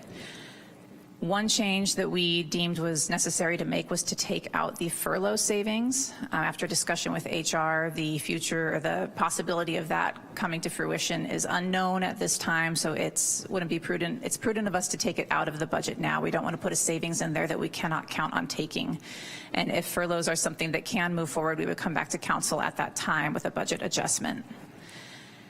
And then taking into consideration the changes to the fire department reductions shown just a couple minutes ago, that is backing out the blackout, including a brownout, as well as those other positions and services and supplies. So those top three items assume everything yesterday that was shown, that was discussed at April 15th, and that was shown on slides 20 through 27 will be moving forward, with the exception of the changes to the fire department and the furloughs. But everything for all other departments that we presented that have been built into the budget will stay there. In addition to that, we had shown the additional consideration slides. So we have that added onto the list here for homeless services and recreation. And then there were a few other positions that were additional considerations that include the HR, DEI, and EEO officer. We took off the community engagement manager, as council was concerned about moving forward with that one, and instead replaced it with a human resources technician. So that's why that's bolded out. This is a new position being proposed today. And yesterday we also presented a police lieutenant and foregoing the equity compensation for exec staff. So all these changes considered, this brings us down to proposed reductions of $12.7 million. This is a decrease of about $650,000 from what we showed yesterday. Although, as I mentioned, we would have more savings in future years as those recreation revenues get on board. So today we're hoping to get council direction on a brownout, if a brownout will move forward, and if so, which option. And if everything else listed on this slide, council is in agreement with. And if that's the case, when we come back in June with a proposed budget to adopt, the deficit will be somewhere in the ballpark of about 7.4 million. Yesterday we presented one of 6.7, but after these changes and slightly less reductions, it would be about 7.4 million is what we're seeing at this time. So thank you. Ms. Connor, thank you very much again for the fast work. As we talked about, we're going to let those slides, Ms. Rogers? Can we have those slides? Can you send them? They were in the presentation yesterday. Do you want them up on the board now? I'm sorry, the slides from... The new slides. The new slides? The new slides? Oh, a copy of these ones here? Yes, Sorry. so that I can look at them over lunch. Sure. Thank you. Yes, we can send those out. And can we also make certain we have a list of all the reserves? Can we get a copy, make sure we can get a slideshow up, so when we come back we can have that discussion as well. Thank you for both those. All right, as mentioned earlier, what we're going to do right now, because we've been going for almost 4 hours straight, we're going to take a 20-minute break. So we're going to come back at 1:15, and we will do questions and public comment on the entire budget study session. So we will break for 20 minutes, back at 1:15. Thank you, everyone.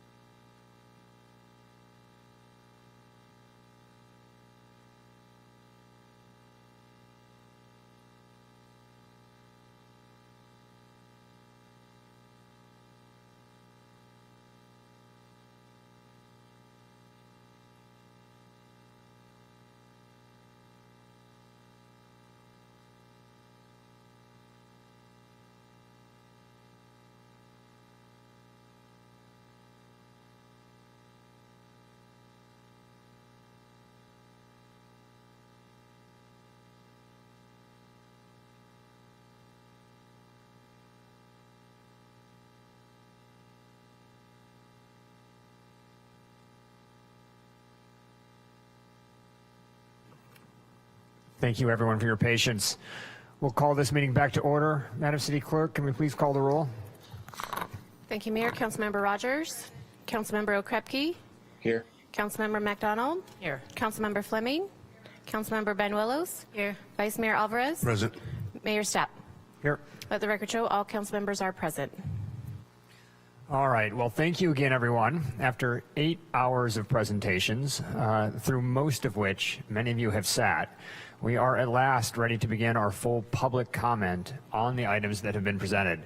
Again, thanks to everyone for their patience, and I'm glad to see so many people have stuck around. Plus, we have folks online. So with that, we're going to open it up for public comment. Are there any members of the public who would like to speak on any of the budget study session items that have been presented for the past 2 days? If so, you can grab a card from the table, or you can simply make your way to the podium and you will have a chance to speak. One other bit of housekeeping. Just before the break, we showed some slides that were updated from yesterday's discussion. If you would like paper copies of those slides, they are in the back, and they will be available online at the earliest opportunity. So let's use both podiums, starting right here. Matt, is that you? Yes, it is, Mr. Mayor. Good afternoon. My name is Matt Tognazzi. I'm president of Local 1401. I wanted to start off by thanking the council. You have heard the impacts cutting a fire resource would have on the community. And I hope you ensure we don't set this fire department back 25 years. At the April meeting, there was discussion about core services. So I would also like to thank the community who sent in more than 1,600 emails to the city asking them to not close down an engine or truck company. This solidified the fact that the fire department is a core service, and I hope that you as elected officials do everything possible to ensure we don't close down a fire station here today. That includes browning out an engine or truck company. To highlight how close we are to disaster, after the April budget meeting, I reached out to the IFF asking for help stopping the budget cuts to the fire department. We here at 1401 are located in the 10th district of the IFF, a huge area that covers Arizona, New Mexico, California, Hawaii, and Guam. The IFF confirmed that many cities are facing cuts this upcoming year. They highlighted that LA has $1 billion and San Diego a $250 million deficit, but they are both increasing fire department funding this coming budget year. The IFF was shocked that Santa Rosa was taking the action to cut a fire department resource, especially given the fact that Santa Rosa had one of the most destructive fires in California's history happen right here. They were even more shocked that Santa Rosa was taking this action because Santa Rosa is the only city in the entire 10th district, and I'll say that again, Arizona, New Mexico, California, Hawaii, and Guam, that is currently considering cutting a fire department resource as a tool to balance your budget. So again, to all the council members, thank you for your thoughtful questions and your obvious support to the fire department. I hope that this process has made it clear that blacking out or browning out a fire department resource is not an option for our community. And when it comes time to decide on where we go from here, I hope that you all do the right thing. Thank you. Oh, folks, in an effort to keep this meeting going, let's hold the applause. So by all means, use your jazz fingers to do something. Show your support silently. We want to keep this going because we have at least 30 speakers who are looking to present today. And with that said, Matt Finnegan, why don't you kick us off at that podium? Okay, hopefully you guys can hear me, and hopefully I'll get a finish talking today. So I have to say I'm very, very disappointed in the city of Santa Rosa and specifically the city leadership. Yesterday, I brought probably 40 to 45 members of our union to try to express what some of these cuts meant to them. Like, they're people, they're not FTEs on a list, right? Nobody's even mentioned how many people have you proposed to get rid of, right? Nobody's talked about the disruption this causes in services in the other departments, meaning non-public safety. Nobody's asked that question, right? We came yesterday to ask that question, and we were once again excluded from the conversation. We were not even invited to the conversation in February when you voted to lay off one of our members and cause others to be bumped without even telling us, signing a resolution saying you met and conferred with the unions when you did not. So I'm very upset for how my members have been treated. I'm the least important person to speak. I'm the person who works for the union, for the members. The members are the most important people that you should hear from. But what I really wanted to talk about was the fallacy of this emergency. And I think my fire brother mentioned this. There's nowhere else in California that's hacking and slashing, getting rid of employees, getting rid of firemen, getting rid of policemen. They're not doing it because it's not an emergency, right? This is a fabricated emergency. Year over year for the last 6 years, the city of Santa Rosa has had a surplus. Over those 6 years, that surplus, not budget money, which is not the certified financial reports, but real cash, is $91 million in surplus over 6 years. And you're proposing eliminating probably 30 people's jobs just in my union. You need to think about that. You need to invite the members to that conversation, and you need to slow down. It may be an emergency in the future. I lived through 2008, 9, 10, the bad days here and in other places. You're proposing way more cuts than we did during some really bad times. So.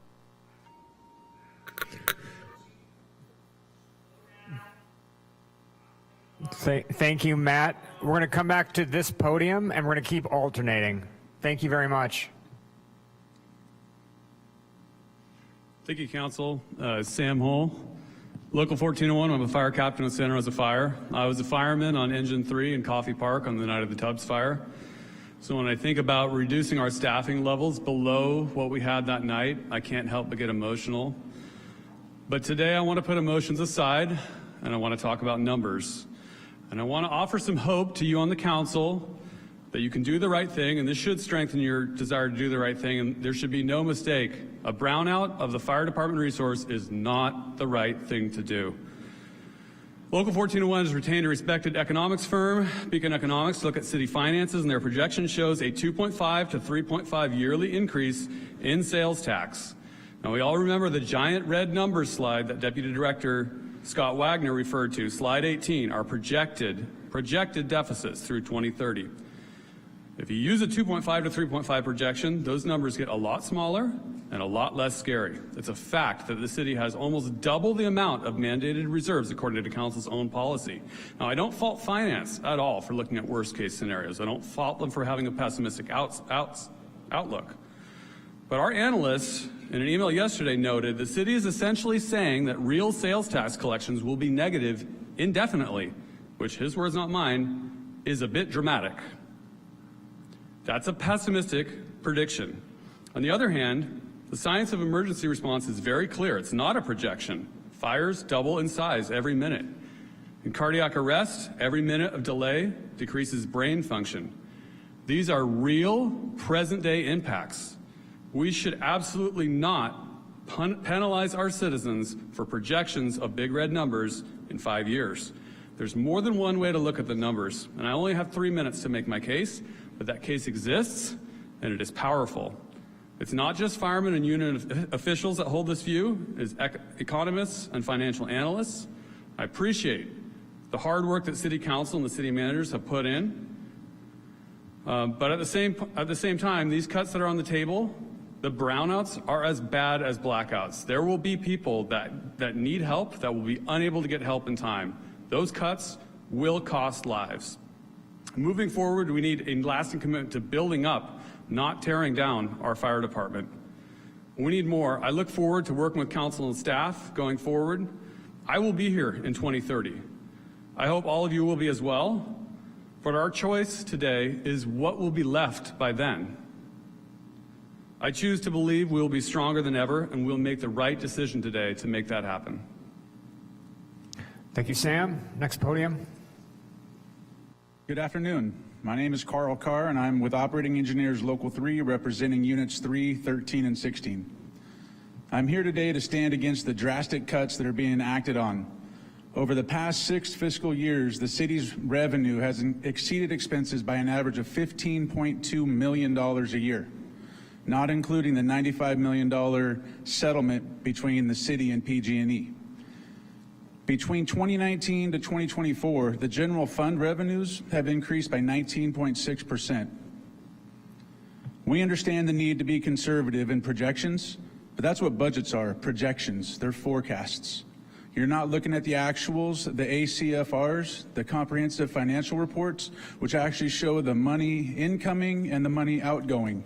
You, as leaders of the city, need to take your time in these tough decisions. Look at the actual numbers, not what you're being fed as forecasts and projections, because what you are doing is affecting people's lives. You're affecting the lives of the residents of the city that you were elected to represent. And I'm up here today to say, slow down, take your time, be thoughtful in your process. Don't just give a decision to give a decision. Think about what you're doing, because what you are doing has ramifications, not just for today, but like my brother speaker just said, what's the city gonna look like in 2030? What's gonna happen if there are more disasters that happen? We were lucky to get through the disasters in a manner in which we did. I would hate for you guys to keep making these cuts and have more drastic disasters happen and us not get through them. We need to take the time, look at all available resources, not just listen to your staff that's telling you numbers that are forecasted and projected. Actually look back historically, because if you look back historically, you'll see that those forecasts and projections have been historically inaccurate. Take your time. Do your own research. Look at the documents that you have available to you. They're available online. We all have taken looks at them. And we all know that there is money that the city can look at to slow this process down at this point in time, instead of actually taking draconian cuts and laying off workers, browning out fire stations, laying off police. That's ridiculous. We need to take the time and make proper decisions, and actually make decisions that are best for your city and for our city. It's our city and it's your city. Do the right thing. Thank you, Carl. Stephen? Santa Rosa firefighters, and just to address what everyone has said before, they can't be more right. This is a crisis of projections, right? We're talking about laying people off on what might happen in the future, and that's a wholly unacceptable way to act. If we were in those positions that we're in, then sure, we'll come to the table and make the decisions needed to be in that point. And even with that said, our labor group has had the hard conversations. We've met with our fire chief, and from my understanding this morning, we had an agreement with the city manager about what the cuts were going to be acceptable for, and they were not brownouts. That was off the table. Blackouts were off the table. And then, unfortunately, I still see it on the presentation. I think we've made it very clear, and I'm sure you're going to hear many times over, the dangers of losing any piece of fire equipment that we have in this city.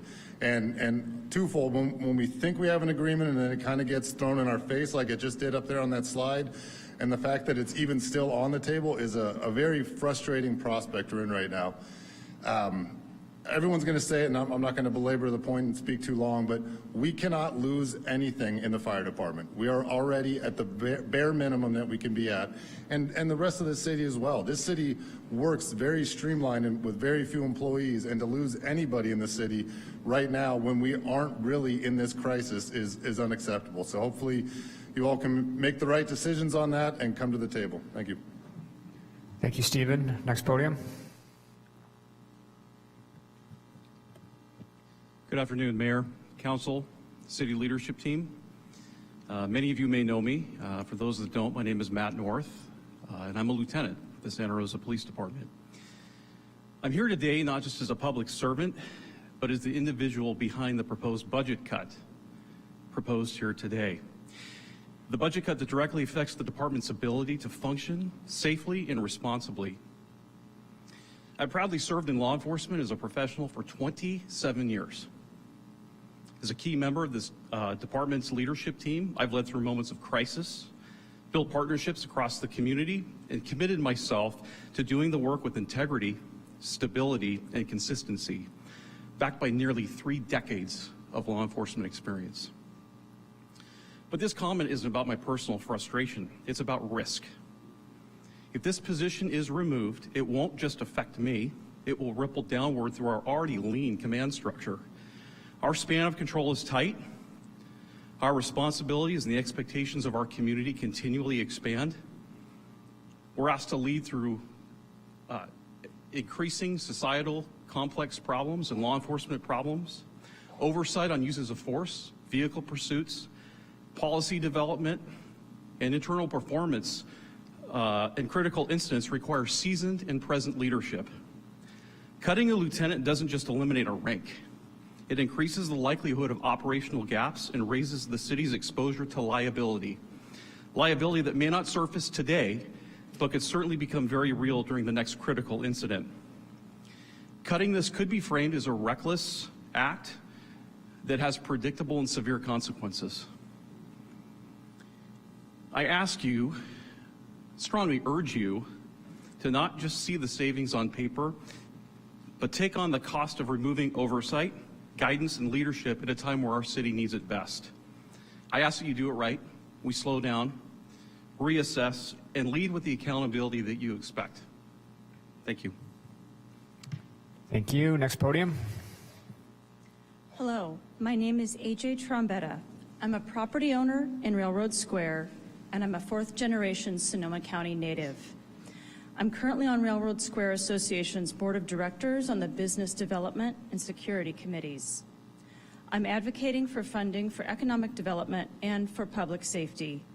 There's an overlap between safety perception and pedestrian shopping. I'd like to echo the sentiments of last month's comments from the Plaza and Metro Chamber representatives that we need business support and attraction so that we can increase taxable goods revenue. We appreciate the city's investment in economic development. I also have years of experience in public safety as an operations analyst and in law enforcement policy, researching best practices for the city of Los Angeles way back when force reduction and real-time response technology were in their inception. I've also worked for Sonoma County Behavioral Health and the Sheriff's Office. I'd like to express my appreciation for Chiefs Cregan and Westrop and all of our city staff. I've seen positive results of homeless engagement through the downtown enforcement team and in response in our downtown area over the last few years. We've certainly appreciated having SRPD at community events, but I see the proof of progressive, compassionate, community-focused policing when I go through Railroad Square's security logs. We've had fewer disruptive incidents and a reduction in stationed vehicles. This leads to improved perception of downtown as a safe place to shop. I want to call out a statistic given by Chief Cregan this morning of 390 guns removed from individuals without any shootings. Having worked in an urban environment, that statistic is proof of progressive policing and first responder wellness. We need our first responders to be well rested so that they can make critical decisions. I came to I appreciate firsthand the comments about risk-benefit analysis and deployment staffing. In my experience, I've seen agencies eliminate or freeze multiple FTE positions in advance, only to have non-contract overtime mushroom to fill shift minimums. I came to emphasize our business community, but I also want to emphasize the health and welfare of our first responders. Thank you to all for your time and dedication to our communities. Thank you. Next speaker. Melissa, is that you?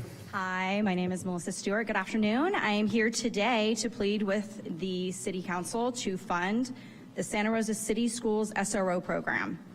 The issues that we are facing in our schools today did not happen in a vacuum.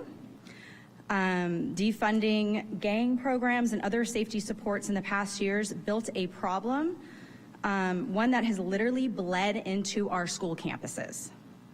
To expect our school districts to have to do the job of a city function is not a formula for success. Families are fleeing our school district. For the last couple of years, as we as parents have showed up to school board meetings, we've put pressure on board members to represent our students' basic needs. Today, I'm showing up to City Council to do the same. We want to see our schools become not only safe, but attractive for families to want to send their children to. But right now, because of school violence, that is not happening. I'm going to be blunt. I'm tired of seeing my hard-earned money from property and sales tax go to things I do not want to fund anymore. The amount of money that has spent on the last several years on homelessness, yet I'm still seeing homeless RVs parked in my neighborhood, leaving trash on the streets. It is disappointing. I may not have a solution to the homeless issue, but throwing more money at it seems insane. While other important programs such as fire and police are looking at staff reductions. I love living in Bennett Valley, but after my kids graduate high school, I don't know if this is a place I want to reside. Both me and my husband have owned businesses and contributed to our community. We want to see City Council spend money in a way that reflects the people that live here, the people that work here, the people that show up and volunteer. Homeless services are important, but funding them should not be at the cost of our youth, safety, and security. I was listening in on yesterday's meeting, and it was mentioned that the golf course in Bennett Valley was something frivolous. And it might seem that way to some people, but as a parent, I see how having a public and affordable golf course is serving our community every single day. I see high school students there practice. I see them giving back to our own schools and community. Community is not frivolous. We seem to be attracting more and more homeless to keep moving into that area rather than new families. Our youth programs are vital. It builds a strong foundation, and as a taxpayer, I'm tired of watching my money go to things that don't build on that community, but instead deteriorate the area I live in, which in turn is having people move out of Sonoma County. I know more and more people will be showing up to these meetings, especially if we don't see funding for safety and fire, but I just really hope you guys do the right thing today. I think you've made great impacts and positive changes, and I hope you continue to do so. Thank you. Thank you. Next speaker. Thank you. I'm Iris Harrell, Chair of the Firewise Task Force at Oakmont Senior Community. I know this is a difficult time for all of you as our City Council members. Cutting existing budgets is never an easy thing to do. I empathize. I trust you will make the best of a bad situation. Santa Rosa residents and all Sonoma County residents have already shown overwhelming support by passing Measure H last year. Measure H has provided money to the county coffers, yearly providing $60 million annually for the sole purpose of improving and enhancing local fire prevention, protection, emergency paramedic services, and disaster response throughout Sonoma County, and attracting and retaining qualified local firefighters and improving response times. Last year, Santa Rosa City Manager Smith and Mayor Mark Stepp enthusiastically supported Measure H, including purportedly a promise not to decrease city funding for Santa Rosa City Fire Department. It would be a travesty for Santa Rosa to reduce any of the city fire safety paramedic services we now have. Reducing will only increase the time to respond to any fire, medical emergency, or disaster. Reduction in police and fire will undermine this city and the popular efforts of Measure H for the overall county. You as council members are talking about cutting fire and police services, and I ask, what about finding more money? Let's make the pie bigger. There are ways to, I mean, even, you know, if we have to do another sales tax, if building permits to get a kitchen remodel now takes 12 weeks when it could be an over-the-counter, there are ways to actually save money that aren't being taken advantage of. If the city needs to propose a half-cent sales tax to continue our current services, I know many Santa Rosans who would be willing to pay that just for their safety. We need to keep all of the firefighters and police that we currently have. As a point of reference compared to other cities, San Francisco has 2.09 firefighters per 1,000 residents. Oakland has 1.07 per 1,000. Santa Rosa has 0.69 firefighters per 1,000. I have lived here almost 10 years and evacuated 3 times, fearful of my life and fearful of losing my home. Oakland's last big fire was the 1990s. Santa Rosa has had all theirs in the last 8.5 years. Another point to make is we have multiple senior communities in our city. These communities defend our life-saving services that require fast response time. Please don't cut the fire and police department. Thank you, Iris. Chris? My name is Chris Mahern. I'm with the Santa Rosa Police Department. Good afternoon, Council, Mayor. Today I stand before you to urge strongly opposition to the proposed budget cuts to eliminate the police lieutenant position from the City Police Department. While budget decisions are never easy, cutting a role that would carry significant and unacceptable risk for both the city and its residents. Police lieutenants are not just another layer of rank. They are the backbone of police accountability. They review every use of force incident, every citizen complaint, and every major investigation that runs through the department. Their job is to make sure that actions taken in the field align with policy, law, and community expectations. Without dedicated oversight, mistakes go unchecked, patterns go unnoticed, and public trust erodes. Lieutenants serve as a first line of protection from liability. When officers use force, it is a lieutenant who reviews the case and ensures that it is justified, proportionate, and in compliance with policy and the law. When the resident files a complaint, it's the lieutenant who leads and oversees the investigation, makes sure that the concerns are fairly addressed, eliminating the position of weakness and eliminating this position weakens internal safeguards, and that opens the city up to costly lawsuits, settlements, and most importantly, a breakdown of community trust. Let's not forget, lieutenants are also the first line of leadership in emergencies.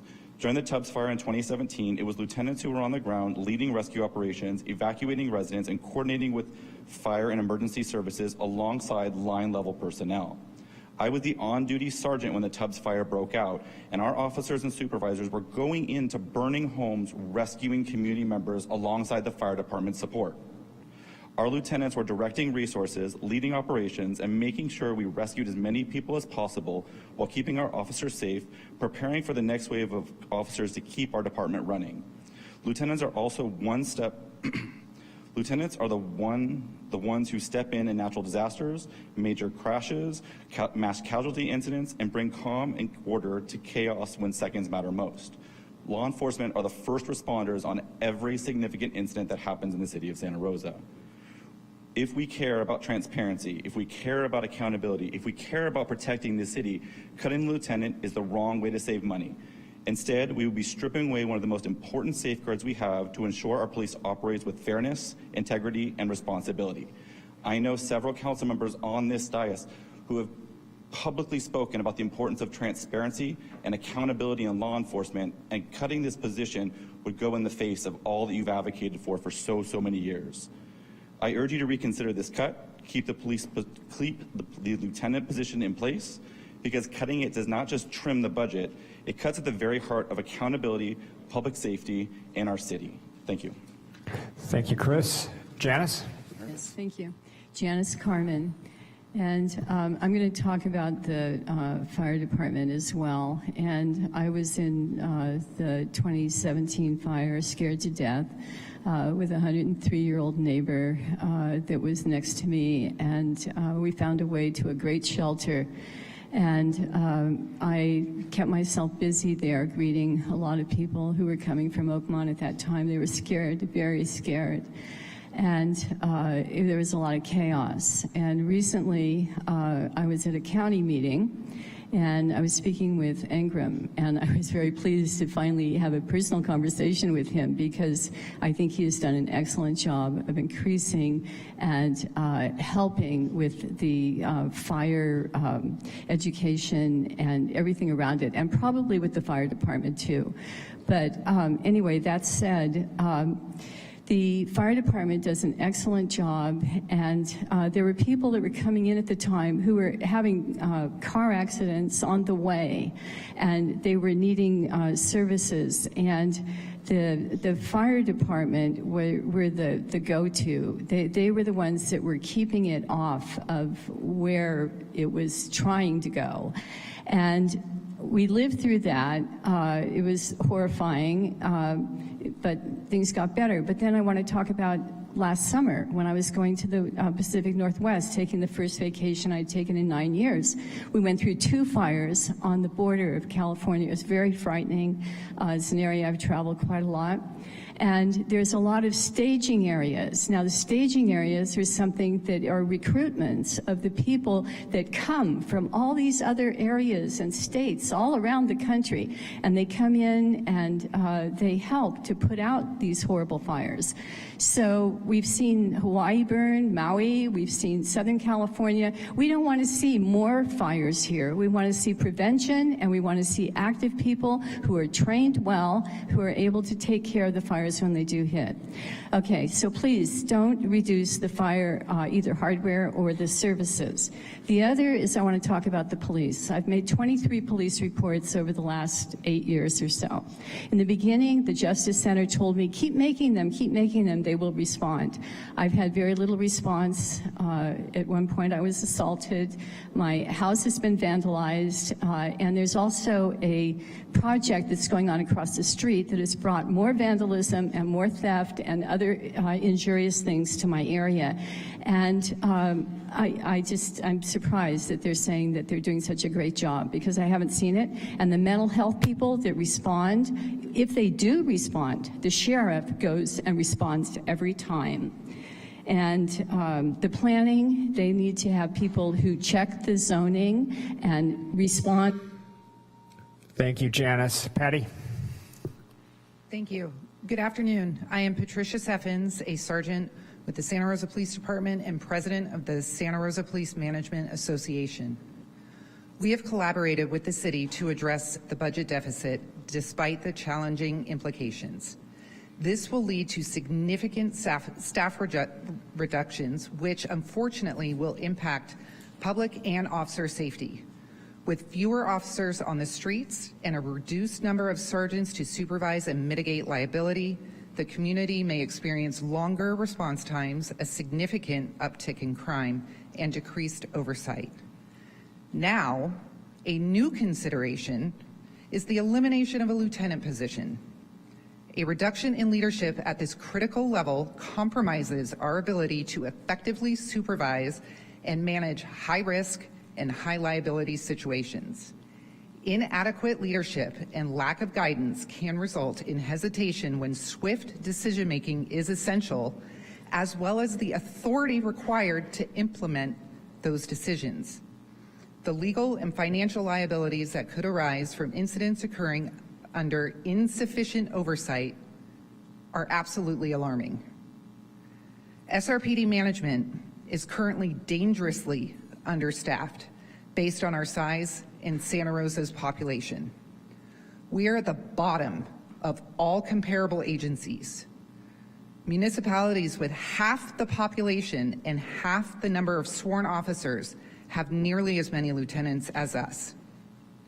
Roseville Police Department, with over 30,000 less in population and over 50 fewer sworn officers, currently has more lieutenants than us. And Hayward Police Department, our most comparable in size and population, has 10 lieutenants to our 7. Eliminating lieutenant and sergeant positions will jeopardize public safety, jeopardize officer safety, and expose the city to significant liability risks. Saving $1 by spending $2 could not be more accurate in this scenario. Thank you. Thank you. Next speaker. Thank you. My name is Christelle Antone, and I am here on behalf of Oakmont Village Association. I have the privilege of being the general manager of a community of approximately 4,800 residents across 3,200 homes.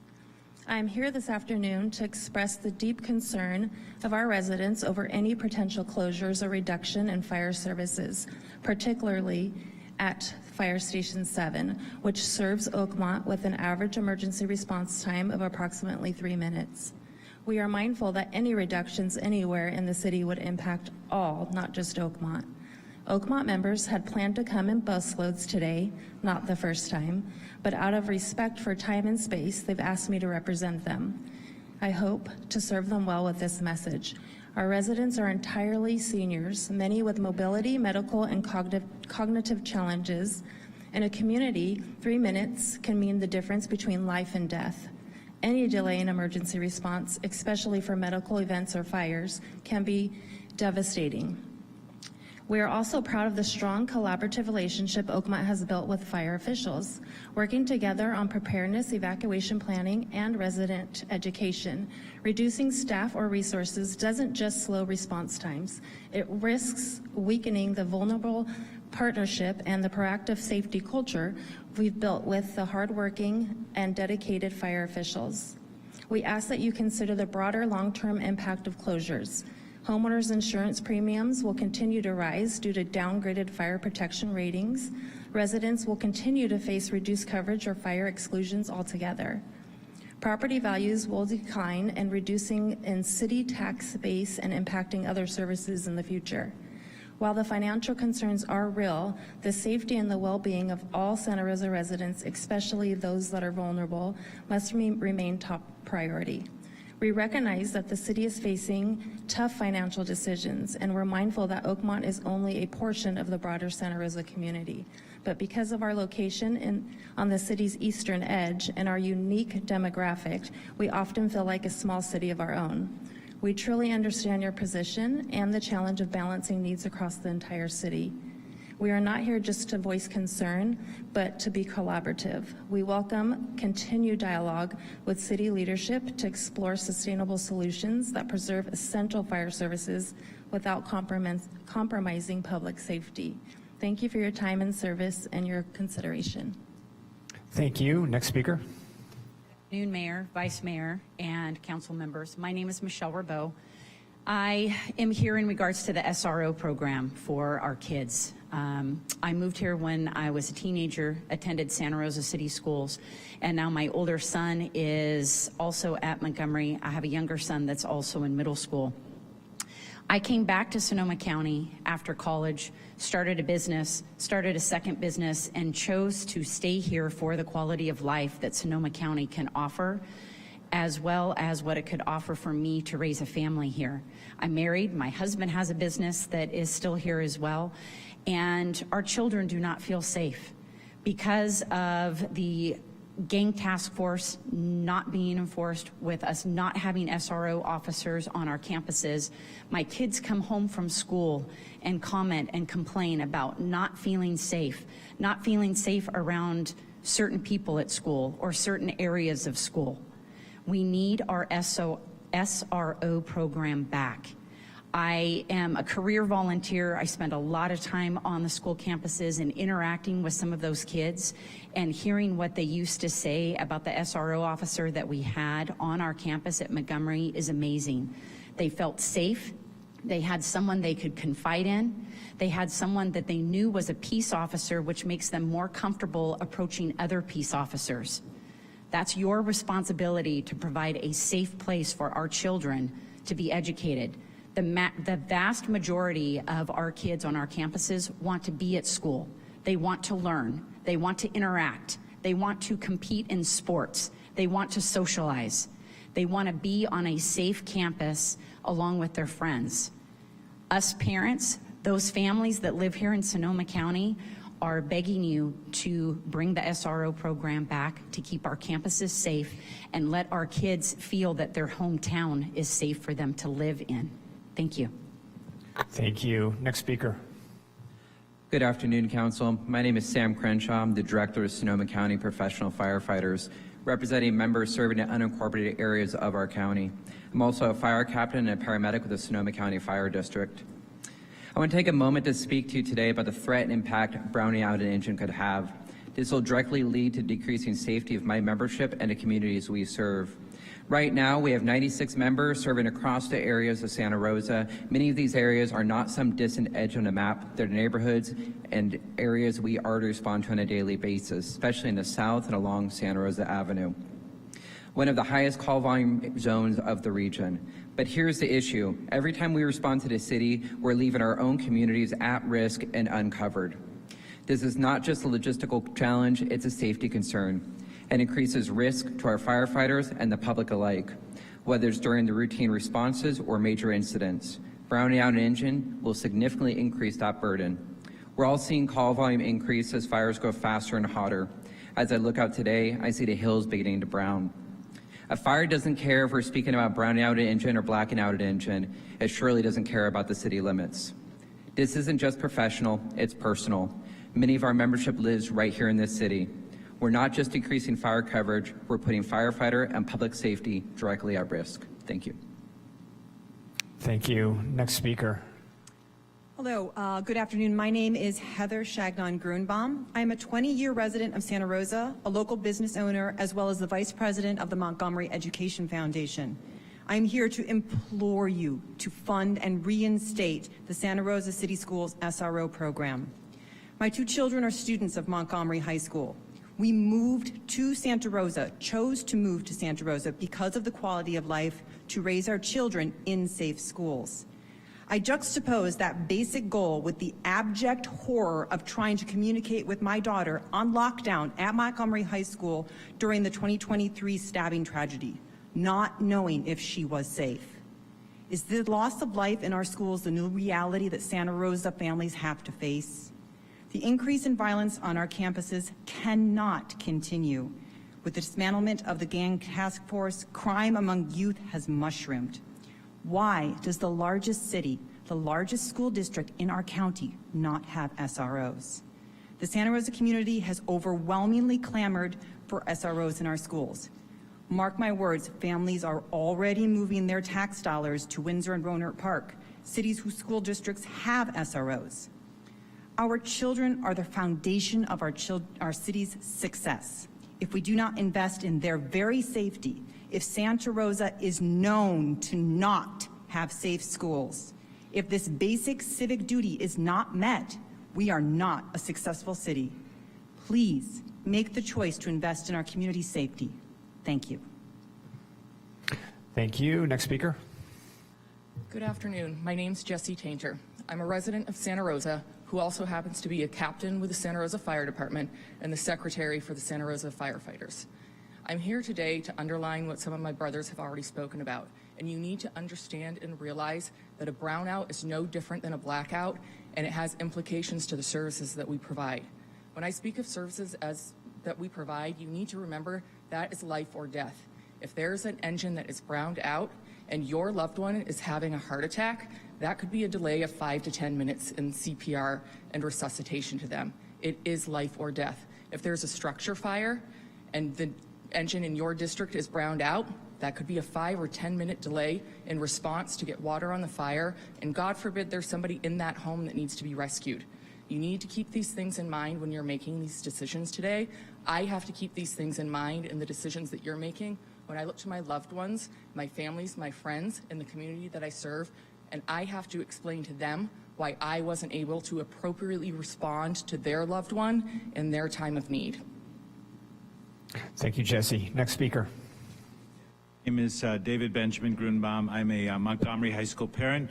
I'm here to speak about a topic that's hard to believe we have to fight for, which is funding SROs in high school. First of all, Mayor, staff, and the City Council, everyone says you have a thankless job. Well, I want to change this. Thank you. I know it's a brutal time for you guys. We really, really appreciate all the work you guys do. It's been 5 years since the SROs were dropped, and the mood on campuses, high school campuses, remains at extreme anxiety. A friend of mine was hired as an administrator for Elsie Allen. He lasted for less than a month. Every day he said it was just weapons, knives, guns, etc. He said he was terrified, that's why he quit. We all know about the terrible tragedy at Montgomery High School a few years ago, the same school my daughter attends.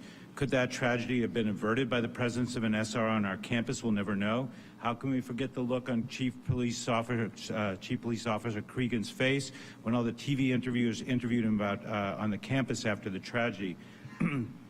Chief Cregan spoke about his regret that SROs were no longer on our campuses and how the police department was in complete support of bringing the SROs back soon. And that was 2 years ago and still nothing, right? We have an amazing principal at Montgomery High School, April Santos. She's done what she can, restored as much order as possible, but she's severely handicapped by not having the presence of SROs on campus. There's one main bathroom on the Montgomery campus where many of the violent fights have happened. I'm terrified my little girl will have to use this bathroom one day and she'll be attacked. So all of us parents desperately seek hidden bathrooms on the Montgomery campus, hoping our children will be safe from assault. How pathetic is that? The next thing I'm going to tell you will be completely shocking to you. I run a tutoring company and teach students throughout the Bay Area. Whenever I bring up where I live, Santa Rosa, the first thing I hear from parents in other areas is the deadly, oh. In other words, you know, the oh you never want to hear when someone is going to express pity. They started asking me about which private school my daughter attends, because surely I wouldn't send my daughter to a Santa Rosa public high school with all the gang problems and violence. So that's our reputation in California now. It's crazy, right? This is Santa Rosa, one of the most beautiful places in the world. You want more money so you don't have to face horrible budget decisions, right? It all starts with restoring Santa Rosa's reputation so we don't lose students and tourists. When people feel safe, they spend money. There is good news. There's been a big change in this Santa Rosa School Board. It's a great new board that's reversing the mistakes of the past, and they would gladly welcome SROs back to our campuses. So please do the right thing and allocate money for SROs and keep our children safe. Thank you. Thank you, David. Next speaker. Good afternoon. My name is Jim Geisinger. I moved to Santa Rosa in 1977, and I've never left. I'm a City of Berkeley firefighter, paramedic for 30 years. Before that, I worked in Santa Rosa for 7 years as a paramedic. So let me start off by saying, if you conducted a survey today, your citizens' priority are going to likely show public safety as a top concern. Measure O passed in 2004 with 70%. That's not going to change. Even in the City Council's organizational values chart, listed number 1 is providing quality service. To consider laying off 12 firefighters or browning out a station or a ladder company, you're not just swerving out of your lane, you're heading off-road and you're about to drive off that cliff. As a tax-paying citizen in Santa Rosa, when I call 911, I expect an expert level of service which Santa Rosa Fire and Santa Rosa Police have delivered. Amongst my expectations is that every firefighter and police officer goes home in one piece after each shift. With these cuts, you're absolutely compromising their safety. And I can tell you firsthand in my 30 years of firefighting experience that a single-family home fire is a lot different than it was 20, 30 years ago with the synthetic fuels and materials being used inside that house. And it's critical in an NFPA 1710 recommendation to have enough personnel on scene to do an effective search for victims and to be able to contain and extinguish that fire. And if need be, to have enough firefighters on scene to save their own. With what happened here in Santa Rosa in the last 8 years, it's ludicrous to even entertain layoffs and engine or ladder truck brownouts. This city owes a debt, and with all the help you received during those fires, you'll have quite a public image problem if you cannot reciprocate. Now, we appreciate the thank you for your service and your sacrifice in saving Stevie Nicks' house, but action speaks louder than words. It's your job to keep all these people in red t-shirts safe. Santa Rosa has a call volume of 30,000. And with the downtown plan of adding an additional 7,000 units, everything's going horizontal. You need to have enough firefighters to fight mid-rise and high-rise fires. I was at that fire in Berkeley. That was a 6-alarm fire on a 7-story building. I was the first in on the ladder truck, and we got that pipe flown with water under 5 minutes, and we didn't have a chance. We needed 5 trucks to keep that from taking out a whole downtown block in Berkeley. And we have the luxury of having Oakland and everyone else nearby. I'm going to cut this short, but Santa Rosa won't be alone in this fight to save their firefighters. Santa Rosa is home to many active retired firefighters, not only in Berkeley and Oakland. We're very aware how coveted getting that Santa Rosa Firefighter Local 1401 endorsement is to your campaign, and we'll hit the streets with these Santa Rosa firefighters. We have Local 1401's back. We back those that back us, and please redirect your priorities to match those of your constituents. Thank you, Jim. Next speaker. Honorable Mayor, members of City Council and City staff, my name is Renee Rossetti, Chief Program Officer of the YWCA Sonoma County. On behalf of the Board of Directors, staff, volunteers, and especially the Santa Rosa families served by YWCA Sonoma County, I'm here to express our deep regret and opposition to your consideration of eliminating funding to YWCA's Safe House, a confidential refuge for Santa Rosa families fleeing violence in the place we should all feel the safest, inside our own homes. To leave one's home is to become homeless, choosing that over personal injury or tragedy at the hands of one's abuser. Established in 1976, YWCA's 24/7 Domestic Violence Crisis Hotline, the only one in Sonoma County, is still the most direct path to support for local families in need. Our confidential Safe House shelter is the only one in Sonoma County for families seeking refuge from harm. Since the inception of our contract in 2019, we have relied upon the City of Santa Rosa for support, and YWCA Safe House Shelter has delivered a total of 37,266 bed nights to adults and their children, well over half of whom are residents of the City of Santa Rosa. 73% are women, 27% are men.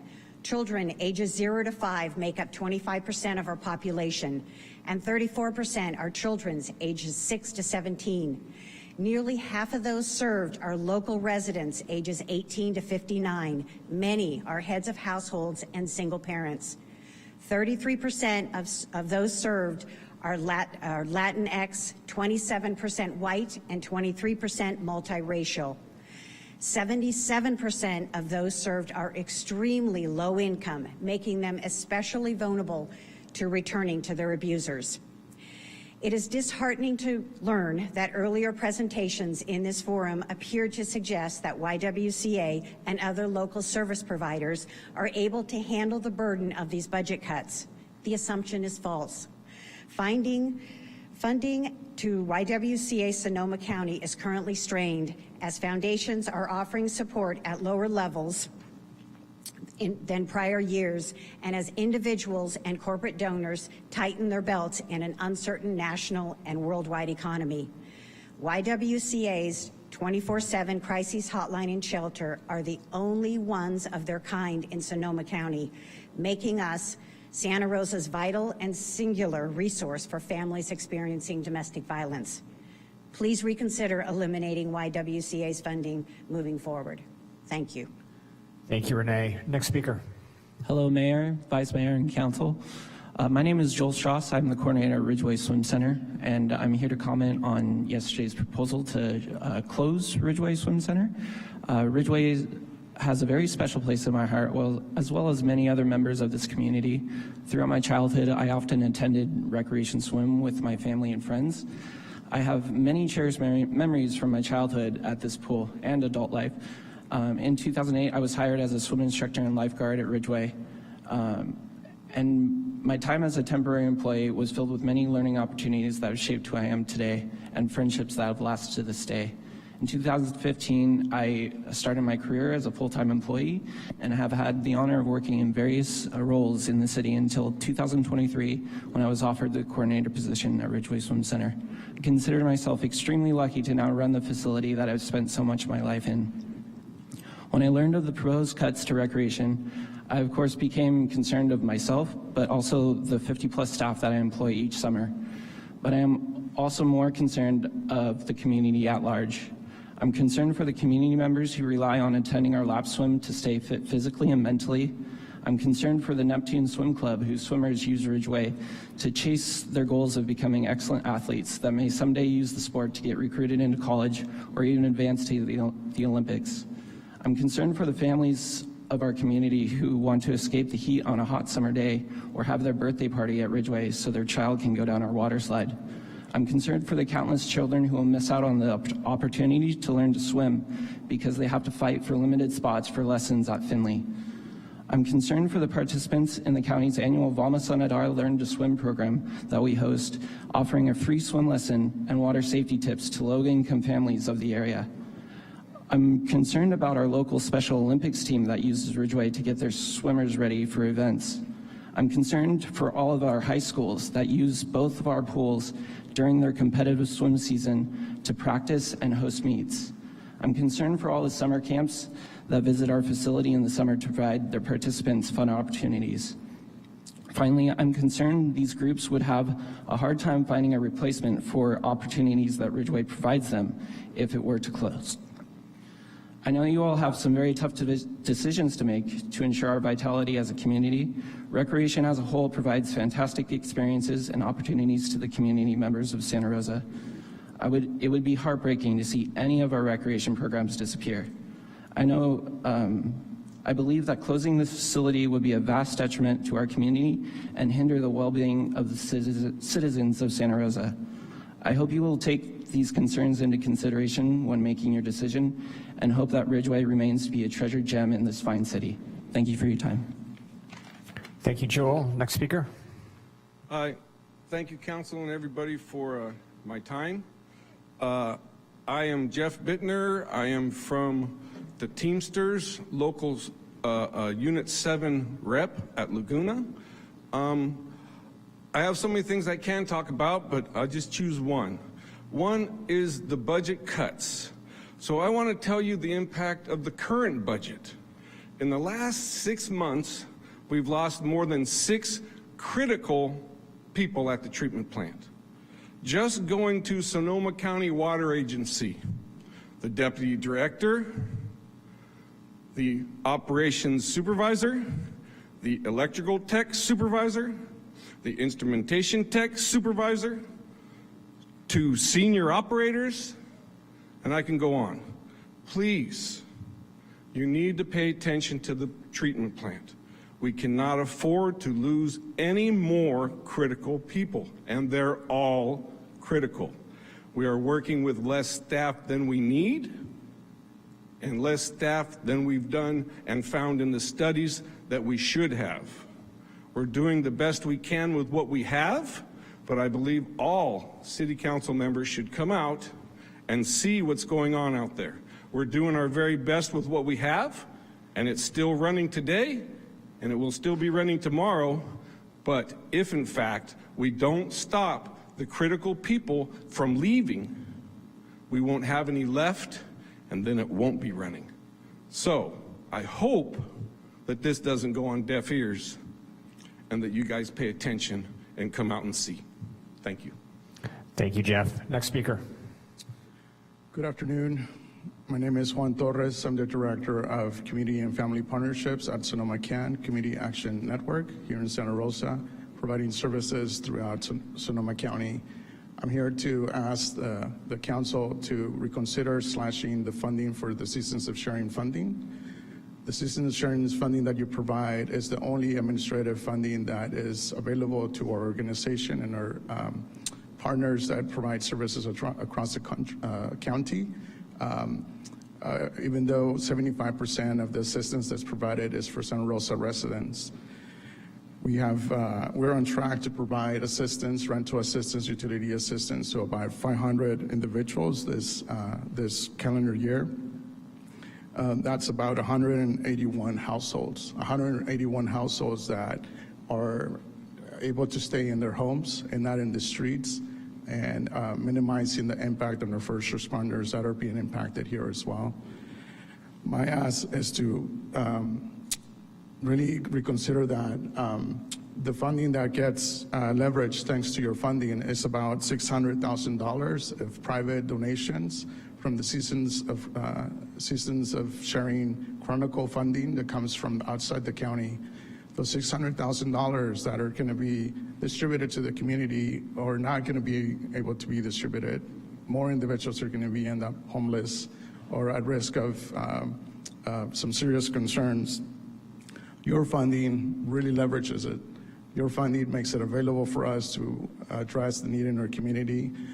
This investment has the impact to reduce the amount of fundings that you'll have to spend in the future, addressing in our shelters, addressing the needs in the streets. I really urge you to reconsider this need. The individuals that serve are across our whole population.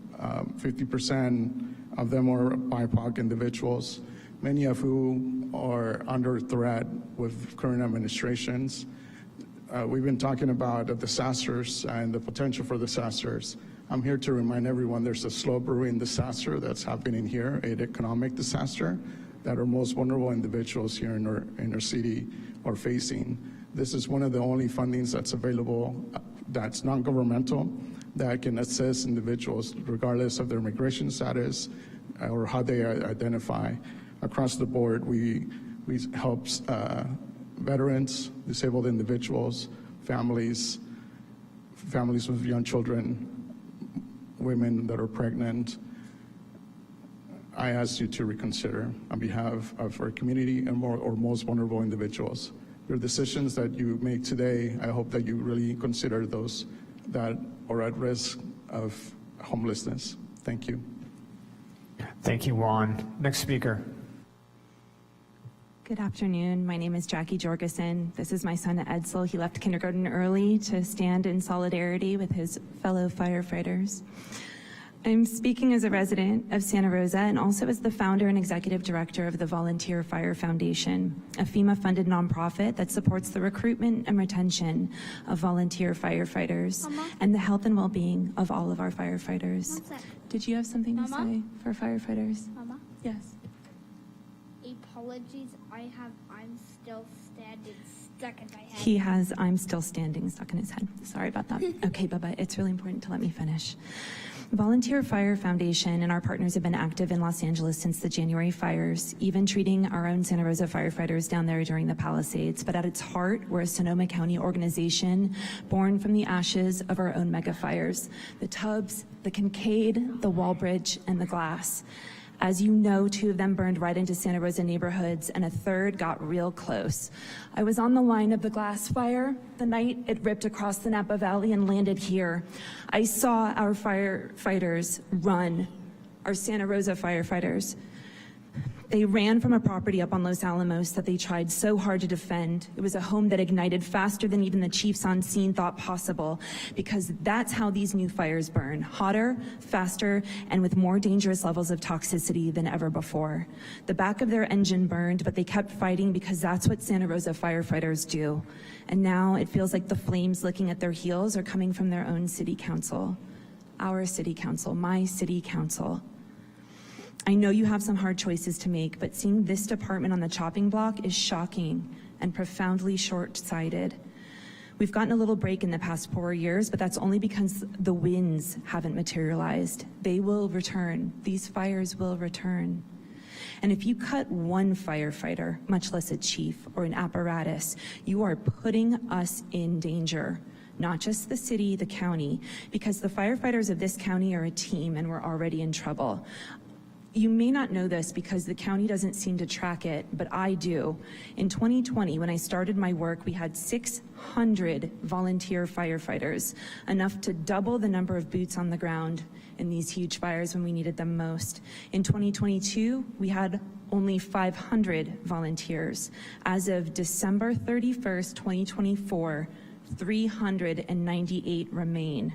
We are doing everything we can as a small nonprofit to rebuild those numbers, but the decline of volunteers is a definitive nationwide trend. And what that means for a place like Sonoma County, which is vulnerable to not only wildfire but catastrophic earthquakes, is our paid fire force is more critical to the mutual aid system than ever. I'm going to finish with my own personal motto.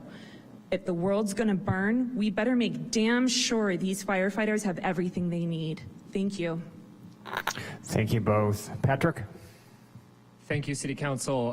Good afternoon. My name is Patrick McDonnell. I'm the Housing Team Supervisor at Legal Aid of Sonoma County. Like the previous commenter who invoked Seasons of Sharing, Legal Aid of Sonoma County is one of this city's most important upstream investments to make sure that folks don't actually end up on the street.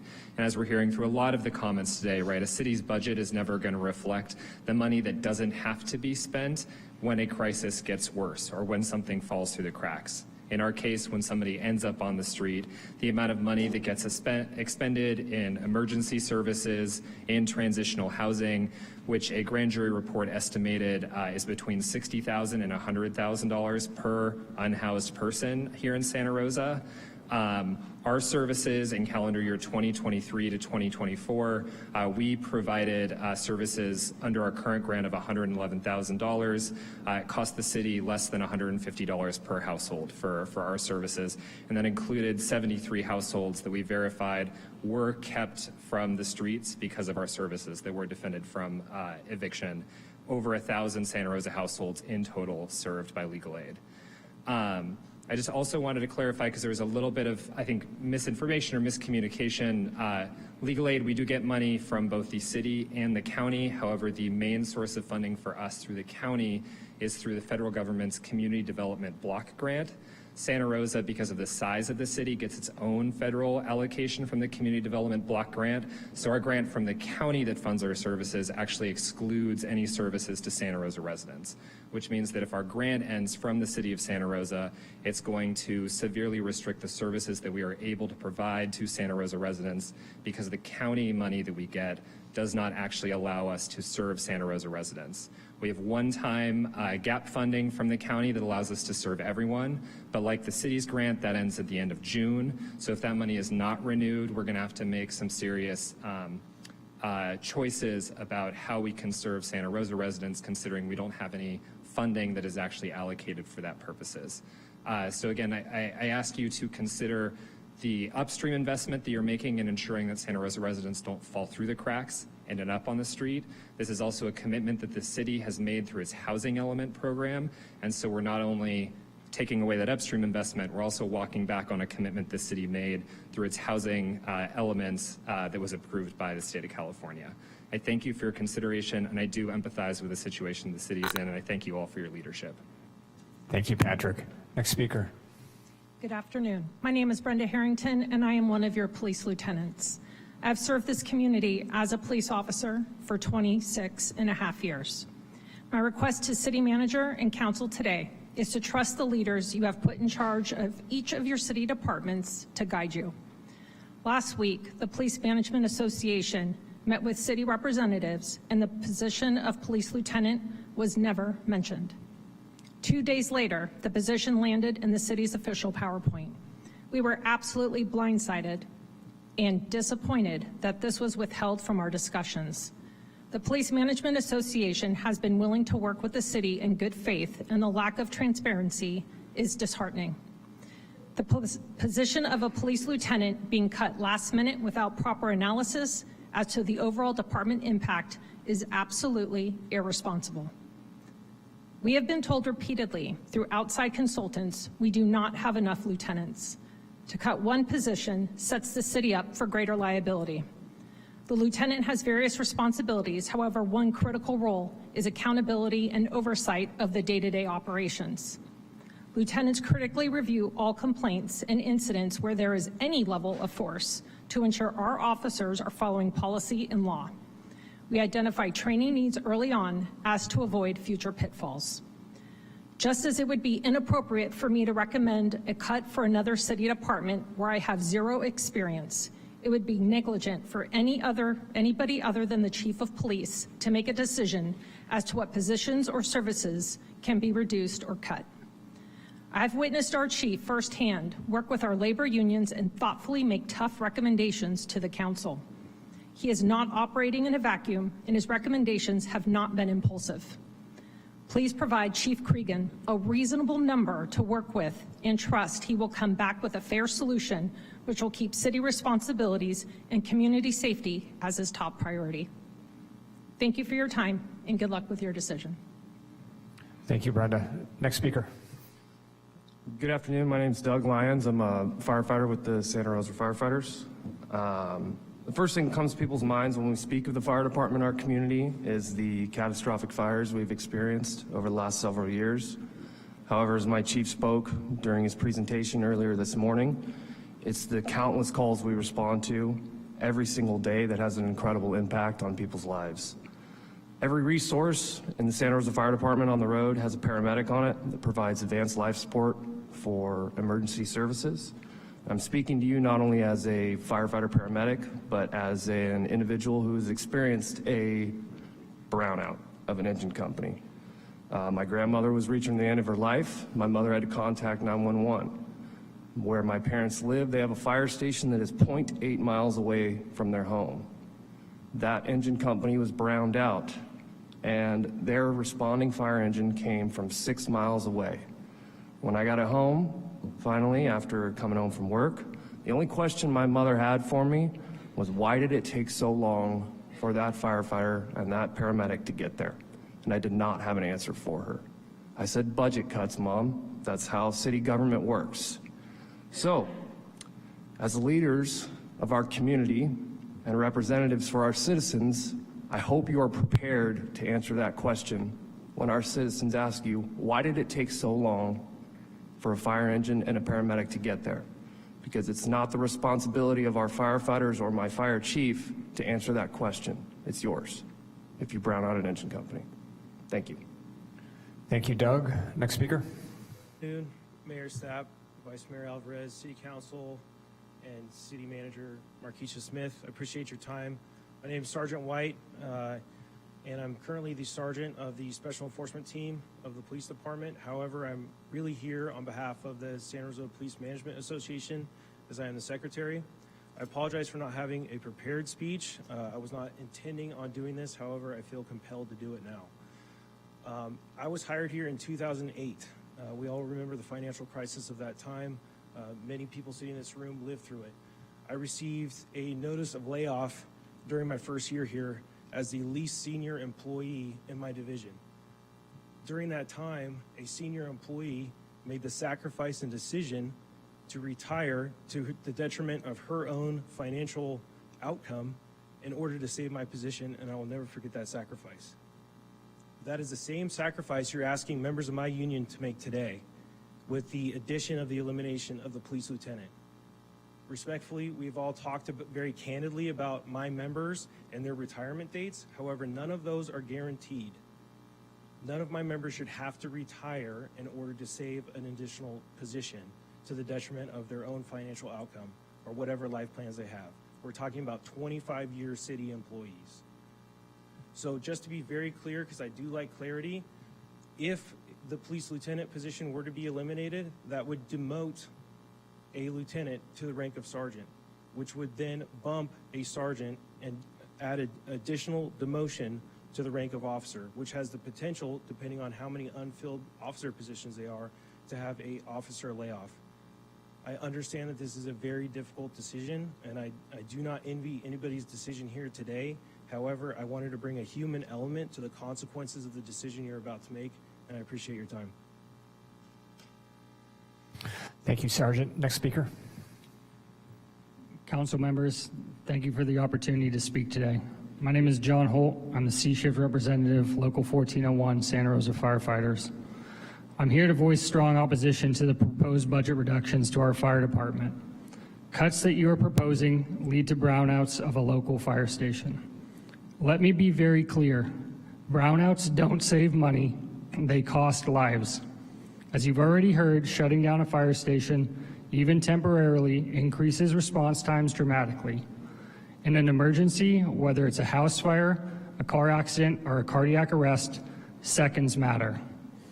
When a station is browned out, those seconds now become minutes. And for someone waiting for help, that can feel like an eternity between life and death. This isn't just a cost issue, it's a public safety issue.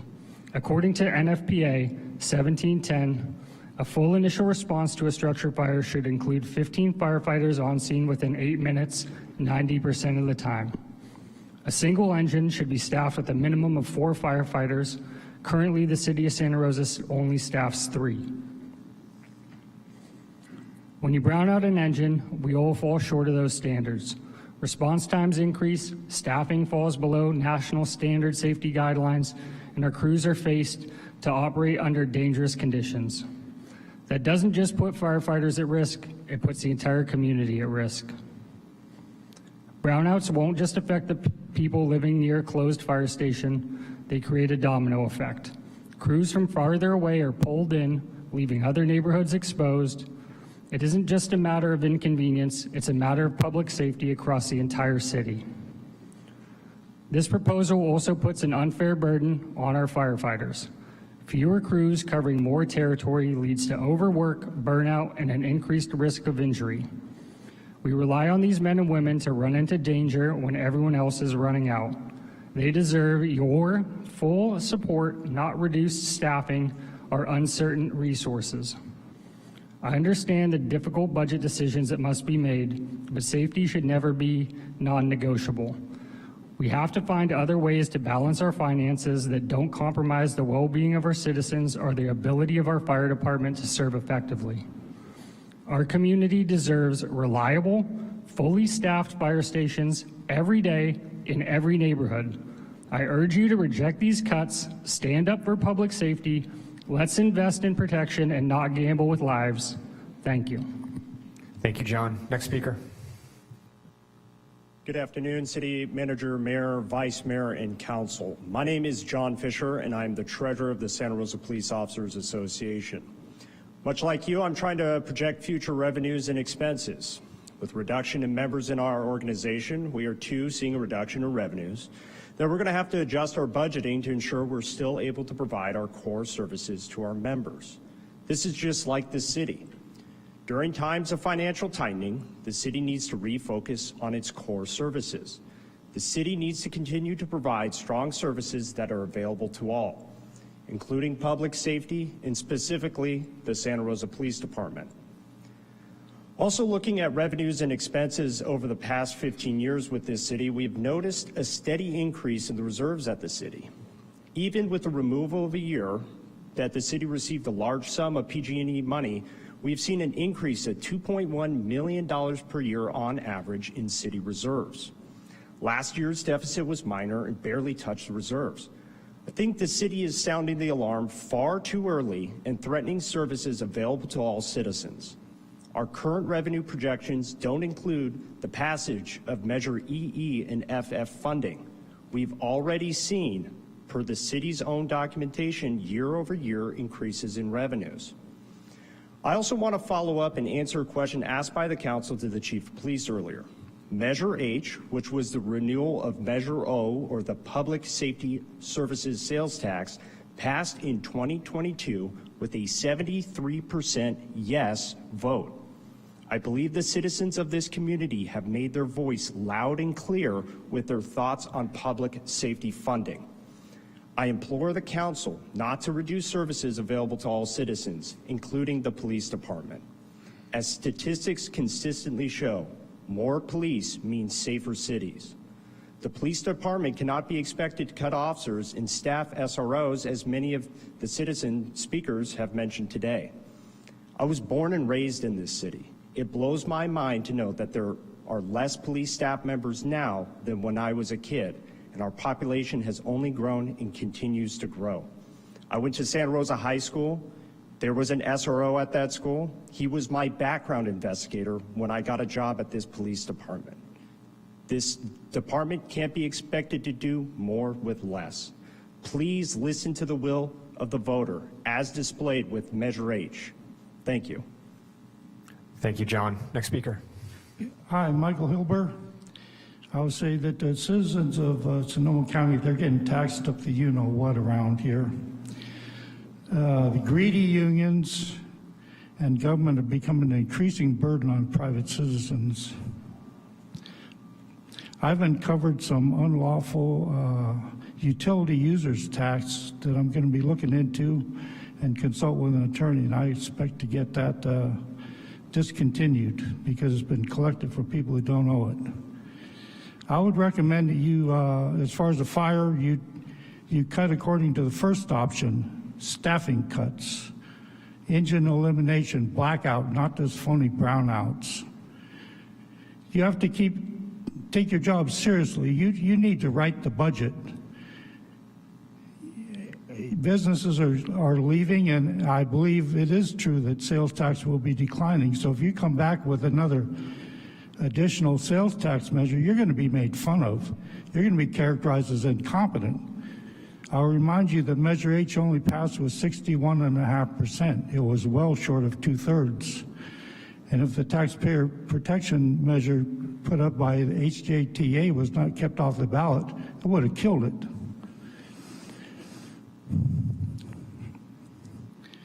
As far as what did we see in the Palisades? The fire hydrants were connected to an empty reservoir. That's incompetence.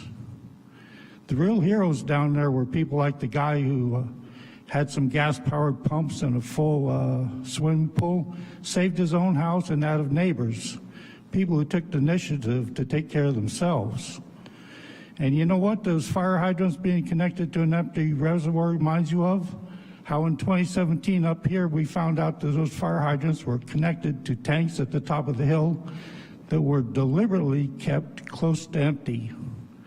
And the blame for that is Chief Gosner and Paul Lowenthal, because they were in charge at that time. And that's indicative of incompetence, because to have a red flag situation and tanks being deliberately kept near empty for the fire, that's not right. And I feel like pointing out that Mr. Lowenthal also, he called out 3 cops, 3 Santa Rosa police to try to have me arrested for a fire outside this building. That's another, he should have been fired after that. That's a gross display of incompetence. Next speaker. Hi, my name is Garrison Swartz. I am a motor officer for the police department. I know everyone here, thank you for letting me talk. I know everyone here on council knows that traffic safety is a huge concern for the city. We currently have 6 motor officers, down from a high of 9 that we used to have. The city is 42 square miles with almost 600 miles of streets. It's 170,000 plus population, but much more during the working hours when people come here to work. Cutting a motor position out of that cuts 16% of the working force for traffic enforcement for the entire city during those hours. If I'm here to say that I'm asking the council not to cut any police officer positions, with 8 positions cut, that's 6% of our working force for patrol and functions that support patrol. For motors, just last year alone, we took over 300 traffic collision reports. That's not including the hundreds of traffic collisions that we went to that ended civilly. By motors going to those calls, that saves patrol time so they can handle important calls like domestic violence, robberies, stabbings, other assaults that occur. Each of those crashes that we went to, it's an average of 45 minutes per motor to handle that call, not including the report writing time afterwards. That's so once medical is clear from the scene, officers are still there, motor officers are still there for an additional approximately 25 minutes to 30 minutes waiting on tow trucks, doing traffic control, making sure things are safe for the community. On top of doing our traffic enforcement with the 8,200 citations that motor officers wrote in the last year, which is 2/3 all of the citations for the department. Motors also help with traffic or with patrol calls. Patrol is inundated with hundreds of thousands of calls every year, and there's oftentimes on a daily basis where there's no patrol officer available to handle calls for service. That means traffic, DET, and other units that support patrol have to handle those calls for service or are used as a back for calls for service. Due to the ability for motorcycles to get places faster than patrol cars, especially in traffic, when responding to important calls like injury collisions, stabbings, or other incidents where people need help right away, it is important to keep motor officers available and working so they can be able to help patrol and help the citizens of the city as much as possible and as fast as possible. On top of losing projectively losing a motor position, we will be losing another motor next year through attrition, which will cut our motor team by a third. Thank you. Thank you, Garrison. Next speaker. Hello, Mayor, Vice Mayor, and City Council, City Manager, City Attorney. My name's Anna Diaz, and I am from Roseland. Today, I am here speaking as a community member, but I do want to note, just because it is known to many in this room, that I am the president of the Roseland School District. And so for me, as a community member within Roseland and as well as an elected official to my area, I think public safety needs to be number one for each and every one of you, and that includes fire, EMT, and police officers. As you guys know, SROs was a huge part of my movement when I was just in high school. To be honest, I remember my SRO from Lawrence Cook Middle, from Herbert Slater Middle, and from Elsie Allen more than some of my teachers. Orlando Macias played a huge role in each and one of our lives. He wasn't just there to patrol the students. He was there to be a mentor, and more than anything, provide us the safety that the children of Santa Rosa City Schools lacks today. So I am in support of the SRO program just because of all the things that are occurring and continue to occur. Although most of the current school board members are inheriting the past mistakes of the prior school board members, I am confident that City Council of today will support this program going forward and on. I also want to note that for Santa Rosa Pride and for Santa Rosa Rose Parade and for Cinco de Mayo, our public safety plays a huge role in all these festivals. So going back to the fires, public safety, fire department, and police department, they also played a huge role during the fires, during this crisis and whatnot. So for each one of your districts, 1 to 7, it should be a priority. These people lost their homes and they were still pitting their community members first. So I expect that you guys go back and think about the last vote that you guys made, because Diana McDonald stayed united with them. And I can't say Eddie Alvarez because he wasn't there to be a part of the vote, but I'm confident that he also stands united with our public safety, because District 1, we depend on them a lot. So with that, I just want to conclude this with saying, please stand united with our public safety. It should be a #1 priority for each and one of you, for your districts, not for yourselves. You need to put your personal feelings aside, but for your community members. I yield my time. Thank you. Thank you, Anna. Next speaker. My name is Cassidy Anderson. I work as a senior code enforcement officer in the Code Enforcement Division.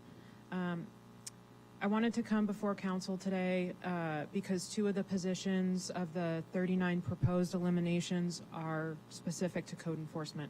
One is the assistant chief building official position. The second is a full-time code enforcement officer. I wanted to talk a little bit about what code enforcement does and where code enforcement has come since I've worked for the city. I started working in 2013, and the work that we do, it's unrecognizable compared to when I started here. We have just in the last several years come before you with many ordinances, and I feel like we're on the tip of everyone's tongue with massage, with tobacco retail license, with short-term rentals. All of our officers are split themselves between at least 1, if not 2 task forces that we support. So the work that we do drastically impacts other departments and other divisions within the city. Just to name a few, we do cannabis enforcement, we support homeless, we support environmental, STRs, like I said, neighborhood revitalization program, nuisances, we do drug abatement, which is severe properties that are affected by prolific drug activity, graffiti, vacant building, vacant lot, and I'm sure I'm missing one. Additionally, City of Santa Rosa is the biggest city within the county, and we often support and provide education, give advice, talk about policies to our neighboring smaller districts. I didn't prepare a speech today, so bear with me, and I'll wrap up in just a sec. Every position that we have matters, and so I know you guys have some hard decisions ahead of you. I just want you to think about our small but mighty little division. Thank you. Thank you, Cassidy. Jenny Lynn. Good afternoon, Mayor Stapp and members of the council. My name is Jenny Lynn Holmes, and I'm the CEO of Catholic Charities. I want to first say we've been very grateful for the long-standing partnership with the City of Santa Rosa and look forward to many more years of working together. I'd also like to say that I greatly empathize and acknowledge the challenging position that you are in. We are ready and willing to make reductions, as well as continue to find other funds for these programs, as we have done for years. We are aggressively pursuing new models and new funding. We also are ready to look at alternative options such as creative partnerships and working with the County of Sonoma. I would like to ask for a couple of considerations. As Director Bathinger said, we understand that we have had one of the most significant reductions in homelessness in almost a decade. Much of this is attributed to these programs and your investments over the years. We have heard throughout the presentations that the impact of homelessness is in almost every department. And we've also heard that there's been a lot of progress in these areas by the different departments. We know reductions are necessary, so we would like to make some concessions. The Warming Center, Family Center, and Sam Jones can be absorbed. Safe parking can also be absorbed, as we will have time to find alternative funding streams. We would like to ask for a couple of considerations, some of which you saw on the earlier slide.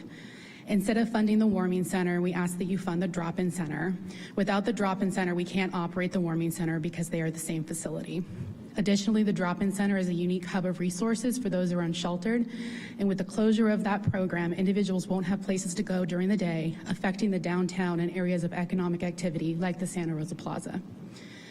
We also ask, as our second consideration, which you saw, to decrease the amount of funds being reduced for host.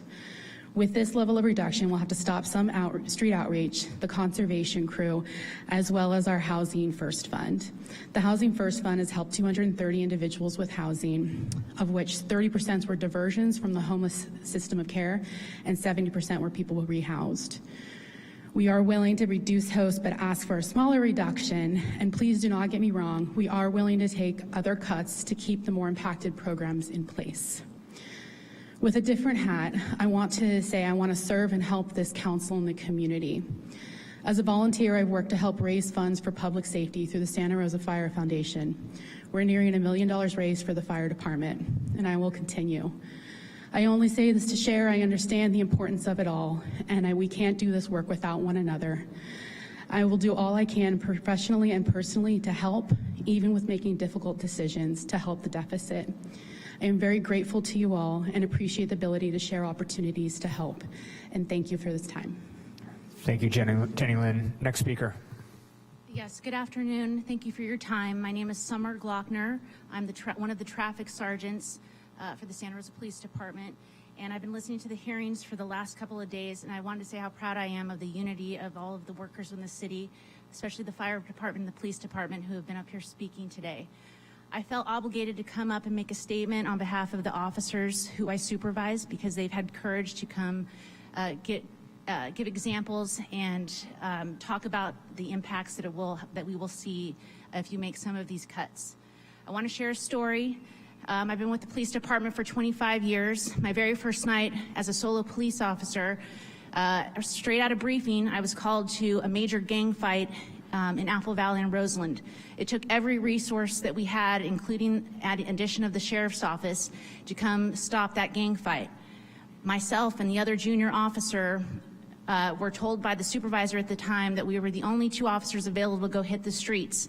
So my partner went to the west side, I went to the east side. I had no backup, and I was sent to a domestic violence dispute, and the only backup they were able to send were CHP. We both arrived about the same time. The CHP officers looked at me and said, "Well, I hope you know what you're doing, because we certainly don't. All we know is traffic." And I said, "Well, great, it's my first night, so let's figure this out." I share this story because of the fact that in my 25-year career, it's not the first time that happened, it wasn't the last time, and it happens every day. Just this morning, our officers working our day shift responded to a stabbing on the east side of town. How many resources do you think that took to respond to that call? It took almost every resource that was available. Cutting police officers, cutting fire department is not the solution to your budget crisis.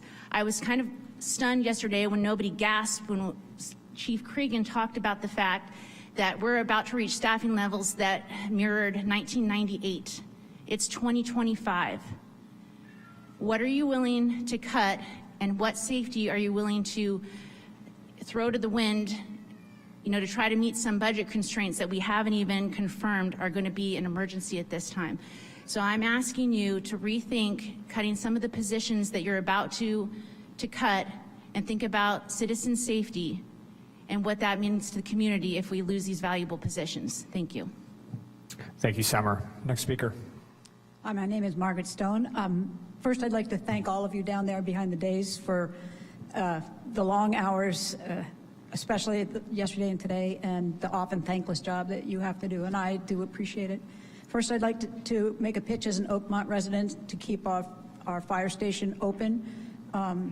We're tough old geezers out there. We do for ourselves as much as we can. We have a very active MYN program. We have Firewise, as Iris earlier spoke about, and but we do need rapid, professional response because our health isn't what it used to be.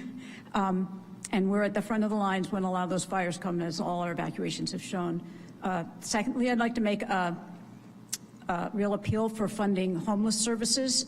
I'd really be appalled to see if those were cut with what's going on with the federal government and the lack of funds and other services being cut and support for people.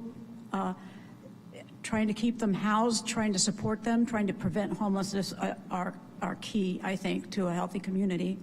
And last of all, speaking from my own professional experience, I didn't see, I don't know, if you have enterprise funds for your planning and building services, or if you have a recovery program for your general plan update costs. But I would really suggest that you do that. And if you have them, to increase the percent being funded, because the amount going from the general fund into those are not reasonable. And Iris, you might remember, mentioned a 12-year remodeling plan check. I was the one who told her, out of my professional experience, that it should have been done over the counter and would have been done in any planning department that I've interacted with or overseen, or any that my spouse, including 3 smaller and larger departments than these, has seen. It did take 12 weeks, and if it had gone over the counter, you would have had 3 months more of the increase in tax basis that would have resulted from the improvements that we made. So I'm hoping that that's one of many places you can get more funds from, and encourage you to look deeper into these matters. Thank you. Thank you, Margaret. Brian. Good morning, or good afternoon. My name is Brian Fix. I'm the president of the Santa Rosa Police Officers Association.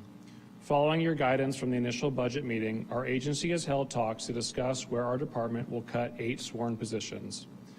The POA did not agree with every decision, and we certainly don't want to see any positions cut at all. But with that being said, we believe the final draft of cuts are spread equally amongst our sworn staff. I would like to touch on one of those proposed cuts, which is the cut to the Domestic Violence and Sexual Assault Unit, which I have been a part of for the past 4 years. DVSA is one of the busiest detective units in our department because we have the highest emergency call-out volume, the highest caseload, and we carry some of the highest liability in comparison with the other units. The reason our unit is likely to be cut is because we have 7 detectives, while all other units are running at a bare minimum of 4 detectives, with the exception of our violent crime unit, which currently has 5. Some looking at our numbers would suggest our department combine units in order to save DVSA. However, that is not possible. Ask our friends at the Sheriff's Department how that worked out when they combined the property narcotics unit. It just doesn't work out. When you combine units, one will always override the other, and one of the specialties will always lag because there just isn't enough time to focus on both specialties at once. When I started in the DVSA unit, we had 5 detectives, and we averaged a caseload of over 30 cases per detective, which was unmanageable and negligent. As of today, the average caseload per detective is about 20 cases at any given time, and we average 1 to 2 call-outs per week. If all that wasn't bad enough, I have more bad news to share. We currently have over 100 unassigned NCMEC cyber tips For those that don't know what that means, those are cyber tips related to the perpetrators in our community who download, view, and sell child pornography. According to an Iowa State University study conducted in 2016, 70% of perpetrators that view child pornography have committed some variation of sexual assault against a minor victim. Other similar studies have shown that 40% of those same individuals have assaulted more than one victim. DVSA simply cannot keep up with we are primarily a reactive unit that must prioritize and triage what cases we investigate to stay afloat. If those priority cases weren't enough, we are tasked with similar things such as managing our sex offenders and reacting to such things as the recent massage parlor epidemic that plagued our city. There's no way to put in words what it will mean for our agency and the community if we lose the DVSA team. I additionally just want to end quickly with asking you to unfreeze our ability to hire right now. We are projected, due to retirements and other reasons, to lose officers, and we potentially will get down to 136 by the end of 2025. Please reconsider and allow us to start hiring again. Thank you, Brian. Next speaker. Can you hear me?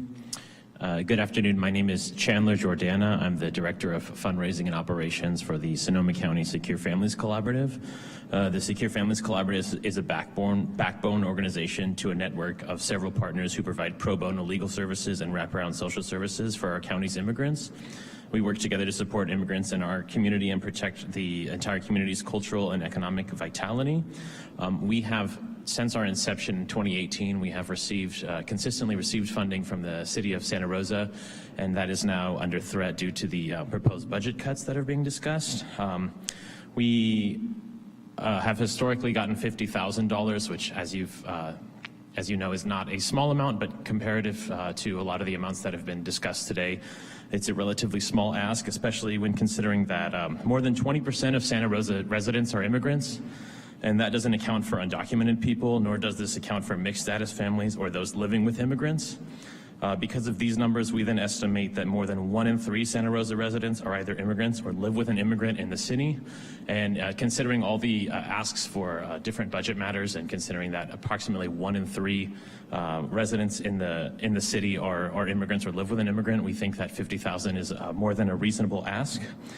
Furthermore, this funding also helps us get additional funding to support the Sonoma County Secure Families Collaborative, as it legitimizes us further as a nonprofit organization due to the funding we receive.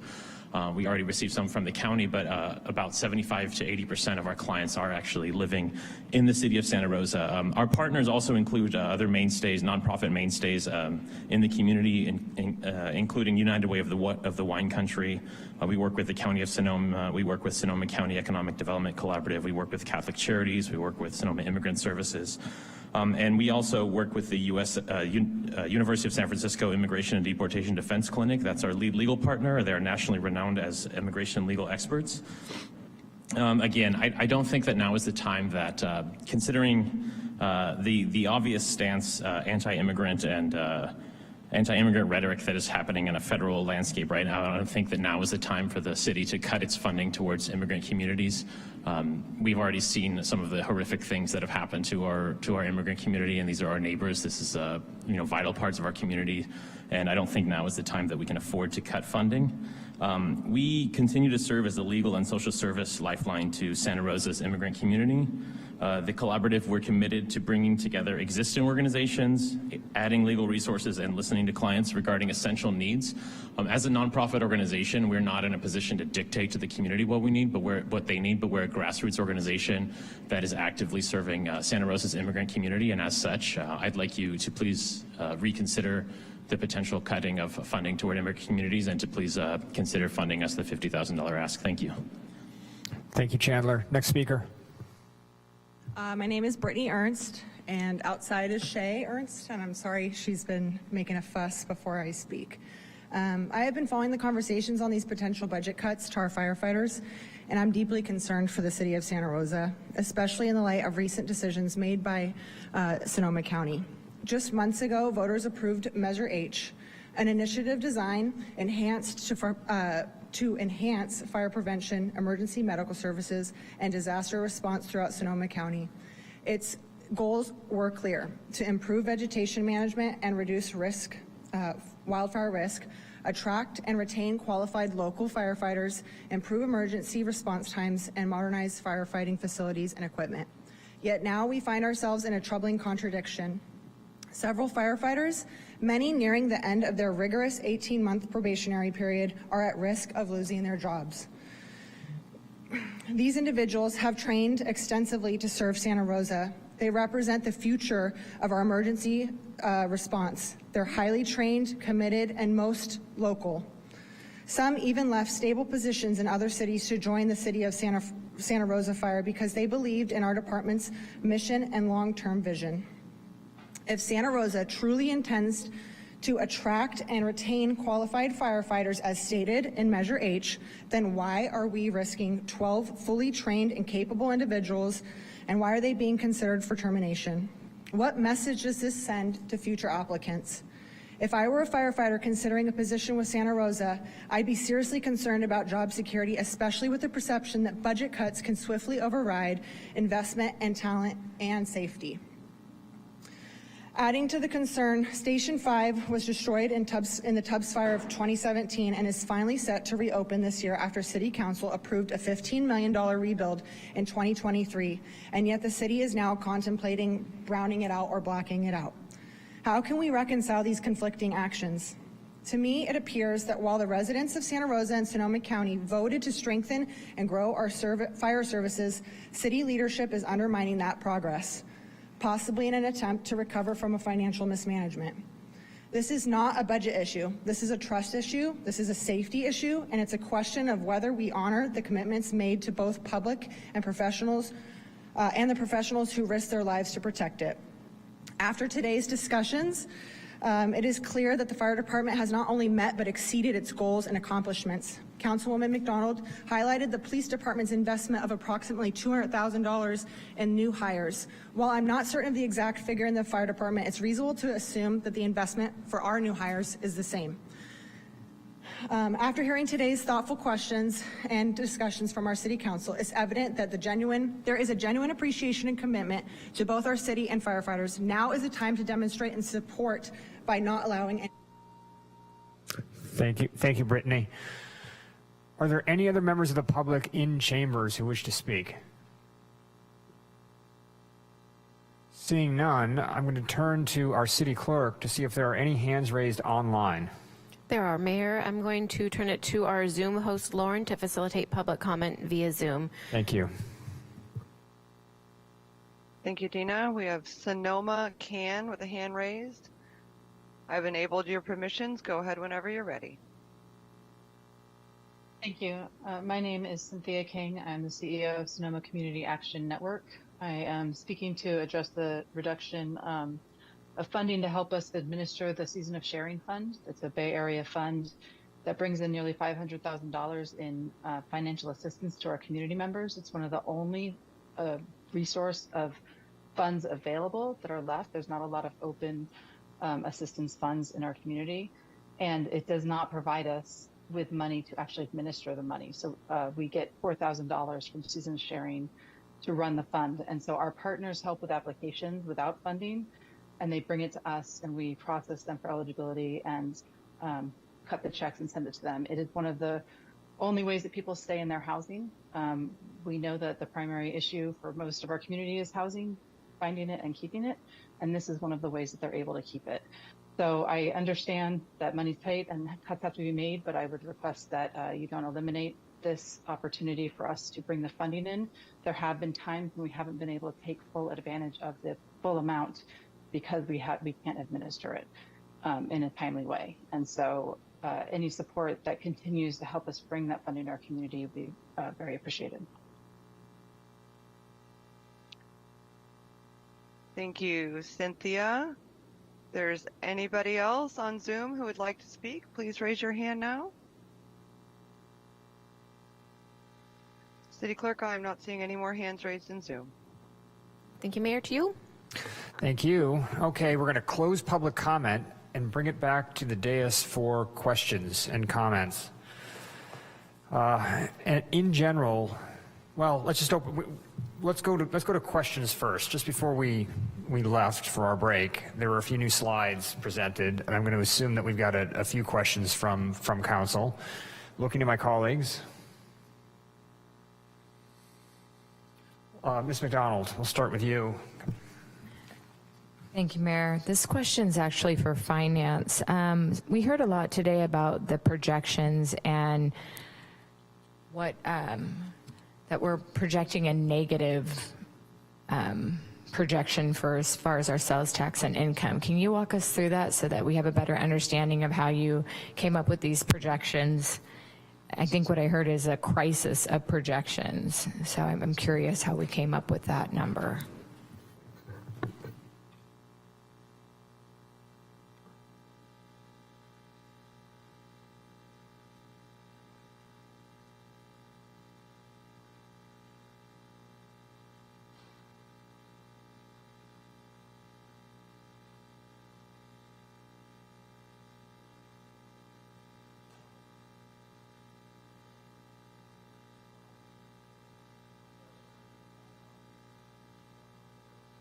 Is your microphone on, Alan? It is. There it is. I'm the deaf council member, so talk louder. Yes, ma'am. Thank you. No, I appreciate the question. I have a little bit of a comment. Actually, I think we have a slide that we can help with that. But before we get there, I think there's a couple things that we need to see. I do appreciate the creativity of labeling what we're going through. I've heard a couple of them. I have,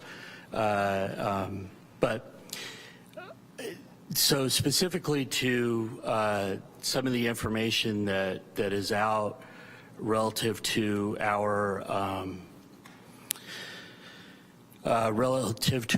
revenues versus expenditures. What Mr. Finnegan spoke to, and Mr. Carr as well. That's information that's pulled from our financial statements. I applaud them for doing that. They're from two particular schedules. Unfortunately, with that, they tell only part of the story. And that's the challenge with our financial statements, or really any financial statements. They're complex, and usually a simple answer of how the city is in a financial predicament is really, you need to go through about 4 or 5 of those different statements to be able to piece everything together to get there. At a very high level, what they're talking about in terms of revenues is including all revenues. And all revenues are, that's fine, that's a bottom line number of all of our revenues.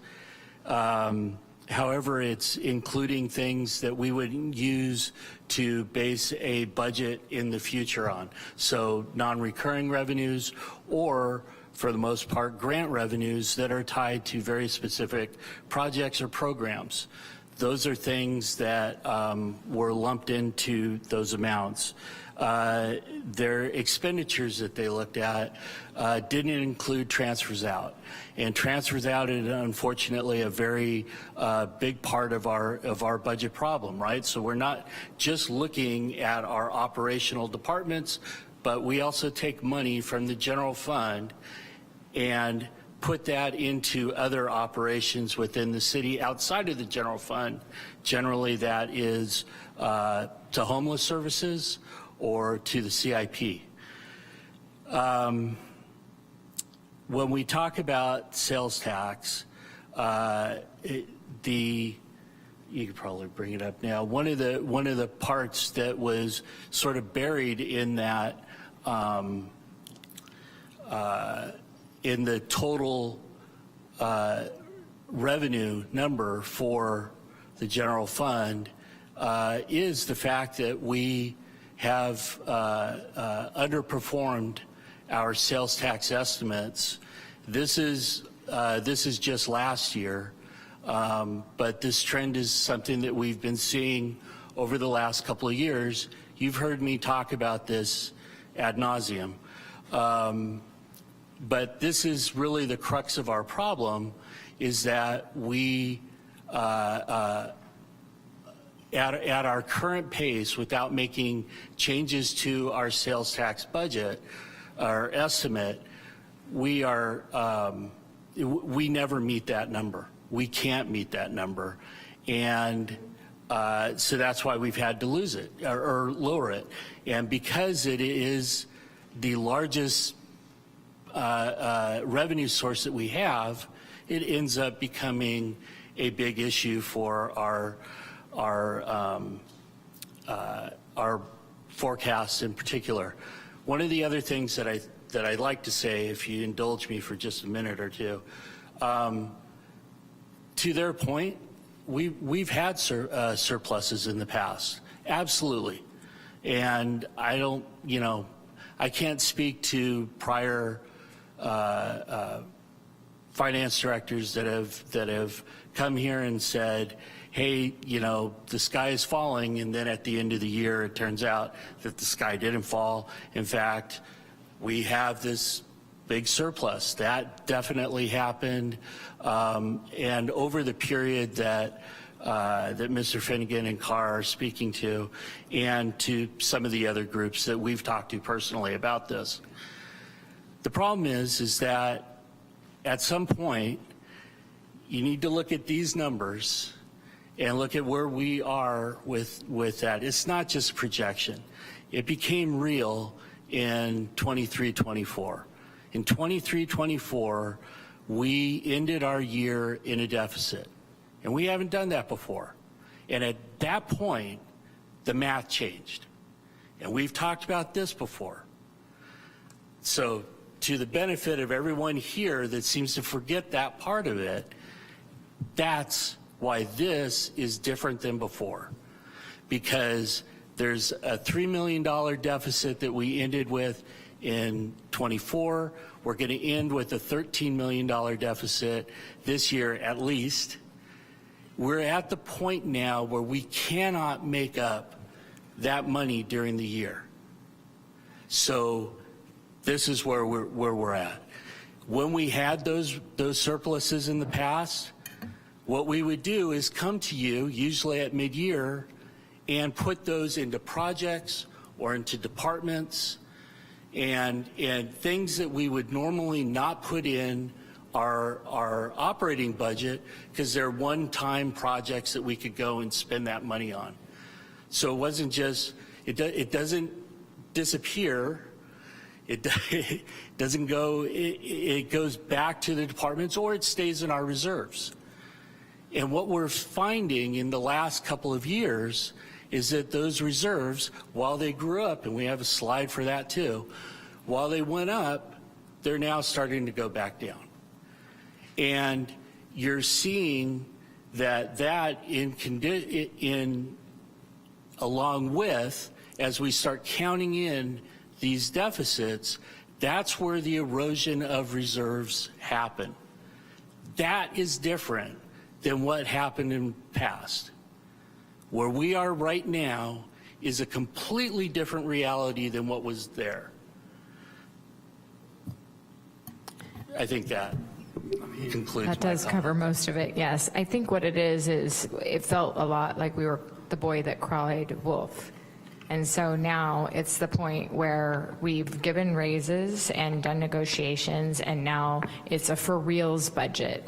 But from all of this time, and we can't go back, we were balancing our budget on the backs of our employees by not giving them proper raises over the years. And so we weren't hitting deficits. So at this point, it looks fishy, I would say, and there's some mistrust in the numbers. Just as far as a projection, so I'm clear, Alan, it was a $5 million deficit for sales tax for this year. What did you project for next year? Same numbers, or did you do another $5 million deficit? We dropped that by what, $5.2 million. So you did another $5 million drop, so you're expecting it to? Okay, go ahead. What we did was for 25-26, we took that into account and we lowered our initial revenue estimate. So instead of our total sales tax estimate of being 75.8 million, roughly it would be 70 million, because we weren't going to meet that number. So we, instead of having a high revenue estimate and not meet it, we lowered our revenue estimate to meet where we're seeing ourselves be. And one other point on that, council member, if I may, is that, you know, we had seen, what, 2 years of this, 3 years? Yeah, we held our sales tax flat for 3 years. It was a very thoughtful process for us to move it down for 2 reasons, and you brought them up, and it's something that I am very aware of, is that the minute we lower that, then it reduces a major revenue source for our budget. We had already stopped our conservative estimating when it came to our major tax sources. So if we dropped it, then we run the risk of it looking like we're going back to a conservative methodology. We were hoping that revenue would come back up to meet where we had held things flat. And after the 3rd year, it just became irresponsible for us to keep going at that level. Because what we were doing is, instead of artificially holding revenue estimates low and then ending up with the surplus, we were keeping them high and ending up with the deficit. And that was something we didn't want to do. One other point to put out is that, and you touched on this, is that for the numbers and the years that were shown in the information that Mr. Finnegan and Mr. Carr have, doesn't include 24-25. And 24-25 is a very important year, because that's the year that those labor costs increase significantly with the new contracts. So yes, they had lower contracts in the past, and then all of a sudden they went up. So that what also gives us the concern is because there isn't a revenue source to back those up. We tried with measures EE and FF, and that is bringing in some revenue, but not nearly the amount that we needed, that we knew we would need to be able to pay for those contracts. So that's where we are, and that's, yeah. Does anyone have a projection on what other jurisdictions are projecting for their sales tax revenue, not just City of Santa Rosa, or how do you come up with that formula? So, you know, just our own numbers, or do we use, is there some type of? We do have a sales tax consultant. We use Avenue Uni Services. We relied heavily on their forecasting for this. We had been backing away from their forecast, but we moved closer toward that. So our forecast now reflects a lot of what Avenue has put in there, yet we still take that with a grain of salt. They are inherently conservative in the way they do that. Unfortunately, and to what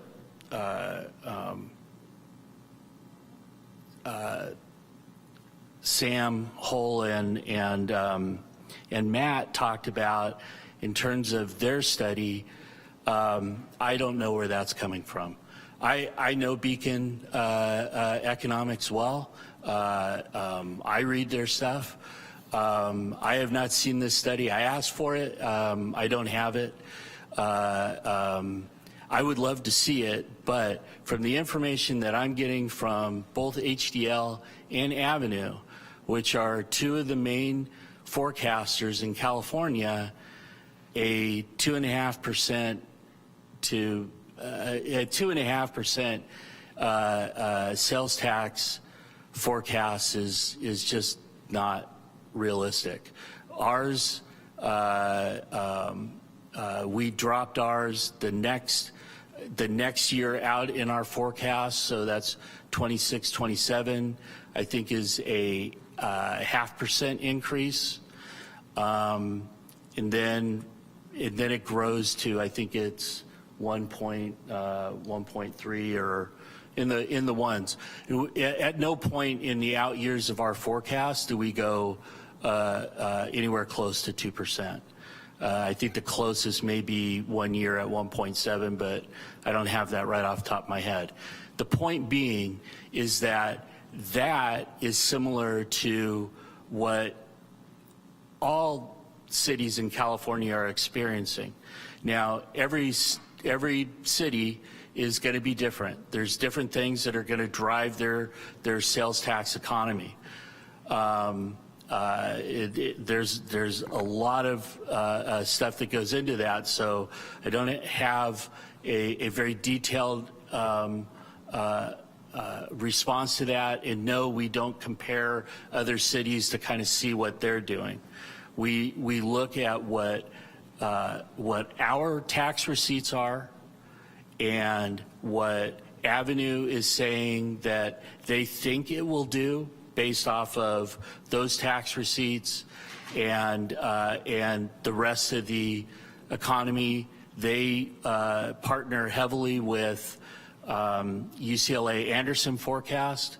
So a lot of their forecast for the Sonoma County area is built into, or at least informs that forecast alone.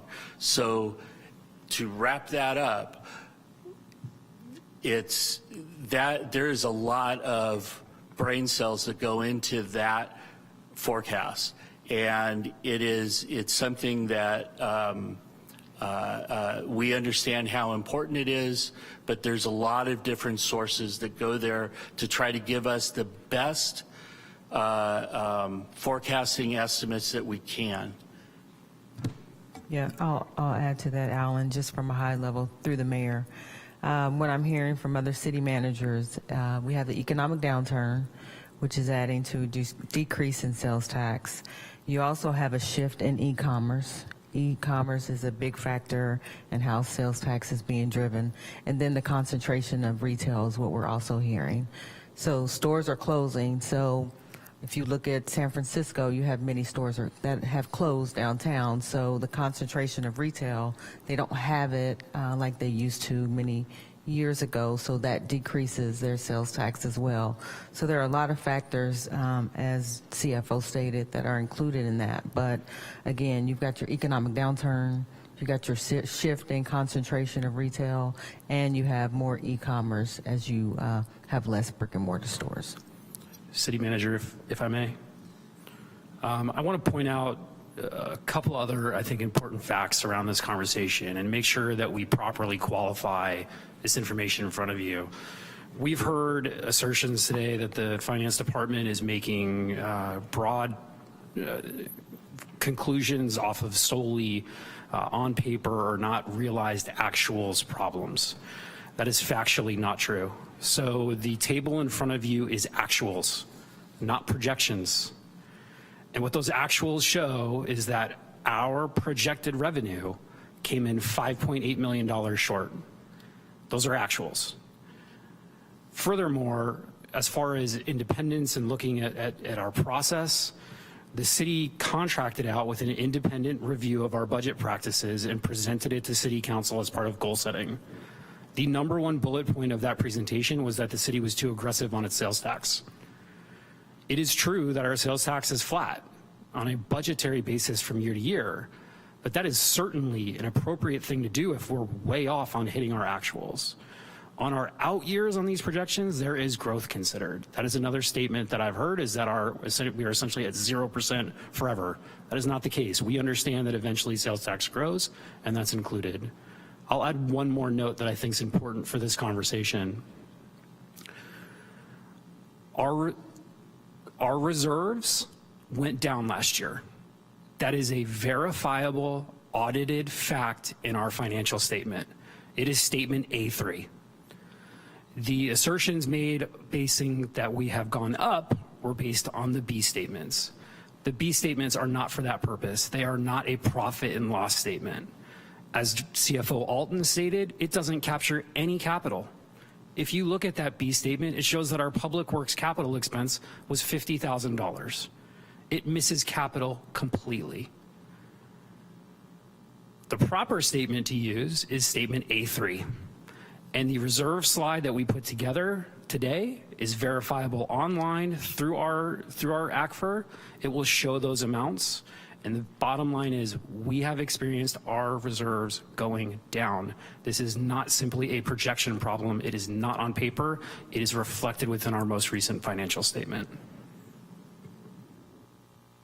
I appreciate that explanation from everyone and for you to review what we're seeing in our reserves and how we're seeing a decline. I think that's important, especially after the statements made today, but even for myself. Do we have a list of all of our outside contracts for all the different departments and how much we spend to contract out services? Do we have that? Does that live somewhere? Not in an ad hoc type of way that we could quickly develop it. I mean, that's something that we would need to go back to our departments and basically list out all the different ways that we use outside services. So I think this is important, and it goes back to my request for this particular thing. Every department that contracts outside services, I've been told that it's more expensive to have in-house services versus out-of-house services. And it was because of the long-term impact on our STRS or PERS, excuse me. And then yesterday you said that it doesn't matter how many employees we have because that actually doesn't go up. So I'd like to take a second look at that, look at everything we're contracting out and see how much money the city of Santa Rosa does for those outside services. And then I'd like us to analyze how much it would be to bring people back into the city of Santa Rosa versus contracting out or having duplicative services if in fact we do have some crossover within the city or have people that can do those services. But since that long term doesn't go up like I'd been told in the past, I'd like us to take another look at that as we're continuing to go through deficits. Would that be possible? So those are very important and valuable points, and thank you for them. What finance has done consistently with each of the proposals that have moved forward of recent memory is specifically, if we were to go back and look at the presentations to the long-range financial planning audit subcommittee, we explicitly explained that we did not include long-term liabilities with those personnel numbers for the exact fact that you just stated. So we have been consistent.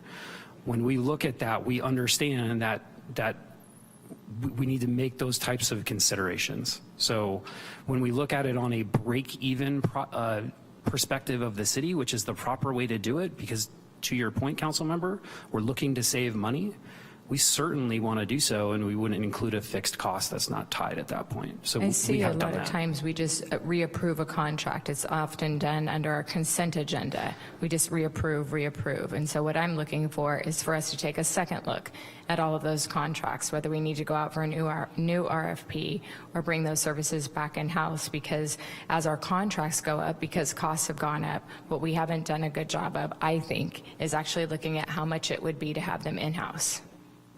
All these points are very well taken, council member. Yes, we can work on that, and certainly as part of our budget development, I think that's a valuable point for us to be bringing forward as we develop those outside service budgets. So thank you. I think that's most of my questions for now, and then I'll leave my points for later. Thank you. Let's go online to Councilmember Okrepke. Thank you, Mr. Mayor. So I have a question about one of the public comments that was made for the city manager.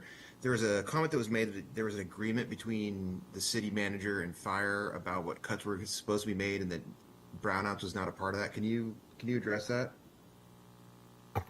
I certainly will address that through the mayor. I spoke to Chief Westrope this morning, and he had some additional cuts. I told him that we would put that information into the budget. I want to make it clear the city manager does not make that decision. When we talked about blackouts. There was no consideration for blackouts, so there needed to be some additional adjustments made. Those were the numbers that were presented to me this morning. Brownouts were presented on the screen because I had a member from council ask me how much brownouts were, so that's why all of that information was pulled back in. It wasn't a matter of city manager stating, yes, this is what we were going to do. It was a consideration that I received from Chief Westrope through the union, and a question that I received from one of the council members on how much it costs to do the brownouts. Okay, so maybe to make it that a little bit more concise, so the other cuts were the ones that were discussed, and the brownouts were in there because another council member wanted to see what that cost was. Is that correct? That's correct. Okay, thank you. Because that information was not presented during this presentation, we left it out. It was only in the previous slide from the previous presentations. Okay, and then there were a couple comments about from some units saying that they were taken by surprise, or that this happened all of a sudden. They hadn't had a chance to discuss. Have we had an opportunity to have a meet and confer with all units before today or yesterday? I will call Dominique to the table.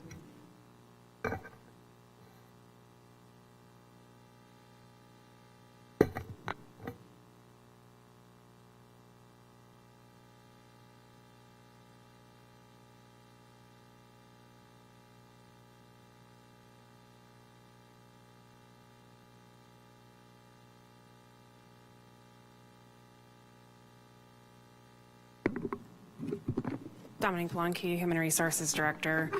So based off of the direction that we received from Council from the April study session, we tried to schedule meet and discusses with the units that we could, whatever direction was kind of provided, to just kind of have some preliminary conversations, but we can't actually have meet and confers until you guys actually see the positions on the slides, acknowledge them, and then give us direction as to yes or no if you're looking to lay off those positions. So we have met with a couple of the unions. We met with fire and police. Both unit 9s. So they're police management and fire, yeah. Okay, so in those discussions, would it be safe to assume that that is the opportunity for those units to provide alternatives that they foresee? Yes. All right, thank you.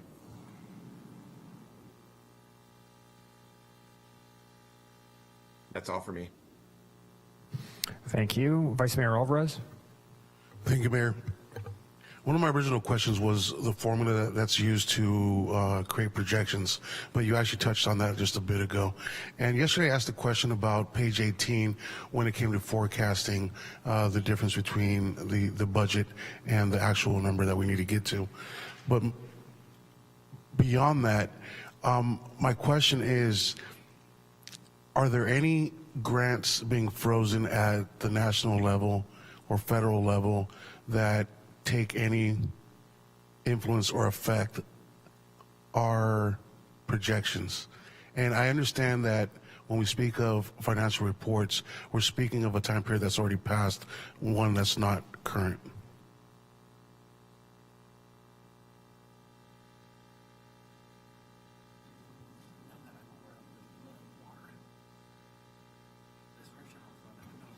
And an example that I'd give is I remember that our IT department referenced $250,000 of a grant that's being frozen as just one example. Yeah, I think we want to be mindful and not making blanket statements across all the grants of the city. I know I sit on the city's grant committee. There's a lot of grants. So I'm not going to say that there's not any grant citywide, but what I would say to council is that I'm not aware currently of a general fund funded grant that is in a current period of withholding where we have not received money that we shouldn't because of any federal process due to some inconsistencies with the federal government at the moment. That is and council member, please Vice Mayor, please bear with me. That is a statement today. And I can't promise that specifically, tomorrow. and that specifically was my question about today, not the future or retroactively. Thank you, sir. Thank you. Yeah, but through the mayor, vice mayor, I believe we have some that are on hold. I think TPW may have one on hold. Look at Dan. Yeah, and thank you for that, city manager, because I think terminology here is important. When us in the finance department, when we speak of hold, there's no reimbursement that's been held up, right? But as far as grant application, I'll refer to Director Hennessy. Yeah, thanks for that question, Vice Mayor Alvarez. We have a number of grants that after the late January direction from the executive branch of the federal government caused a lot of concern. Since that, and all of our discussions with Federal Transit Administration, Federal Highway Administration, we've been reassured that while they might be on hold, they have not been canceled. We have seen progress in those same programs for other applicants since. We have gotten information from FTA and FHWA staff members that says our grant applications are still good. They are working towards executing them. And all of that is outside of the general fund too. So like Mr. Wagner said, today, the information that we have is that all of those funds are good. That might change tomorrow, and it might change again the day after, and back and forth and ping pong as we all learn how this federal government's going to execute its actions. And nonetheless, you've answered my question fully, and that was today, and as well as how it's affected our general fund right now. And apparently, it's not. It will be a very general statement, and I do understand that. So I do appreciate the effort to answer the question. Thank you. Thank you, Ms. Fleming. Yeah, thank you. I'm wondering if you might be able to tell a little bit of the story of the reserves here, because we can see the numbers and they look pretty, but I mean the trend is not nice, but they look good. And so when I'm looking at them, I'm wondering, when I ask about the story, I'm wondering in particular around the Tubbs fire, how much of our reserve was wiped out by that prior to getting the infusions from FEMA as well as from PG&E. Thank you so much for that question, Councilmember Fleming. I really appreciate that question. So there is a story here, and it's the story of the general fund at the city. And so let me illustrate that. Really, the first big talking point is the Great Recession, right? We see general fund reserves right around 2008 when you'd expect start to go below that orange line, which is the council mandated minimum. As you can tell that even in 2010, it really got low. I mean, $10 million worth of total reserves at the city, while we should have had $20 million as a general fund reserve. That was a dramatic moment for the city. But I think it's notable here that it took time. If you really think about that Great Recession, it was a 5-year period of starting at a reserve level, going down, and then rebuilding back up. I think that's the first great point of history to bring up in this conversation, to again stress the fact that this finance department has a goal of being accurate, not conservative or aggressive in our projections going forward, and there is no consideration of recession in our projections. The next, I think, important point to bring up in of course, our city's history, which we know well, is the Tubbs fire. As you can see, our reserve balance was very healthy leading up to that for 15, 16, and 17, and then all of a sudden, disaster happens and it goes dramatically down. I would add that that's not really the whole picture of the Tubbs fire financially, because really the Tubbs fire happened in October, the very beginning of the year 2018, right, on here. And we had time to get some reimbursements before then, to get some influx from the state, et cetera, to bring us back up. But there were periods there prior to ending the year where really we were concerned as a finance department on a cash basis. Another great point. And then we see really the story of 2021, where that bar graph all of a sudden shoots higher. And that's from our PG&E settlement.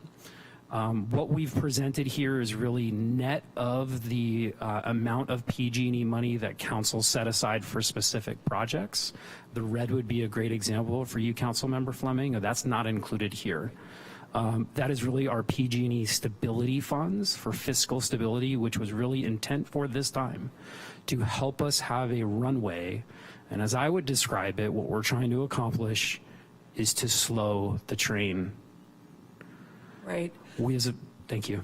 Oh, so yeah, so when I look at this, I'm just going to say what I think is happening, but let me know if I've got it wrong, is that for a couple years during the Great Recession, we were about $8 to $10 million. We were going into our strategic reserves, at least at the beginning, until we couldn't anymore. And then during the Tubbs fire, we were about 10 million in the red when we went into our reserves. And so my concern, I'll just say for everybody, is that we'd have a fire, earthquake, and a recession all at the same time. And I'm just curious to know if we were to have another disaster and FEMA didn't come through for us, how much reimbursement we've gotten from FEMA over the last 7 or so years following the Tubbs fire. So thank you for framing so well what I was trying to, so thank you for that.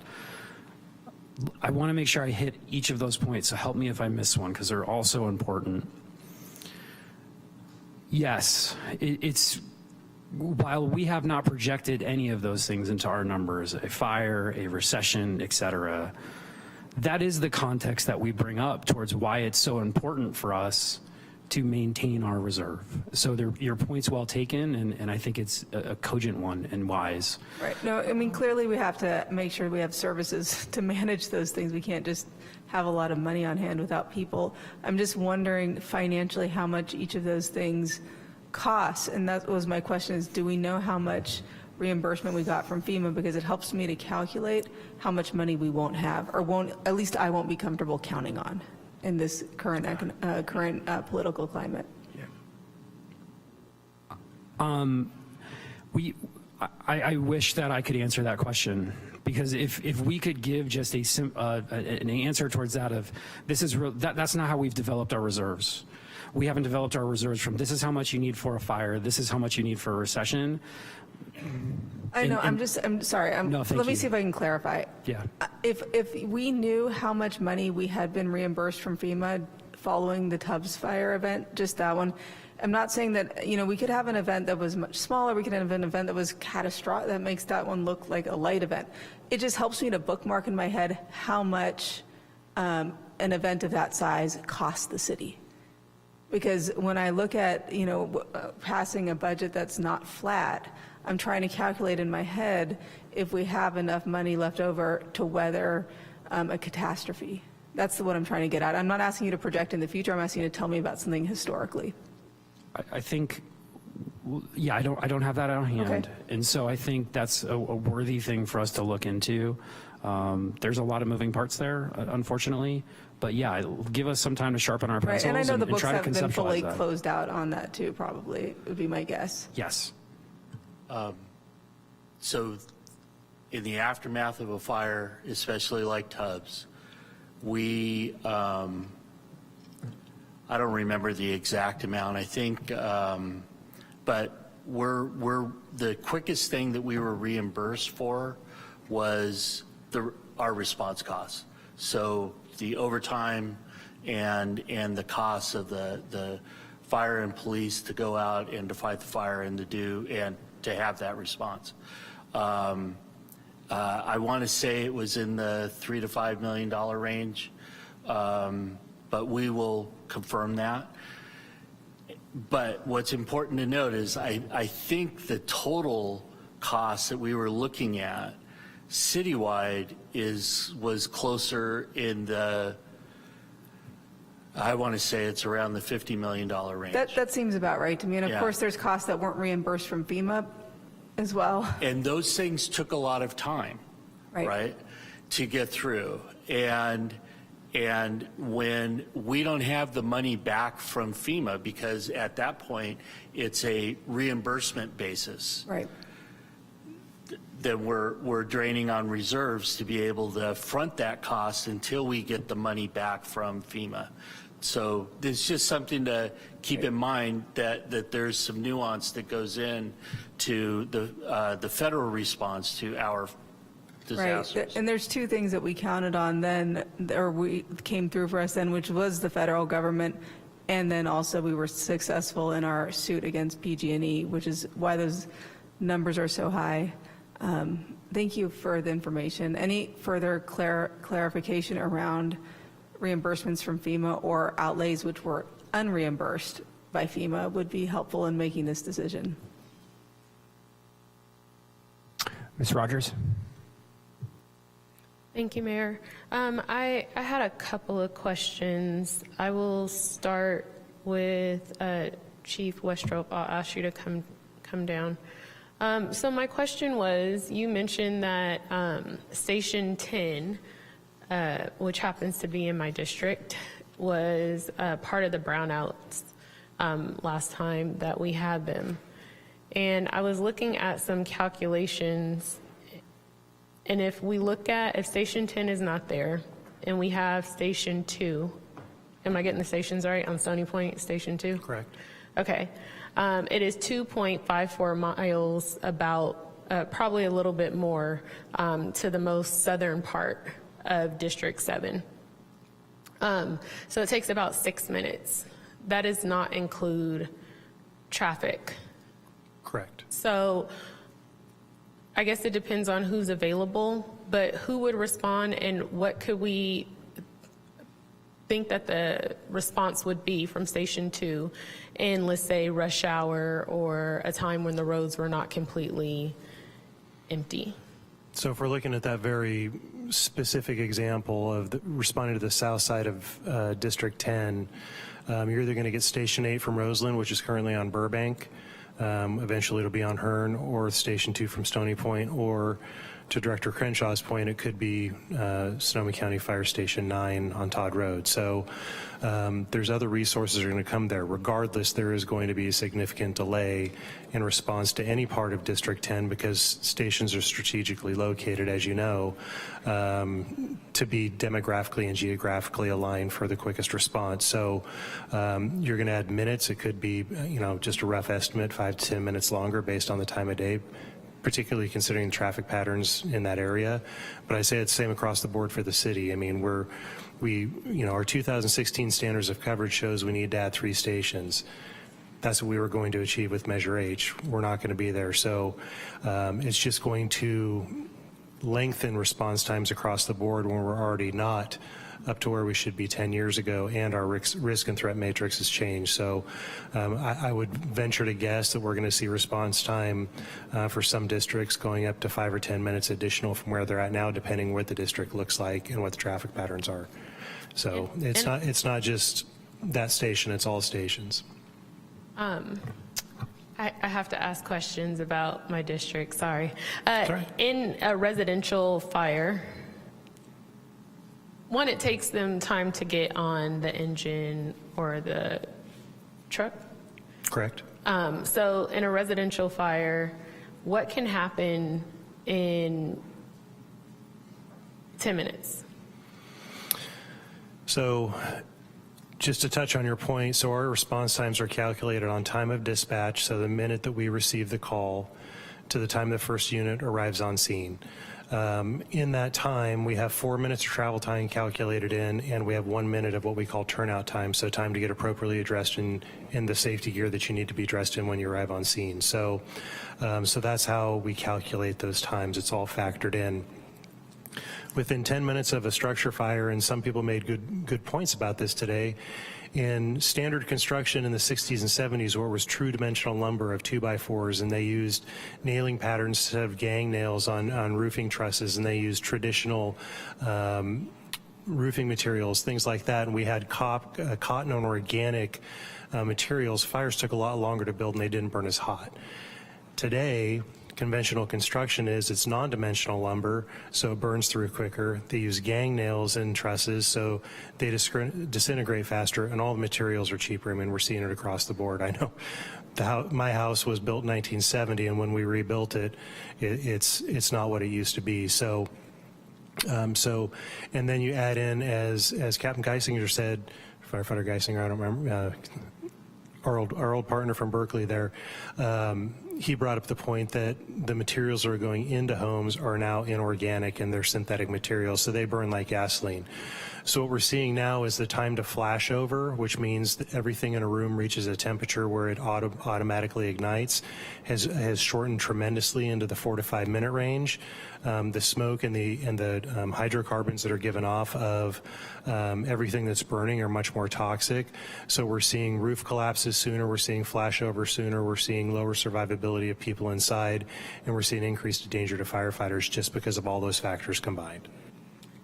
How do you determine with a brownout, what do you look at calls for service when you are determining what stations? So our plan is, if we're pushed to that point, our plan is to sit down and do a data-driven analysis of what that looks like for each district or each station. And it's difficult. When I say district, I mean fire district, because our districts are different than your district lines. So we'll look at each one and determine if there is one in particular that is best based on the second, third due response times, where we can keep that short. Or we'll look at, is it a rotating situation where it goes from one station to the next based on the tour, the week, the month, whatever the case may be. So, you know, we want to be equitable in it, and we want to use a data-driven analysis to do it, but it's not as simple as saying it's going to be our slowest fire station, whether it's our slowest engine or our slowest truck. We need to look at all the data involved. Okay. It's hard to say to be equitable.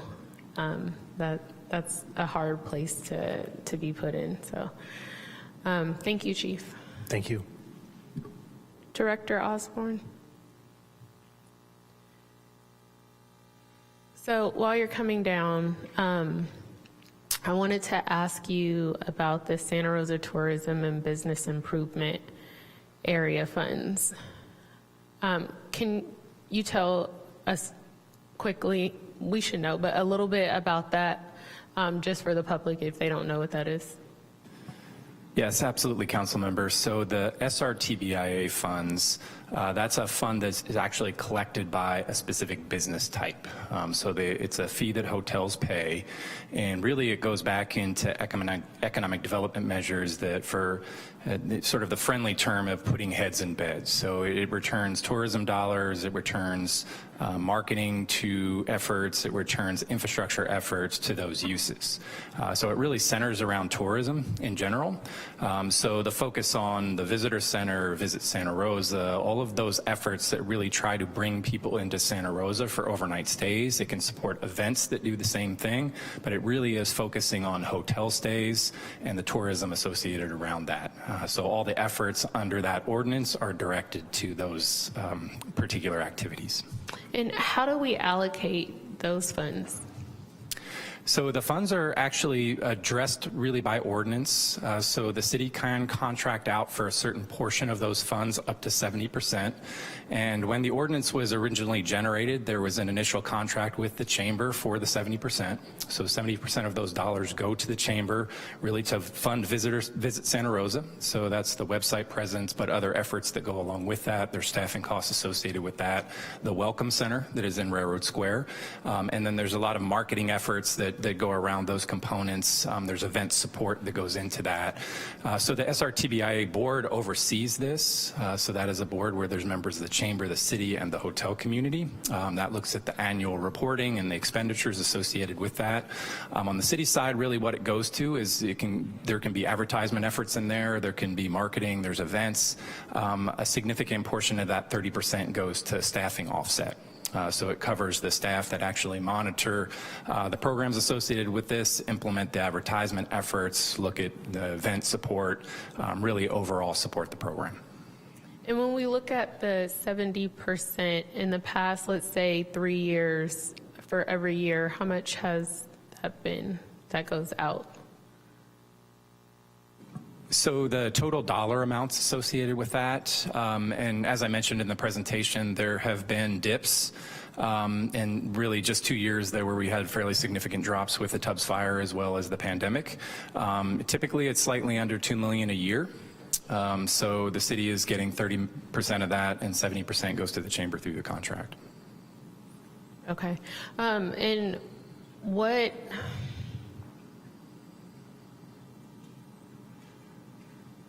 are impacts on services if we were to bring that 70% back in-house? So really the impact of services are, in many situations when we go into contract with the chamber, they do have the infrastructure spun up to handle a lot of these campaigns. So obviously there's a natural gravitation towards that as the option. So if we bring this back, we have to understand what the specific regulations are under the ordinance of SRTBIA and the work plans associated with that. It's also a discussion with the hotel community to understand the transition, public outreach associated with that. But really the core components are the visitor center. So understanding if that visitor center is to operate long-term, what does the management of that look like? There are specific hours of operation associated with that visitor center. It's open quite often. It's really just holidays. You also have Visit Santa Rosa, so that component of really the marketing, a hefty website component to that, normal updates. There's advertisement components associated with that. So some of the functions that actually occur there are really in line with what our team is capable of doing.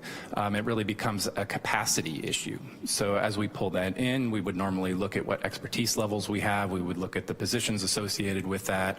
I have to understand the specific requirements associated with the ordinance, understand if we can change the ordinance to more align with the direction of the council. But overall, it's really understanding the workload, whether we have existing capacity and what sort of resources we would need to bring in, that being permanent staff or consultant services to do specific tasks.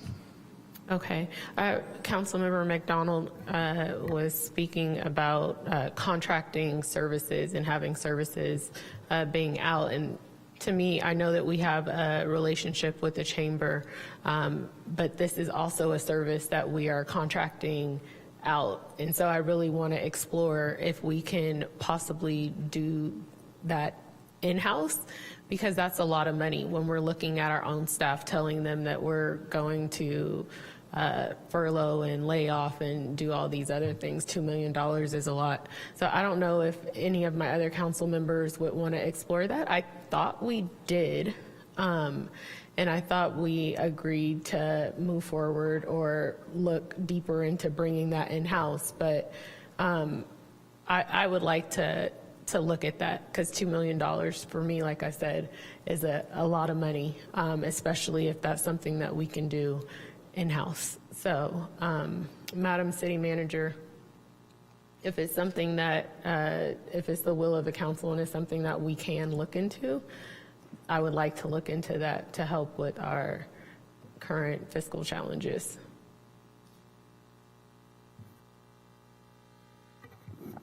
I guess if that is the direction of this body, I would probably prefer we would bring it through the Economic Development Subcommittee. I think there are a lot of pieces to this. There are a lot of unanswered questions, and we do have a good relationship with the chamber. So I want to make certain that while we're going through our own budget struggles, that we're making, good choices with our partners, because we do need their help in executing some of our priorities, if council's okay with that. That would certainly be my preference as well. Definitely understood about relationships, but I still believe that, we need to look at all of our contracts, and as an organization, we need to be strong, and that starts with in-house and making sure that home is taken care of and then go outward. And so, not that I want to disrupt the relationship we have with the chamber by any means, or am I saying that the services they provide are not valuable to us, but what I am saying is that I would like to explore that so we can see if we can provide those services in-house and save money and bring that $2 million in. Thank you.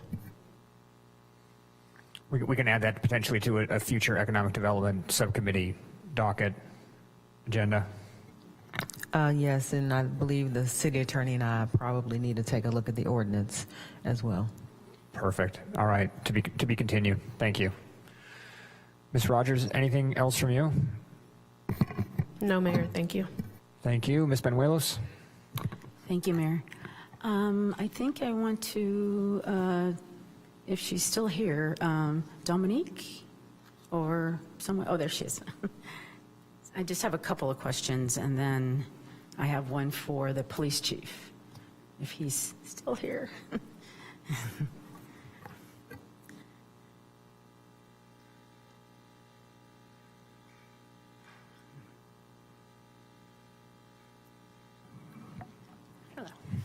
I just was wondering, because I think this came up in the public comment, how many positions are we looking overall, at least at this point? I know it's changed.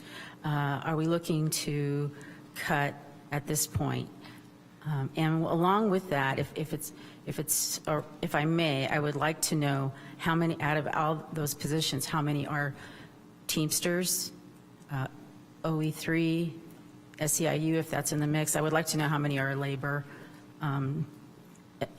as opposed to non-labor. So I can give you some general numbers. I'd have to double check on the units that represent them. And Veronica, feel free to make sure I capture them all. I believe it's 22 filled positions currently and 16 vacant that are being proposed for cuts. Okay. Of those, I would say, off the top of my head, I believe 15 of them are represented. I'm just not sure which bargaining units. I'd have to go back through. Okay, 15, okay. I just want to say that, I think Councilmember Okreki asked about notice and those issues. So I'm a member of a union, and I'm a very active member. I'm on my board. It is absolutely true that once the positions have been noticed, then you go to meet and confer, and I've been involved in those negotiations. So I do know and appreciate, that you have done the right thing. What I would say, though, is I guess a lesson learned, is that when we know that there is a possibility that things are going to be happening that are going to change our budget, I think it's really important to keep the lines of communication open with unions, or with everyone actually, but also unions as well.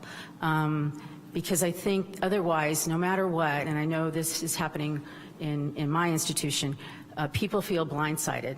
And just to say to folks, as a union member and as somebody that's on a negotiation team from time to time, I know how you feel. I am in the middle of it, and every day I go to work and I wonder if I still have a job. So I understand, and I also understand your position. And I just wanted to say that because I wanted to be clear. I don't want people to think that this is easy by any means, because it's not. The last thing I want to do is to lay off anybody. And but I also know the other side of it, and how upset people feel when they feel like they don't have proper notice. And it could be that some of that was done in negotiation at the time that salaries were being negotiated, and that's great. But I think the key is to keep communication going even after that. So I think that's my only question for you at this point. Thank you. Received.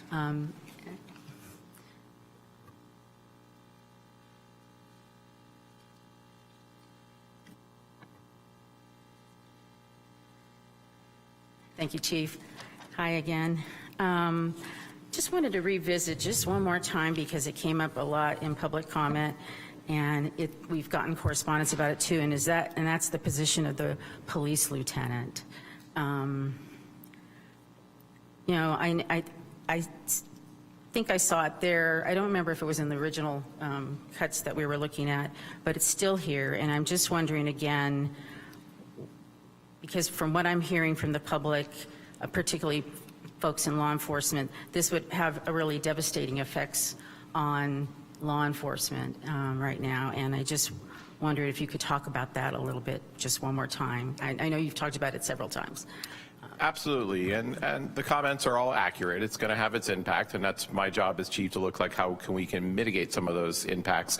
But the focus of what was said is accurate, that the lieutenant is that who is managing these ends and making sure that we're accountable to meeting our standards, from not only from me as the chief, but from our council, our city manager. That's their role. So one of the examples we had talked about last week of someone entering someone's home and barricading themselves in there. Our SWAT team is out there, our hostage negotiation team is out there, our K-9 team is out there. These are volatile incidents. This is a subject that was high on drugs, stripped himself naked with a knife and took over someone's home. home, they were terrified and couldn't obviously come in their home. And they slowed things down, and we got our hostages negotiated. And that lieutenant is like the quarterback of that scene, is like calling it, making sure we're doing it. And then what the lieutenant does is, after the fact, reviews all the body-worn camera, listens to the radio traffic, and says, did we meet our standards? Did we meet? Are there any things that we need to maybe potentially investigate, or maybe things that we need to put more training with? So it really reduces the liability in the city. And for me, it's really important because it's making sure that we meet the standards, what we need to do, and then they're communicating with me. They were sending texts to me that night about, okay, this is what's happening with it. That progressed till 4:30 in the morning, and I was getting texts till 4:30 in the morning from Lieutenant Mahurin, who was at that scene managing it. So it is a critical position for our department, and one that certainly will have some impacts of us losing. Thank you. So the other question I had that came up during public comment also was on the domestic violence, sexual assault position. Is that a different position that we talked about earlier at the Justice Center?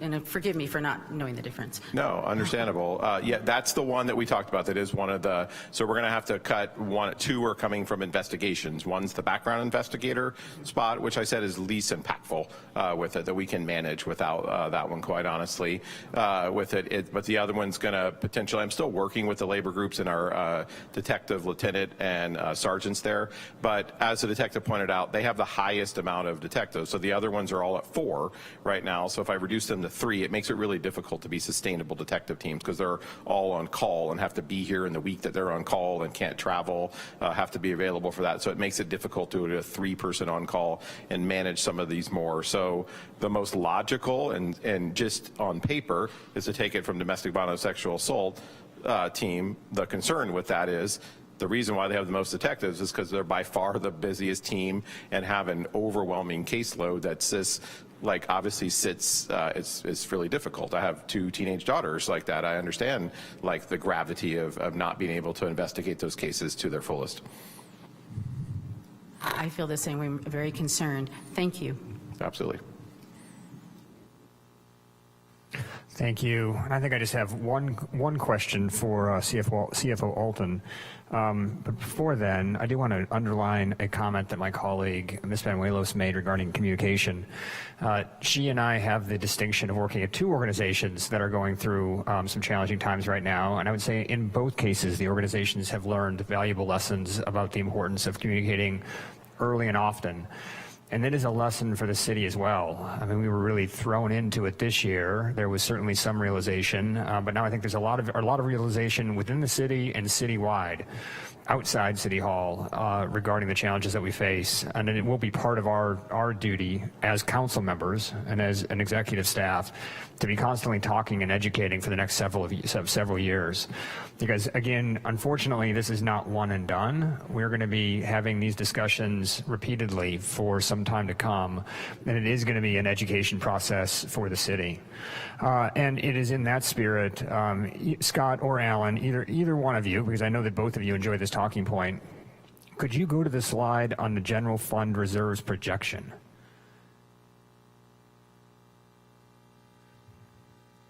Now, this slide shows the impact over the next several years if we don't make significant cuts. Again, underlining that next year we would theoretically be running a nearly $20 million budget deficit, and that's what we've spent the last day and a half, really the last several months, trying to address. Director Alton, could you speak to, so backing up one step, I'll take some of your talking points. Again, part of our goal today is to give ourselves a longer runway. So we have a longer glide path to fiscal stability. Could you go through again, just in broad terms, what we're accomplishing if we make the cuts that we're talking about today, in general terms, as far as buying us time in the years to come?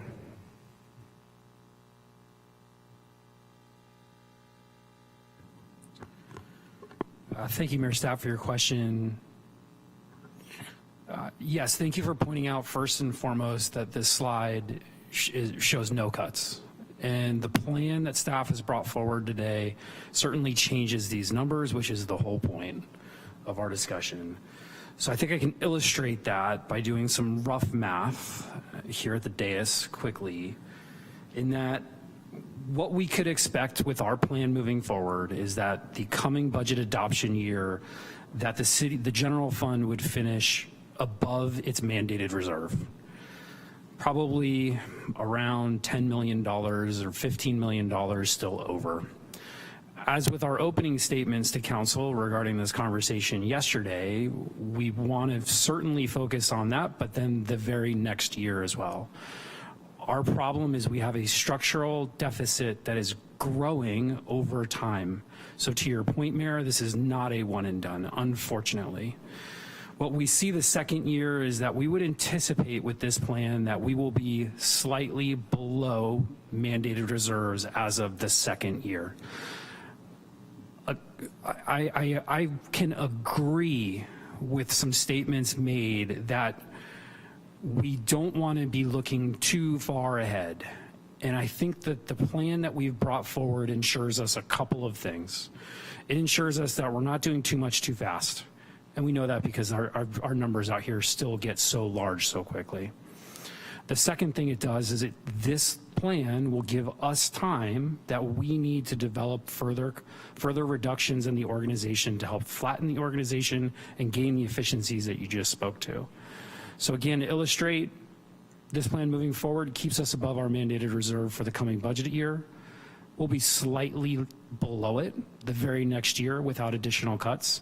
And then that year 3, if this were to play out, and I would agree these are projections, but if the projections were to play out this way, we're having very serious service reductions without increased revenue measure or something along those lines to help us get our organization structurally sound.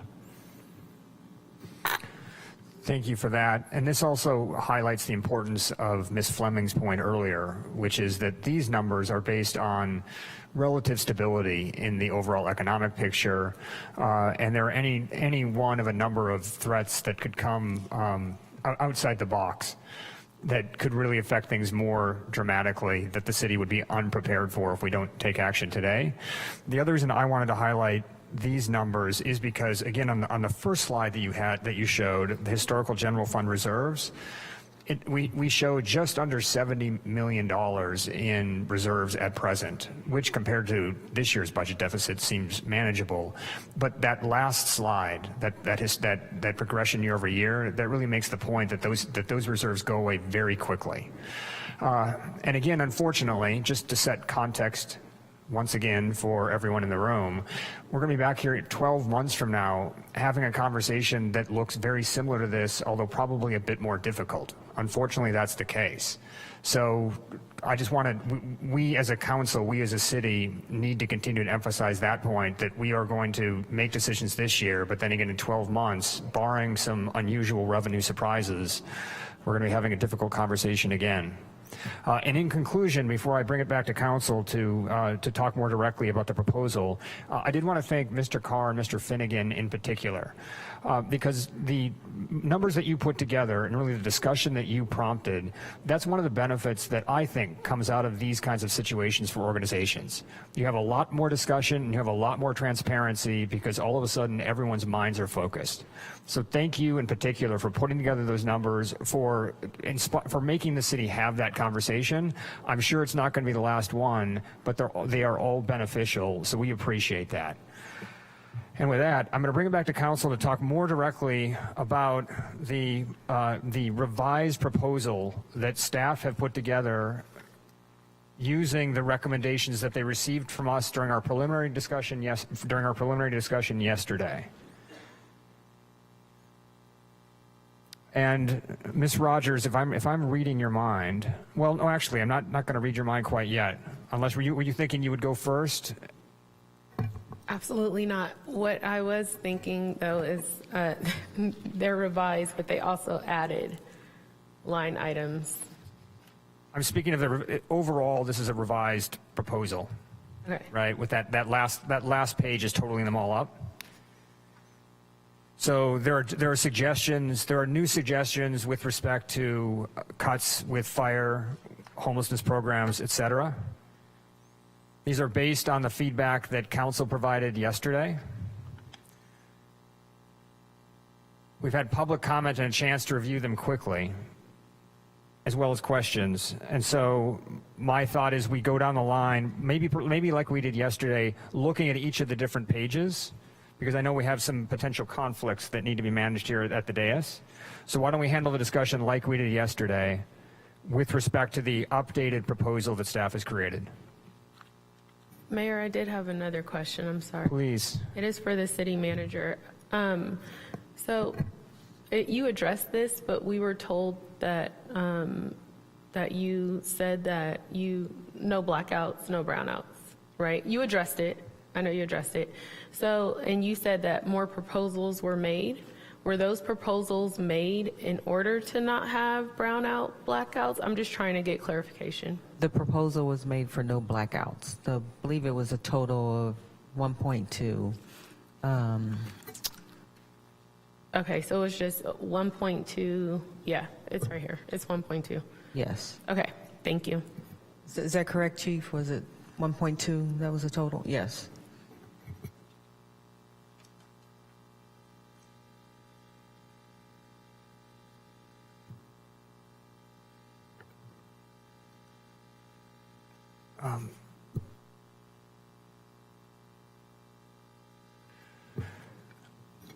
I think it may be easier.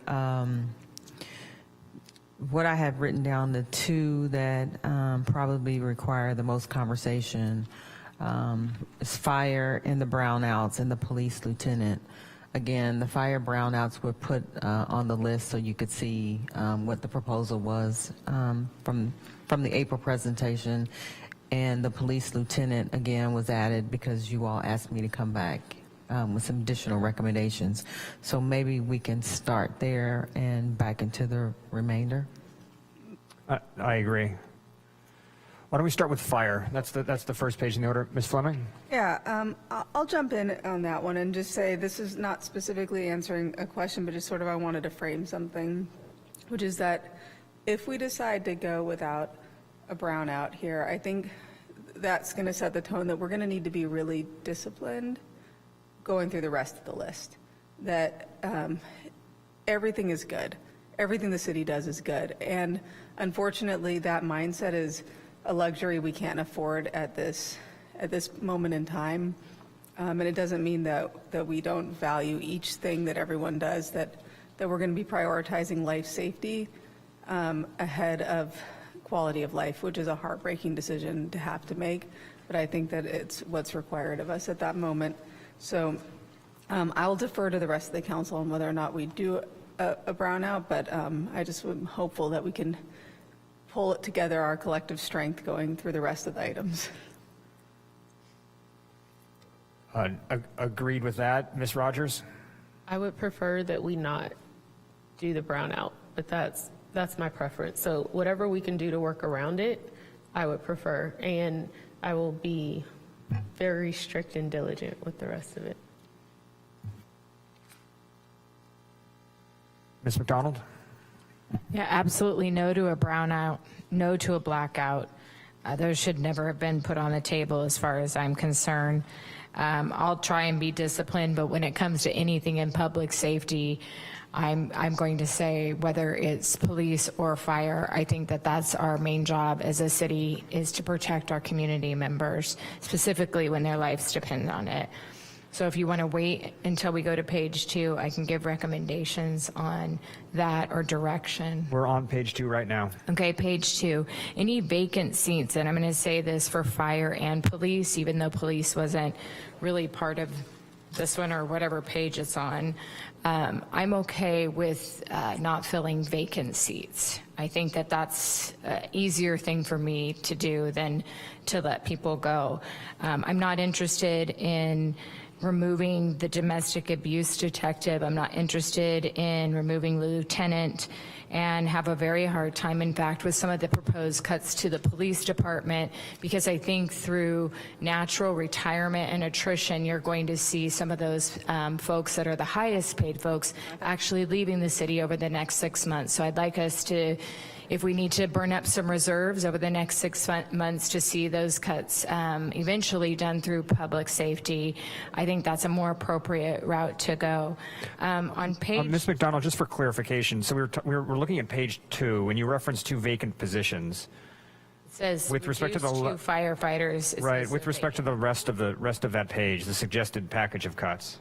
I'm suggesting that we don't make cuts to anything that is not vacant to fire or police. Okay. That's my recommendation. Okay. Thank you for that. Vice Mayor? Thank you, Mayor. There was 2 comments made today from public comment. The first one was a reference to what other cities are doing and why they're not in this panic mode.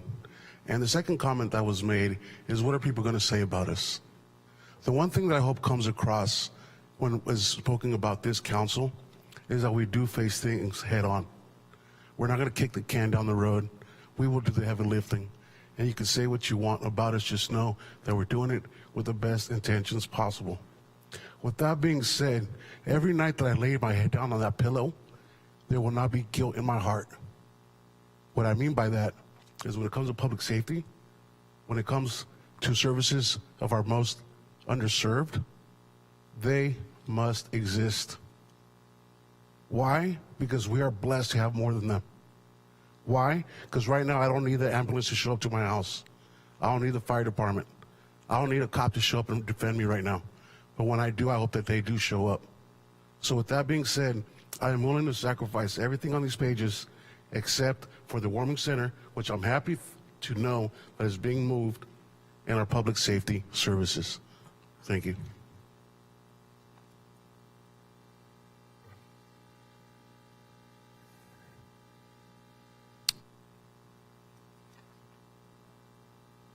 So yes, we've gotten a bit, we're freelancing a bit up here.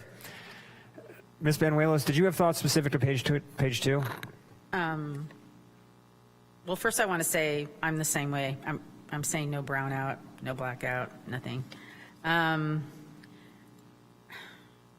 is really hard. I would, of course, anything that's vacant on page 2, it looks like there's 3 positions. I'm just trying to think what I'm comfortable with, even as a resident of Santa Rosa, and I keep going back to some of the things that were said about, all the building that we've been doing and whether or not everyone's going to be safe getting out of their homes should we have a fire, and not having the staff that we need if something happens, even if it's just not a fire, it could be an earthquake, it could be anything. So with that, I'm going to say and I understand what Councilmember Fleming said. Just looking at page 1 and 2, that I would be more comfortable with not laying off even the 3 filled positions at this point, because I just don't think it's a good idea for our community. And but I will be very disciplined about the rest, I promise. Yeah. So I just want to add clarity, and I don't want to speak for Mr. Del Porto, our Fire Chief Westrope. The items that are on page 2 are the recommendations that I'm guessing the team made together in lieu of a blackout. Del Porto or Westrope, I don't know if either. I know it was a collaborative effort. You might want to speak to that.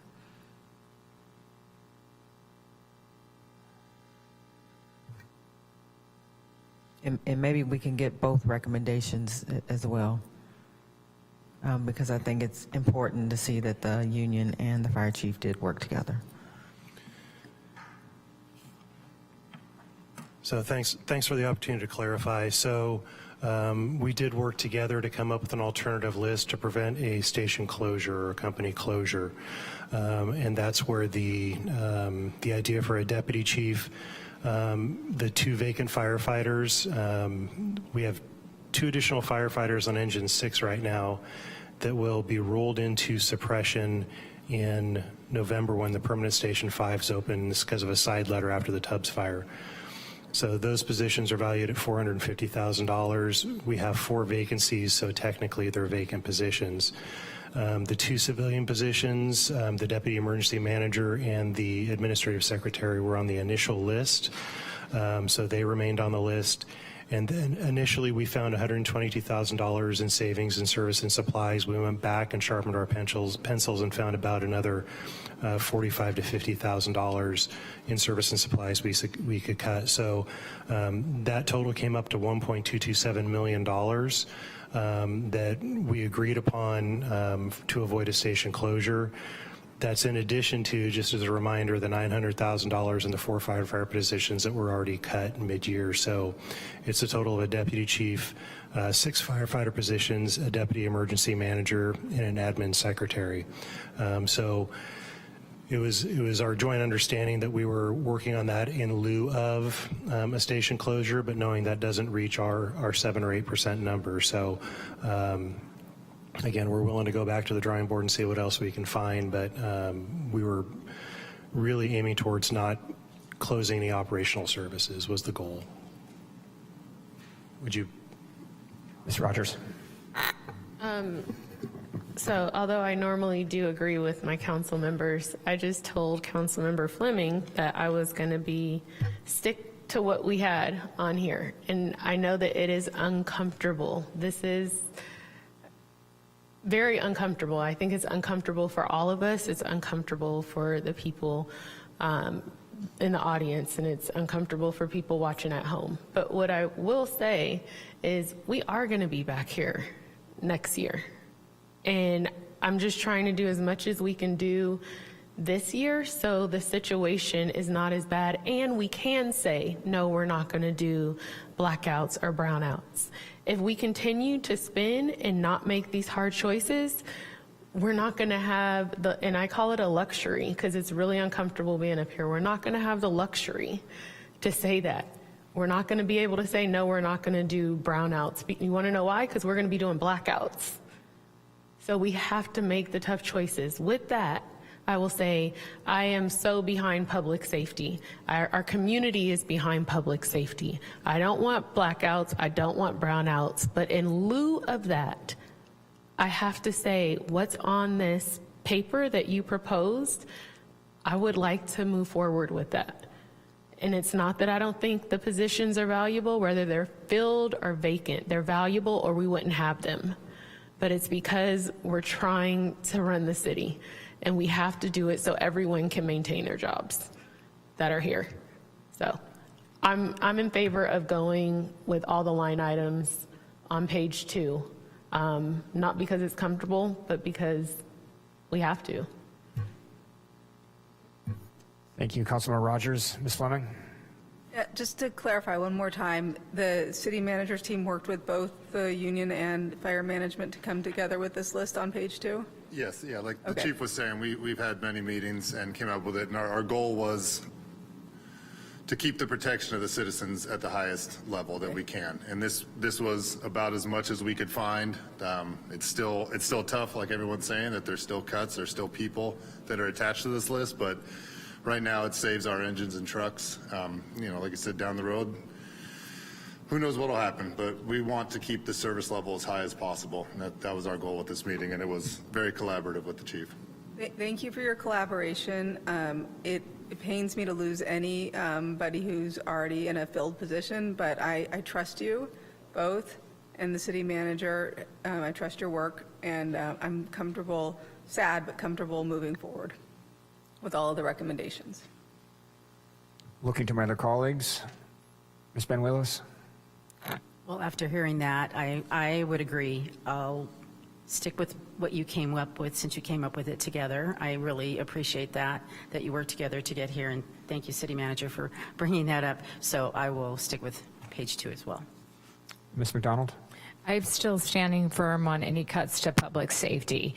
And it's simply because I think at this point we have to make choices. And until I think that all the other departments are looked at or restructured, I would say no to public safety specifically. But that's just my own personal feeling. The area that I represent have been the ones that have been, rescued from fire and need that support. So Specifically, I feel uncomfortable with filled seats, but I'm fine with the vacant seats as well as the other savings of about $167,000 that you have at the top. I don't like picking and choosing on this list, but if I was going to say somebody, you know, I'm going to let you make that decision if it comes to that. But I'm not comfortable with the ones that are out actually working, you know, in the field. I'm not going to make those cuts. Mr. Okrepke, online. Thank you, Mr. Mayor. Yeah, if I'll take the recommendation of staff, both if the union, the chief, and city manager have come to those conclusions. I'm okay with those cuts. I'm not okay with a brownout, not only from a service standpoint, but we have discussed possible revenue generating measures that can come from the fire department. And I think if it gets to that point down the road, we keep saying in 12 months, we'll be back here. I think it'll be sooner than that. Ideally, we'll be back here every 3 to 4 months having this discussion. But I think there's a possibility to make up that almost $950,000 through these possible revenue generating measures. Thank you. Vice Mayor. I think I was clear in my last statement, Mayor, and I don't know the job better than these gentlemen before me, so I definitely follow their recommendation. And if them, through their communication and their willingness and love for the city, produces the figures that I have before me, that's what I would like to support. As far as other cuts to public safety, I cannot support that. It is in that same emotional vein that I also support the agreement that you put together, and I thank you for the difficult conversations behind the scenes. There have been a lot of those conversations citywide. Thank you very much. Madam City Manager. To the mayor, I do want to make note that while we put this, they put this sheet together, I believe Teamsters actually has some members that are on here as well.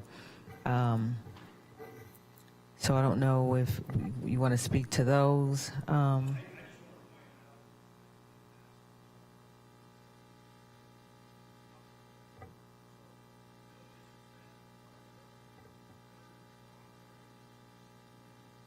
With all due respect, I can't hear a thing that's going on. Oh, sorry. Do you want to come down and speak, Matt? Yeah.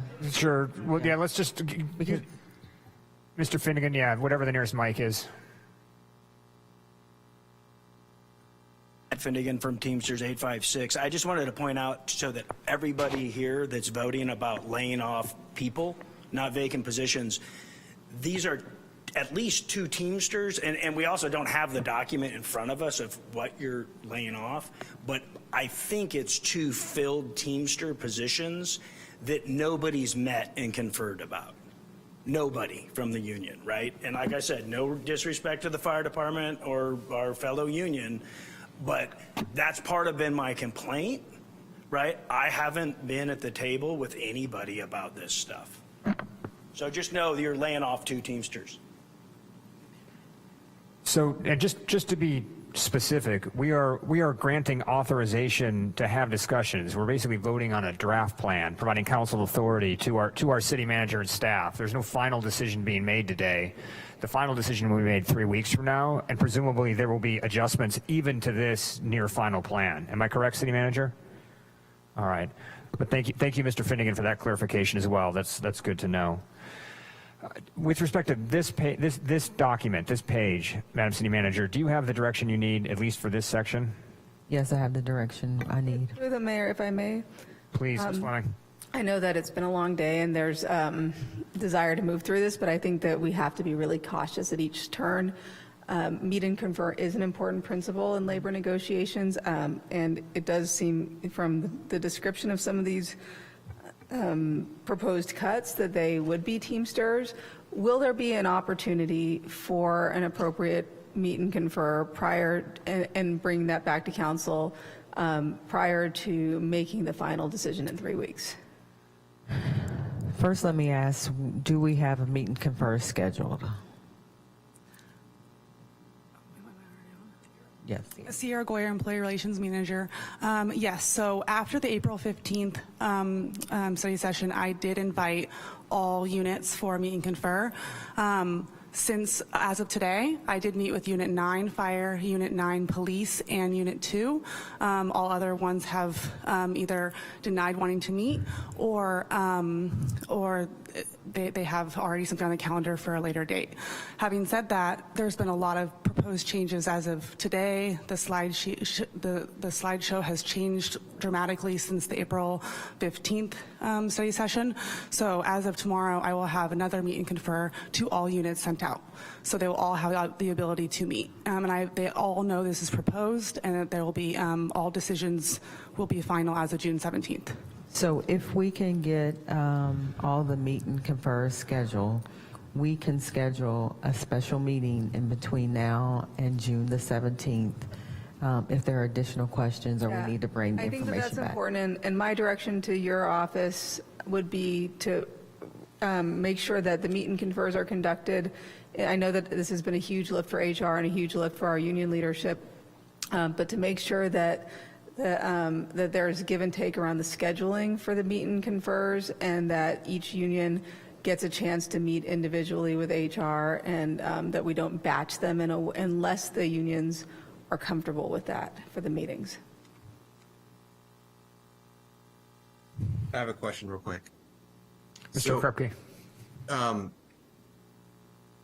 Forgive me if I'm making something up in my head. It's been 2 long days, but if I recall correctly, isn't there a mandate to publish our budget by June 1st?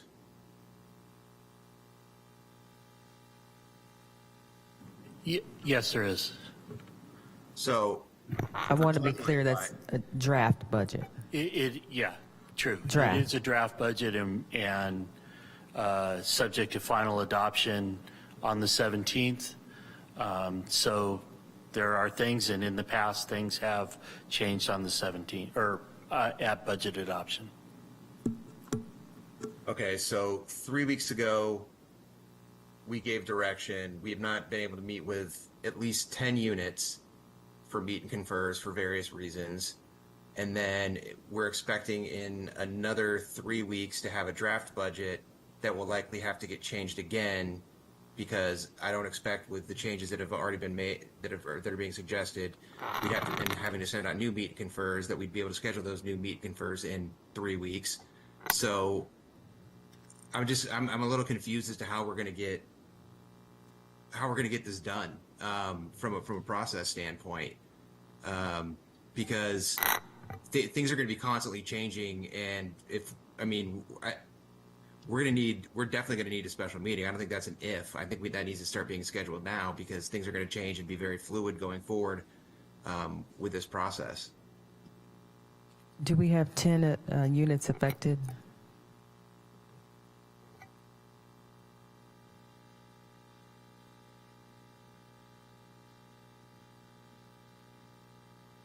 Thank you for that question. I put out the request, not the request, the meet and confer invites to all units, because some of these impacts we might be seeing that they're only affecting certain units. But I have actually included every union representative. Right, and initially we had furloughs on there, which would have initially affected all the units. Yes, ma'am. So are we not considering furloughs at all anymore? Or is that going to be part of the meet confer process going forward?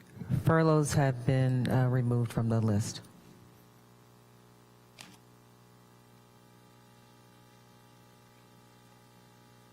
Any other questions, Mr. Krupke? No.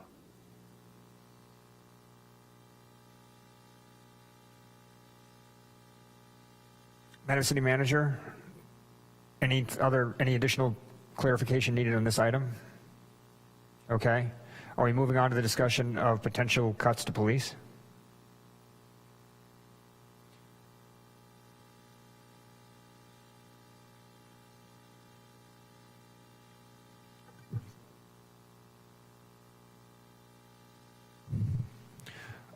Ms. Rogers? Another one that is not easy, but I would like for the chief to see if you can find other ways. I do not want to cut a lieutenant. I think that it was very important when they spoke about accountability, transparency, and having standards, and that's something that we've always prided ourselves on.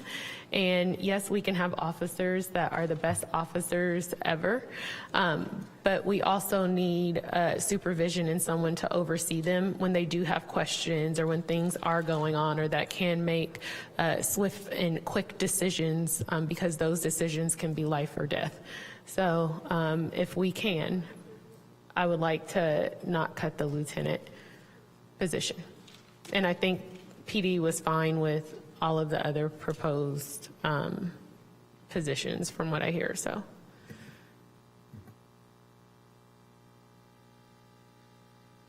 Other thoughts on Ms. McDonald?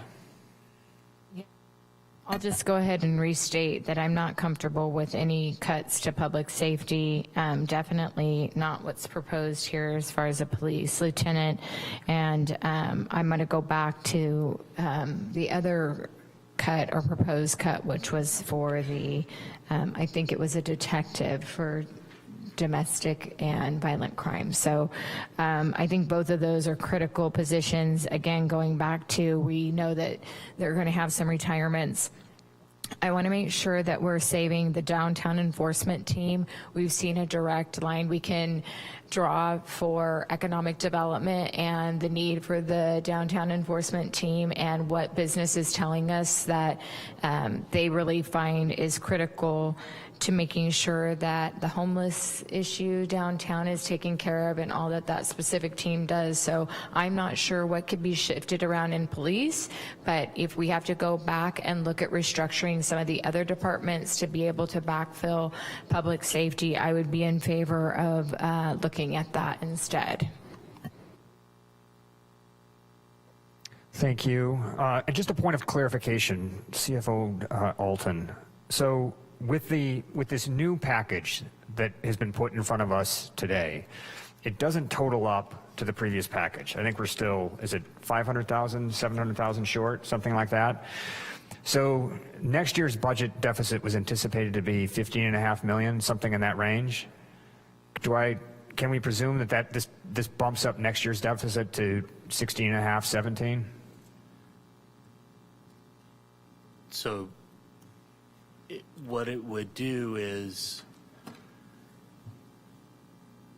it would increase the deficit for 25-26 by that amount. So I think, if I remember what Veronica said, I think it goes from 6.7 up to 7.4, something like that. So it would be less than, your year end. So thank you, Mayor. Yeah, your math is pretty darn good. That's about right.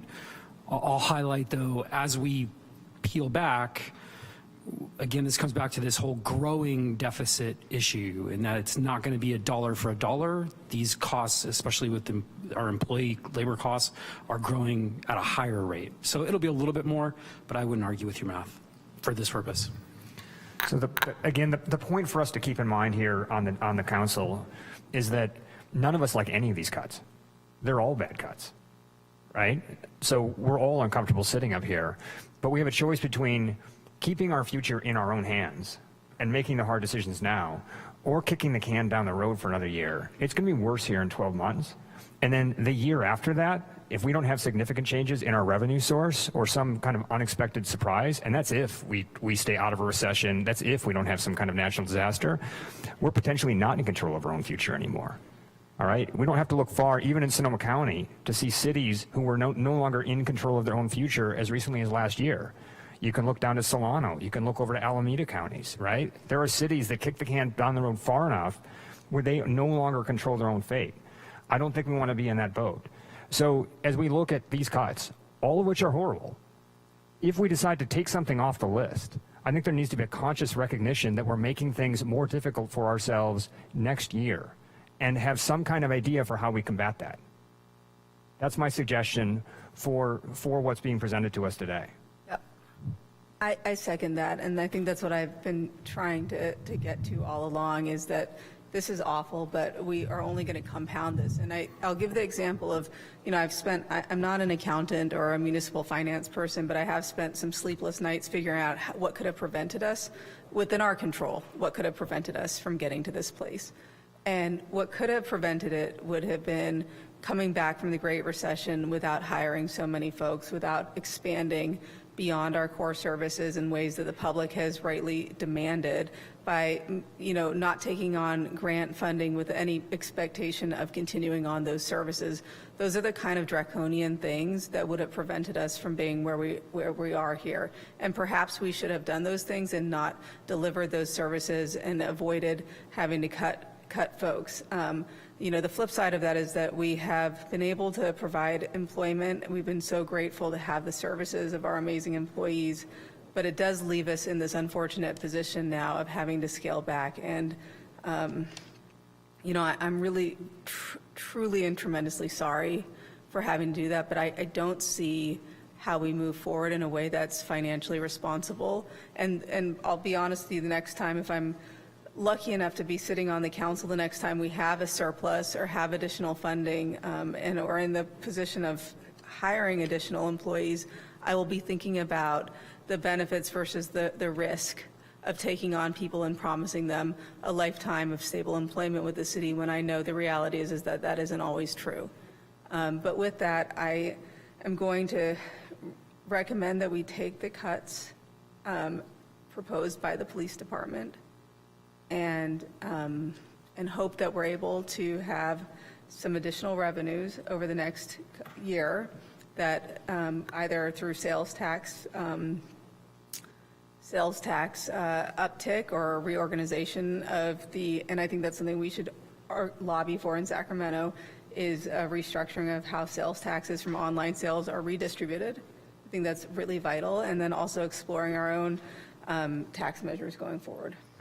Thank you for that, Ms. Fleming. I want to echo that point, because I believe that's our job on council at this point. We are the revenue committee. We've got an opportunity to talk to our partners at the county, because, as we have mentioned many times, those Measure O funds would change the conversation this year and certainly next year.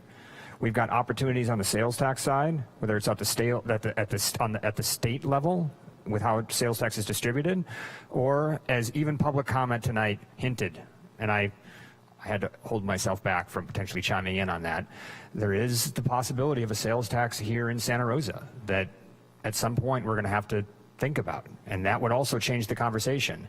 But that's our job as advocates right now, to be out there looking at the revenue side. On the expense side, again, I'll exercise mayoral privilege here and second Councilmember Fleming's thoughts. As much as I hate the cuts that are listed on that final page, including the cuts to police, I would have to support them at this time in light of the future projections. But I'm looking to my colleagues on my left and right. Present other ideas if you got them. Vice Mayor. What was that projected deficit that we face next year?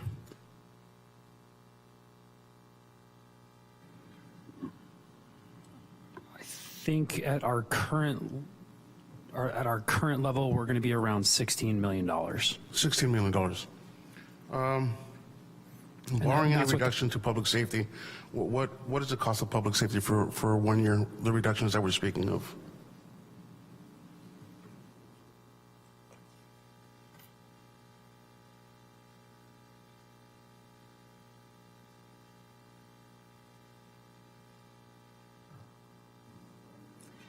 So I'm sorry, just clarification, is the question, what are the total public safety cuts being proposed? That is correct. In fiscal year 25-26? That is correct.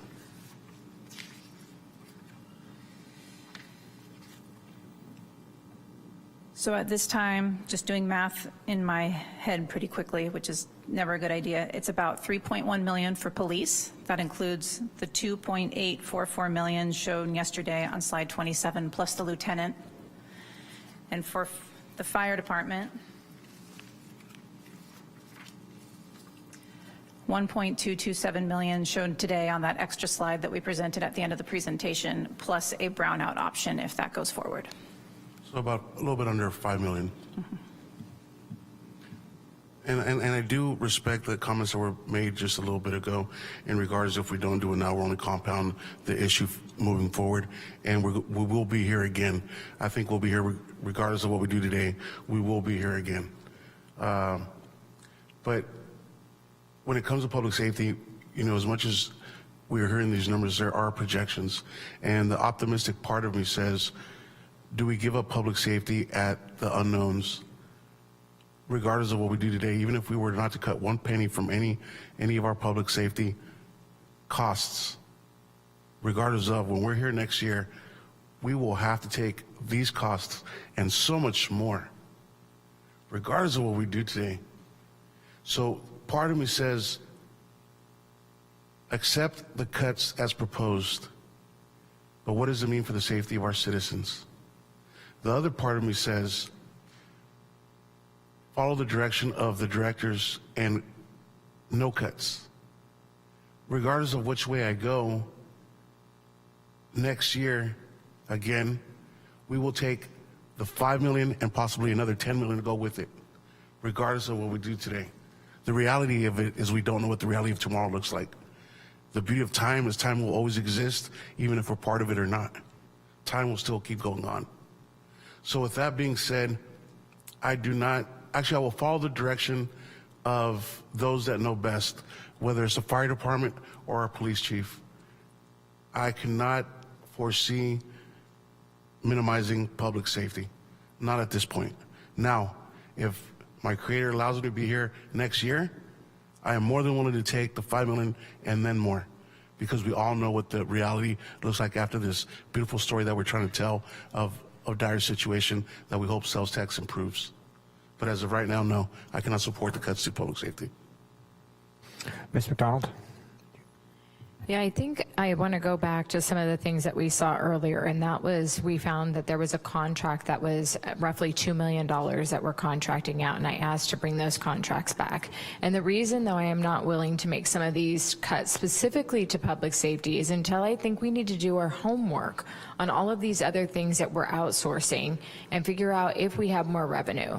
Because if I'm looking at the downtown or what we're contracting out specifically with the chamber, I would want to know what are the ways I could spend that money. Can I spend some of that money on a downtown enforcement team? Can I spend some of that money to support our downtown? And that is an answer I don't have today. And so until I get those answers and we can take a deep dive into $2 million that we're contracting out right now, that's why I'm not comfortable cutting something that I do think is a life or death situation for some folks. And so that's why I think tapping the brakes on some of these things until we meet and confer, until we check all of our outside contracts, that's why it feels even more uncomfortable to me, because some of the questions I've had for some time on diving down and getting more granular information has just not been produced for me. So until that happens and until we have a little bit of time over the next few months, that's why we can make a cut later on. Doesn't say it has to be done by adoption. The deficit could be higher. We can make cuts 2 months after that. There's no rule that prevents us from doing it later on down the road.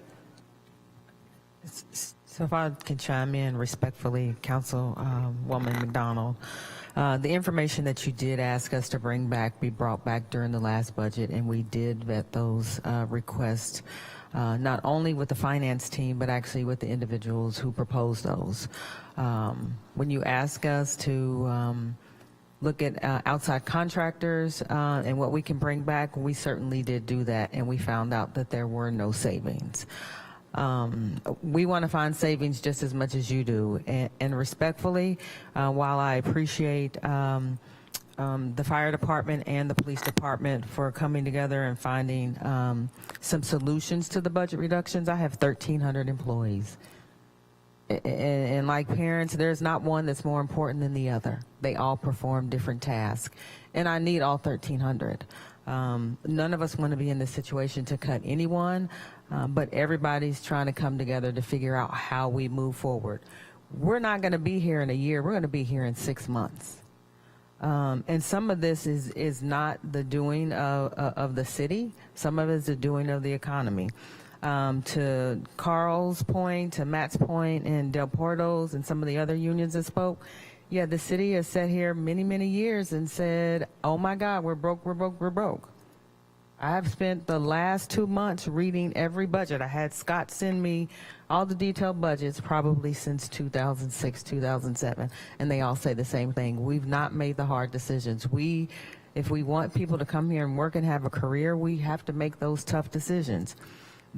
We don't want anybody to be laid off, but I'm taking the recommendations from labor to say, these are the trade-offs we can make, and have them come back to the table in the next few months to say, all right, here's some additional trade-offs, here's some additional revenue. Those are things we have to look at, but I don't want to paint the picture that we have not done what you've asked us to do, because we certainly have done that. And we will continue to do that if additional recommendations come forward. We will continue to look at contracts. I send Alan the same email probably every week. Why are we renewing this contract? I want to know the percentage cost that it has gone up. Can we get it cheaper? Is this the second renewal? This is the third renewal. So I understand, and I get it, and I want to provide you with all the information that you have so you can make the best decision. This is the largest policy decision that you make, is the budget. And I want to make certain that I am providing you with all the information so this governing body can make the best decision. But at the end of the day, we have to make tough choices. Are there things I'm willing to give up? I'm not the department head. I'm depending on the department heads to tell me what they want. Now, am I going to come in and make an additional recommendation? Yes, that's what you hire me to do. It might not be popular. So when we look at this sheet, I don't want to cut police. I don't want to cut fire. I don't want to cut TPW, nor do I want to cut PED. So when I look at this across the board, I'm not putting one in front of the other. They're all very hard decisions. But we have to come together as a city and figure out what is the best direction for us to move forward. And I believe if we bring everybody to the table like we've been doing, we can get there. So if there are additional contracts that you would like for us to look at, we are more than happy to look at those alongside the individuals who are proposing those recommendations. Thank you. Thank you, City Manager. Ms. Benuelos? So I appreciate all the comments that everyone has made, and I think where I stand now is that I agree with. I'm going to say I agree with all the cuts that are presented, except for the brownout. No brownout, but everything else, I'm holding my nose, but I'm going to do it as far as my commitment. With the caveat that I know that meet and confers will happen, and there may be some slight changes, and I expect those to hopefully hear about those before we come back and finalize the budget. So that's I would say where I stand, and I just want to say again that this is a horrible position to be in, and I know we're going to be in it more and more, and maybe we'll get used to it. I don't think we'll ever get used to it. But I just want to say how much I appreciate all of you still being here and hanging out to hear the rest of this, and also I appreciate all my council members for trying to do what's right for the city. So thank you. Thank you, Ms. Benuelos. All right, let's reset for a moment here. Our city manager had the excellent idea of discussing public safety first, so we've done that, and we have at least a sense of where this group stands. Can I speak to that? Oh, sorry, Mr. Krupke. Apologies. No problem. When it comes to police, I mean, I agree that I hate to lose any of them, detectives, sergeants, whatever it may be, but we also heard that there's a possibility that those could happen through attrition. There's also some vacant positions. And we also heard, even the president of the POA say that they understand it and they'll take care of it. They'll figure out a way to do their job if that's the way that things go. So I'm good with that. The one I do have a concern with is the police lieutenant. Specifically, and I don't know, maybe city manager or whomever can answer this, but it sounded like that police lieutenant position was not discussed during their meet and confer based on their reaction to it. So if they had a meet and confer and this wasn't presented to them, I'd be a little hesitant to that. I'd like to have them have a meet and confer and discuss that going forward, which I think is the intention. So as of right now, I'm not comfortable with it, but if it comes forward again after they've discussed it in the next, when we revisit the budget, then I'd consider it. Thank you for that clarification. Before I reset, any other question or any other comments specifically to public safety? Ms. Rogers? I would just like clarification. Madam City Manager, where are you at as far as what direction did we just give you is what I don't know. It looks like I have four for accept all police cuts. There is some question about the lieutenant, and I think Chief and I have already had the discussion that we are going to try to find some additional recommendations for the lieutenant if we can. Okay, thank you. So what I'd like to do is move towards at least a straw poll on the entire package of proposed cuts. We started with police and fire because, of course, they're the most contentious, as we knew and as we've seen. There are also proposed cuts with respect to homelessness services and Parks and Rec. Now, we've got a couple of conflicts on the dais, and so my question to the group was, do we have specific conversation that we'd like to undertake with respect to those two items, or with respect to that overall package? And actually, do we still need to have folks leave even to have a broad question like that? Yes, and I would recommend that we go ahead and deal with the homeless services issue first. And then Councilmember Rogers can listen in, and if she has any comments on anything other than the particular line item where she has a conflict, she can certainly come back and give her thoughts, and you all can discuss the rest of it. But okay, I would recommend that. Let's do it that way. Ms. Fleming? If we were to frame the discussion as about everything except the conflicted issues, can we have that discussion? It would be better to do the conflicted ones first and then have the discussion about the balance. We'll do that. Stay close, Ms. Rogers. This may be quick, depending on the mood of council.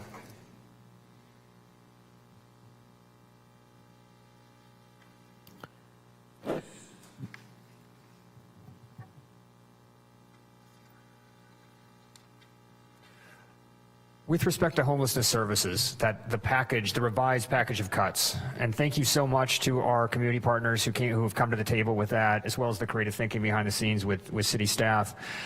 Do we have specific questions or concerns or support for that revised package of cuts? Ms. McDonald? The one thing I just want to make sure, what I heard from Jenny Lynn was to keep the drop-in center, but so switch that $50,000 over to funding that and then cut the warming center, because you were going to be able to do that there. So I think with that, then I would be comfortable moving forward with the cuts that are proposed. Thank you. Yeah, my question for the city manager is, there was a change from, I know that we moved things around, as Councilmember McDonald just suggested. Was there a reduction in the amount of cutting recommended from yesterday to today? Yes, I believe it was 50,000. Just for the warming center, but then another, but that's going to be done in the drop-in center. But I thought I saw a line item go up. So the original proposal we made was 1.4 million 60,000. We brought back 1.4 million 10,000. Okay. We kept the $50,000 in for the warming center, so that could be used for the drop-in. And we reduced Sam Jones Hall by $250,000 and removed, do we have $100,000 in? My math ain't math, and let me bring the director down. See, this is why you need directors. Good evening, Megan Bassinger, Director of Housing and Community Services. So we did make some adjustments to the line item. So the overall reduction decreased by $50,000, as the city manager indicated. We increased or restored the amount of funding for the drop-in center, which is where the warming center is housed, and Catholic Charities staff will be working to make sure that they're able to facilitate that need as it arises. And we also increased or decrease the reduction to the host contract, because that is an important component of our homeless services. In order to absorb the host amount, we decreased the funding to Sam Jones Hall. So you'll see adjustments in host, Sam Jones Hall, and the drop-in center. Okay. I mean, we know Catholic Charities does great work for us. Thank you for being willing to take on the warming center. I don't know how many days we had the warming center open last year, but 3 days, but so $50,000 is a lot of money for 3 days. So, I know that when we do things, they're more expensive than when Catholic Charities does them. So what I'd be looking at is after next winter to have not a projection, but an actuals, so that when we're in this spot next year, we can maybe we can get it down to a billing, like we know it costs X amount per day, and Catholic Charities can bill us at a rate. And for clarification, this is the budgeted amount, so we only reimburse Catholic Charities for the actual expenditures, but the budget we have included for that component was $50,000. The actual is much less. Okay, I'm comfortable with that. Thank you. Thank you. Vice Mayor? Before you leave, Megan, what was the actual? I didn't want you making all the way up them stairs, have to come back. Unfortunately, I don't have that amount off the top of my head, but we can return with that. I appreciate that very much. Thank you. Ms. Banuelos, any thoughts particular to homelessness services? I'm really pleased to see the drop-in center back in here. I mean, that they're removed from here, rather. I guess that's the better way to say it. So I think overall, never comfortable with a couple of these, but overall, I can support these changes. Thank you very much. I grudgingly support them as well. And Jenny Lynn and Megan, rest assured that I want to be part of the conversations and the advocacy locally to try to find revenues to support continuing these services. They are making a great impact in the community. With that, let's bring Ms. Rogers back into chambers.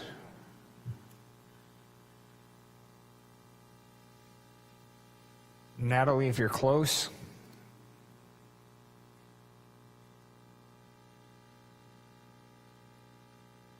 Thanks for your patience, everyone. We'll wait for Councilmember Rogers to return.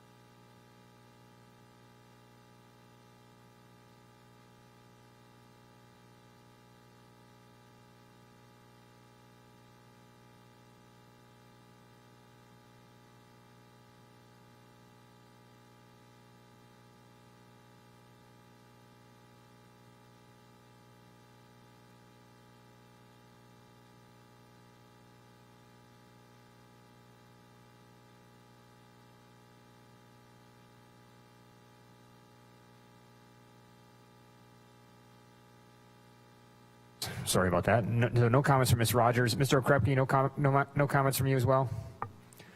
All right, thank you both. I think, City Manager, you have the guidance that you need on that item? Yes. All right, so we'll move on to our next item, Parks and Recreation. So if I'm not mistaken, Ms. McDonald, I think we have to part ways with you just for a moment. So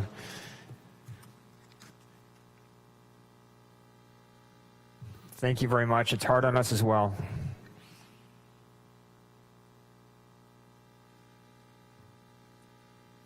So bringing this slate of proposed cuts to council for questions or comments.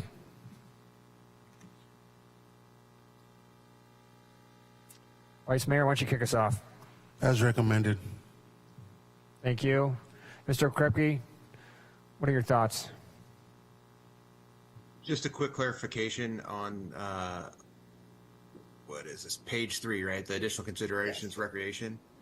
The revenue fee increases, so that would offset the stuff that we saw previously being closed. Is that correct? Or does that include things also being closed? We're not proposing to close any of the centers or the swim center, senior center. We're just looking for continued cost recovery. We're going to keep the programs going. Thank you for that clarification. I'm good as recommended. Maybe I'll rephrase the question. Does anybody not support these cuts as proposed? So I see head nods of support. All right, Ms. Rogers? Madam City Manager, does that give you the clarification you need? Yeah, I just want to remind you, we'll have to bring back the fee schedule for adoption. And I would imagine we would need to do a lot of public outreach on the fees as well, so. Thanks to the park staff in advance and the community engagement staff in advance for that. That is a lot of work. If we could invite Ms. McDonald back in.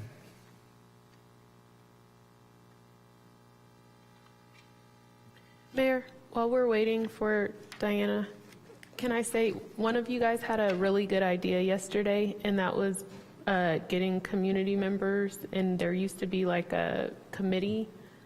The Parks Foundation. Parks Foundation, yeah. Yes, stay tuned. There is. We would like to spin that up again. We've talked about it in council a few times, and there is hopefully some movement there. The way that you started that sentence made me think that only one of us had a single good idea yesterday, which Reasonable. members of the community may have agreed with. I would agree, yeah.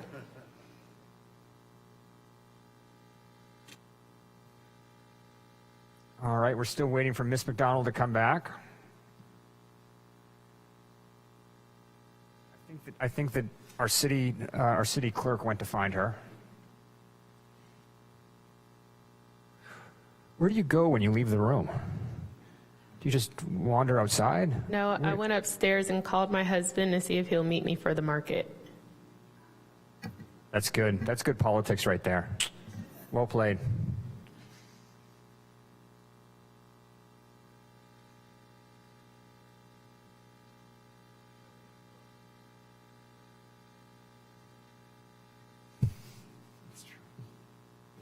While we're waiting on her to finish her marathon, in my conversations with Chief Cregan for the recommendation on the lieutenant, is there anything that this governing body would not like us to replace it with? Because I know initially most of you have asked that, you know, we kind of start at the top and go down. So as I start to have the conversation with labor and chief, maybe a little bit of direction. Ms. Rogers. I would prefer that we not take, is beat officer the right word? Beat officers off the street. I think that they're really important and they're very community facing. I'm hoping that when we have retirements and things that you're able to maybe restructure some things and not hire people. But I think that for me, you would do it more through restructuring or thinking out of the box to restructure something, hopefully, when you have retirements or people leave. Don't look like that, Chief. Okay, I appreciate that. So when people retire, it's still, the position is just going to either be filled or be vacant. So the reality, what we'll do is we're going to eliminate one of the specialty teams. So we'll lose another sergeant and we'll eliminate one of those specialty teams and reallocate those to patrol is our option. So we're going to look at the narcotic team, we'll look at the special enforcement team, the gang crimes team. One of those teams are going to go like that, and we'll take the sergeant for that team in lieu of the police lieutenant salary, and then we'll reallocate those positions and we'll shuffle some of the 8 positions that we're going to lose now with that. That's the real, I've been thinking about it all night about what we're going to do, and that's our really only option is to shut another specialty team, take one sergeant, so we'll go down to 22 sergeants from 24, and then we'll reallocate that specialty team. So right now the thought is, which specialty team do we take? So it'll be gangs, narcotics, or special enforcement, and I'll work with my command staff team and the labor group to see which is the least impactful. I don't know that I agree with that either. Maybe I want you to step even farther out the box. I don't know what that means, but we could do 2 police officer positions is the other one, but that's going to be now 10 police officers versus the 8, so that's the other option. I don't want to do that. I can't speak for my colleagues. I'm just saying those are the beat officers are the ones that we see all the time that are on the street that are, you know, so I don't want to do that either. So the point you're making is is well intended, and I'm sure that we all sympathize with it. I do want to be a little bit careful about stepping into the realm of operations. So the city manager and Chief Cregan, this is really their domain, and I think we've made our policy desires clear, but we don't need to get in that level of detail. So, Ms. Fleming, did you have a comment? Yeah, I agree with you, Mayor. The way that I look at this is that you're the expert. You'll make recommendations to the city manager, and you'll work with her on this. I know that my priorities are probably your priorities, which is our most vulnerable residents, elders, children, and then pedestrians, right? Those are the types of areas that I think people are most, demographics that are most at risk. And then we have to look at the other side, what provides for us economically, and those are, our downtown issues and our quality of life issues. So within that, I trust you to make the best decision with the resources that we've given you, and thank you for doing that hard work. Hear, hear. Any other comments on this item? Let's go back then to let Ms. McDonald have her chance to make any remarks if she wishes on Parks and Rec, and she does not. So again, with the proposed recreation cuts, that was a lot of drama for a head nod in the end. I think we're good to go on that slide as well, right? Right, City Manager? Okay. So we've gone through each of these newly revised slides in some level of detail.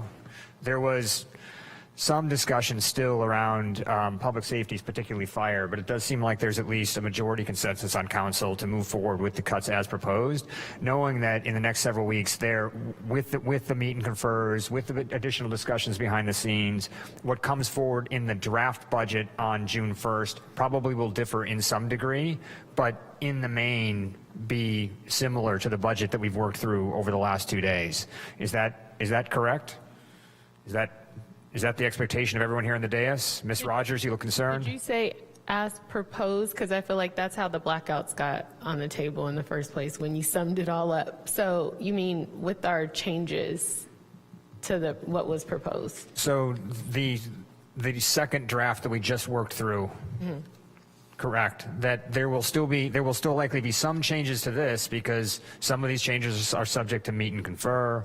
There will likely be additional discussions at the staff level, but this is, substantively speaking, similar to what's going to come back to us on June 1st for additional review.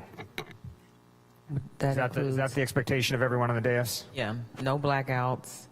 Find additional options for the lieutenant if there are options that exist. We added in the DEI officer, the HR technician, foregoing equity compensations for executive staff. We removed the furloughs and making the recommendations for homeless services. Madam City Manager, do you need any additional direction or specifics from council? Just direction to go home. No, no, I'm good. It's only been 9.5 hours. Fine, we will. Give me 20 seconds just to thank everybody who was present over the last 2 days. I hope that everyone agrees that this was a transparent and lively conversation with a lot of different voices. Mr. Finnegan, you were not here earlier when I thanked you and Mr. Carr for adding significantly to the conversation with the numbers that you put out and the reason that you gave for the city and the community to talk through the numbers that you presented. As I mentioned at the time, that's a big benefit of having these kinds of discussions, especially in this kind of constrained budget situation. It brings transparency. It brings people together. We get on the same page. So thank you very much for the efforts you've made. And with that, and finally, the city staff for all the work you've been doing for months. And there's a little bit more work to come. And then as heaven knows, we're going to be doing this for a while yet. Thank you very much. And with that, we're adjourned.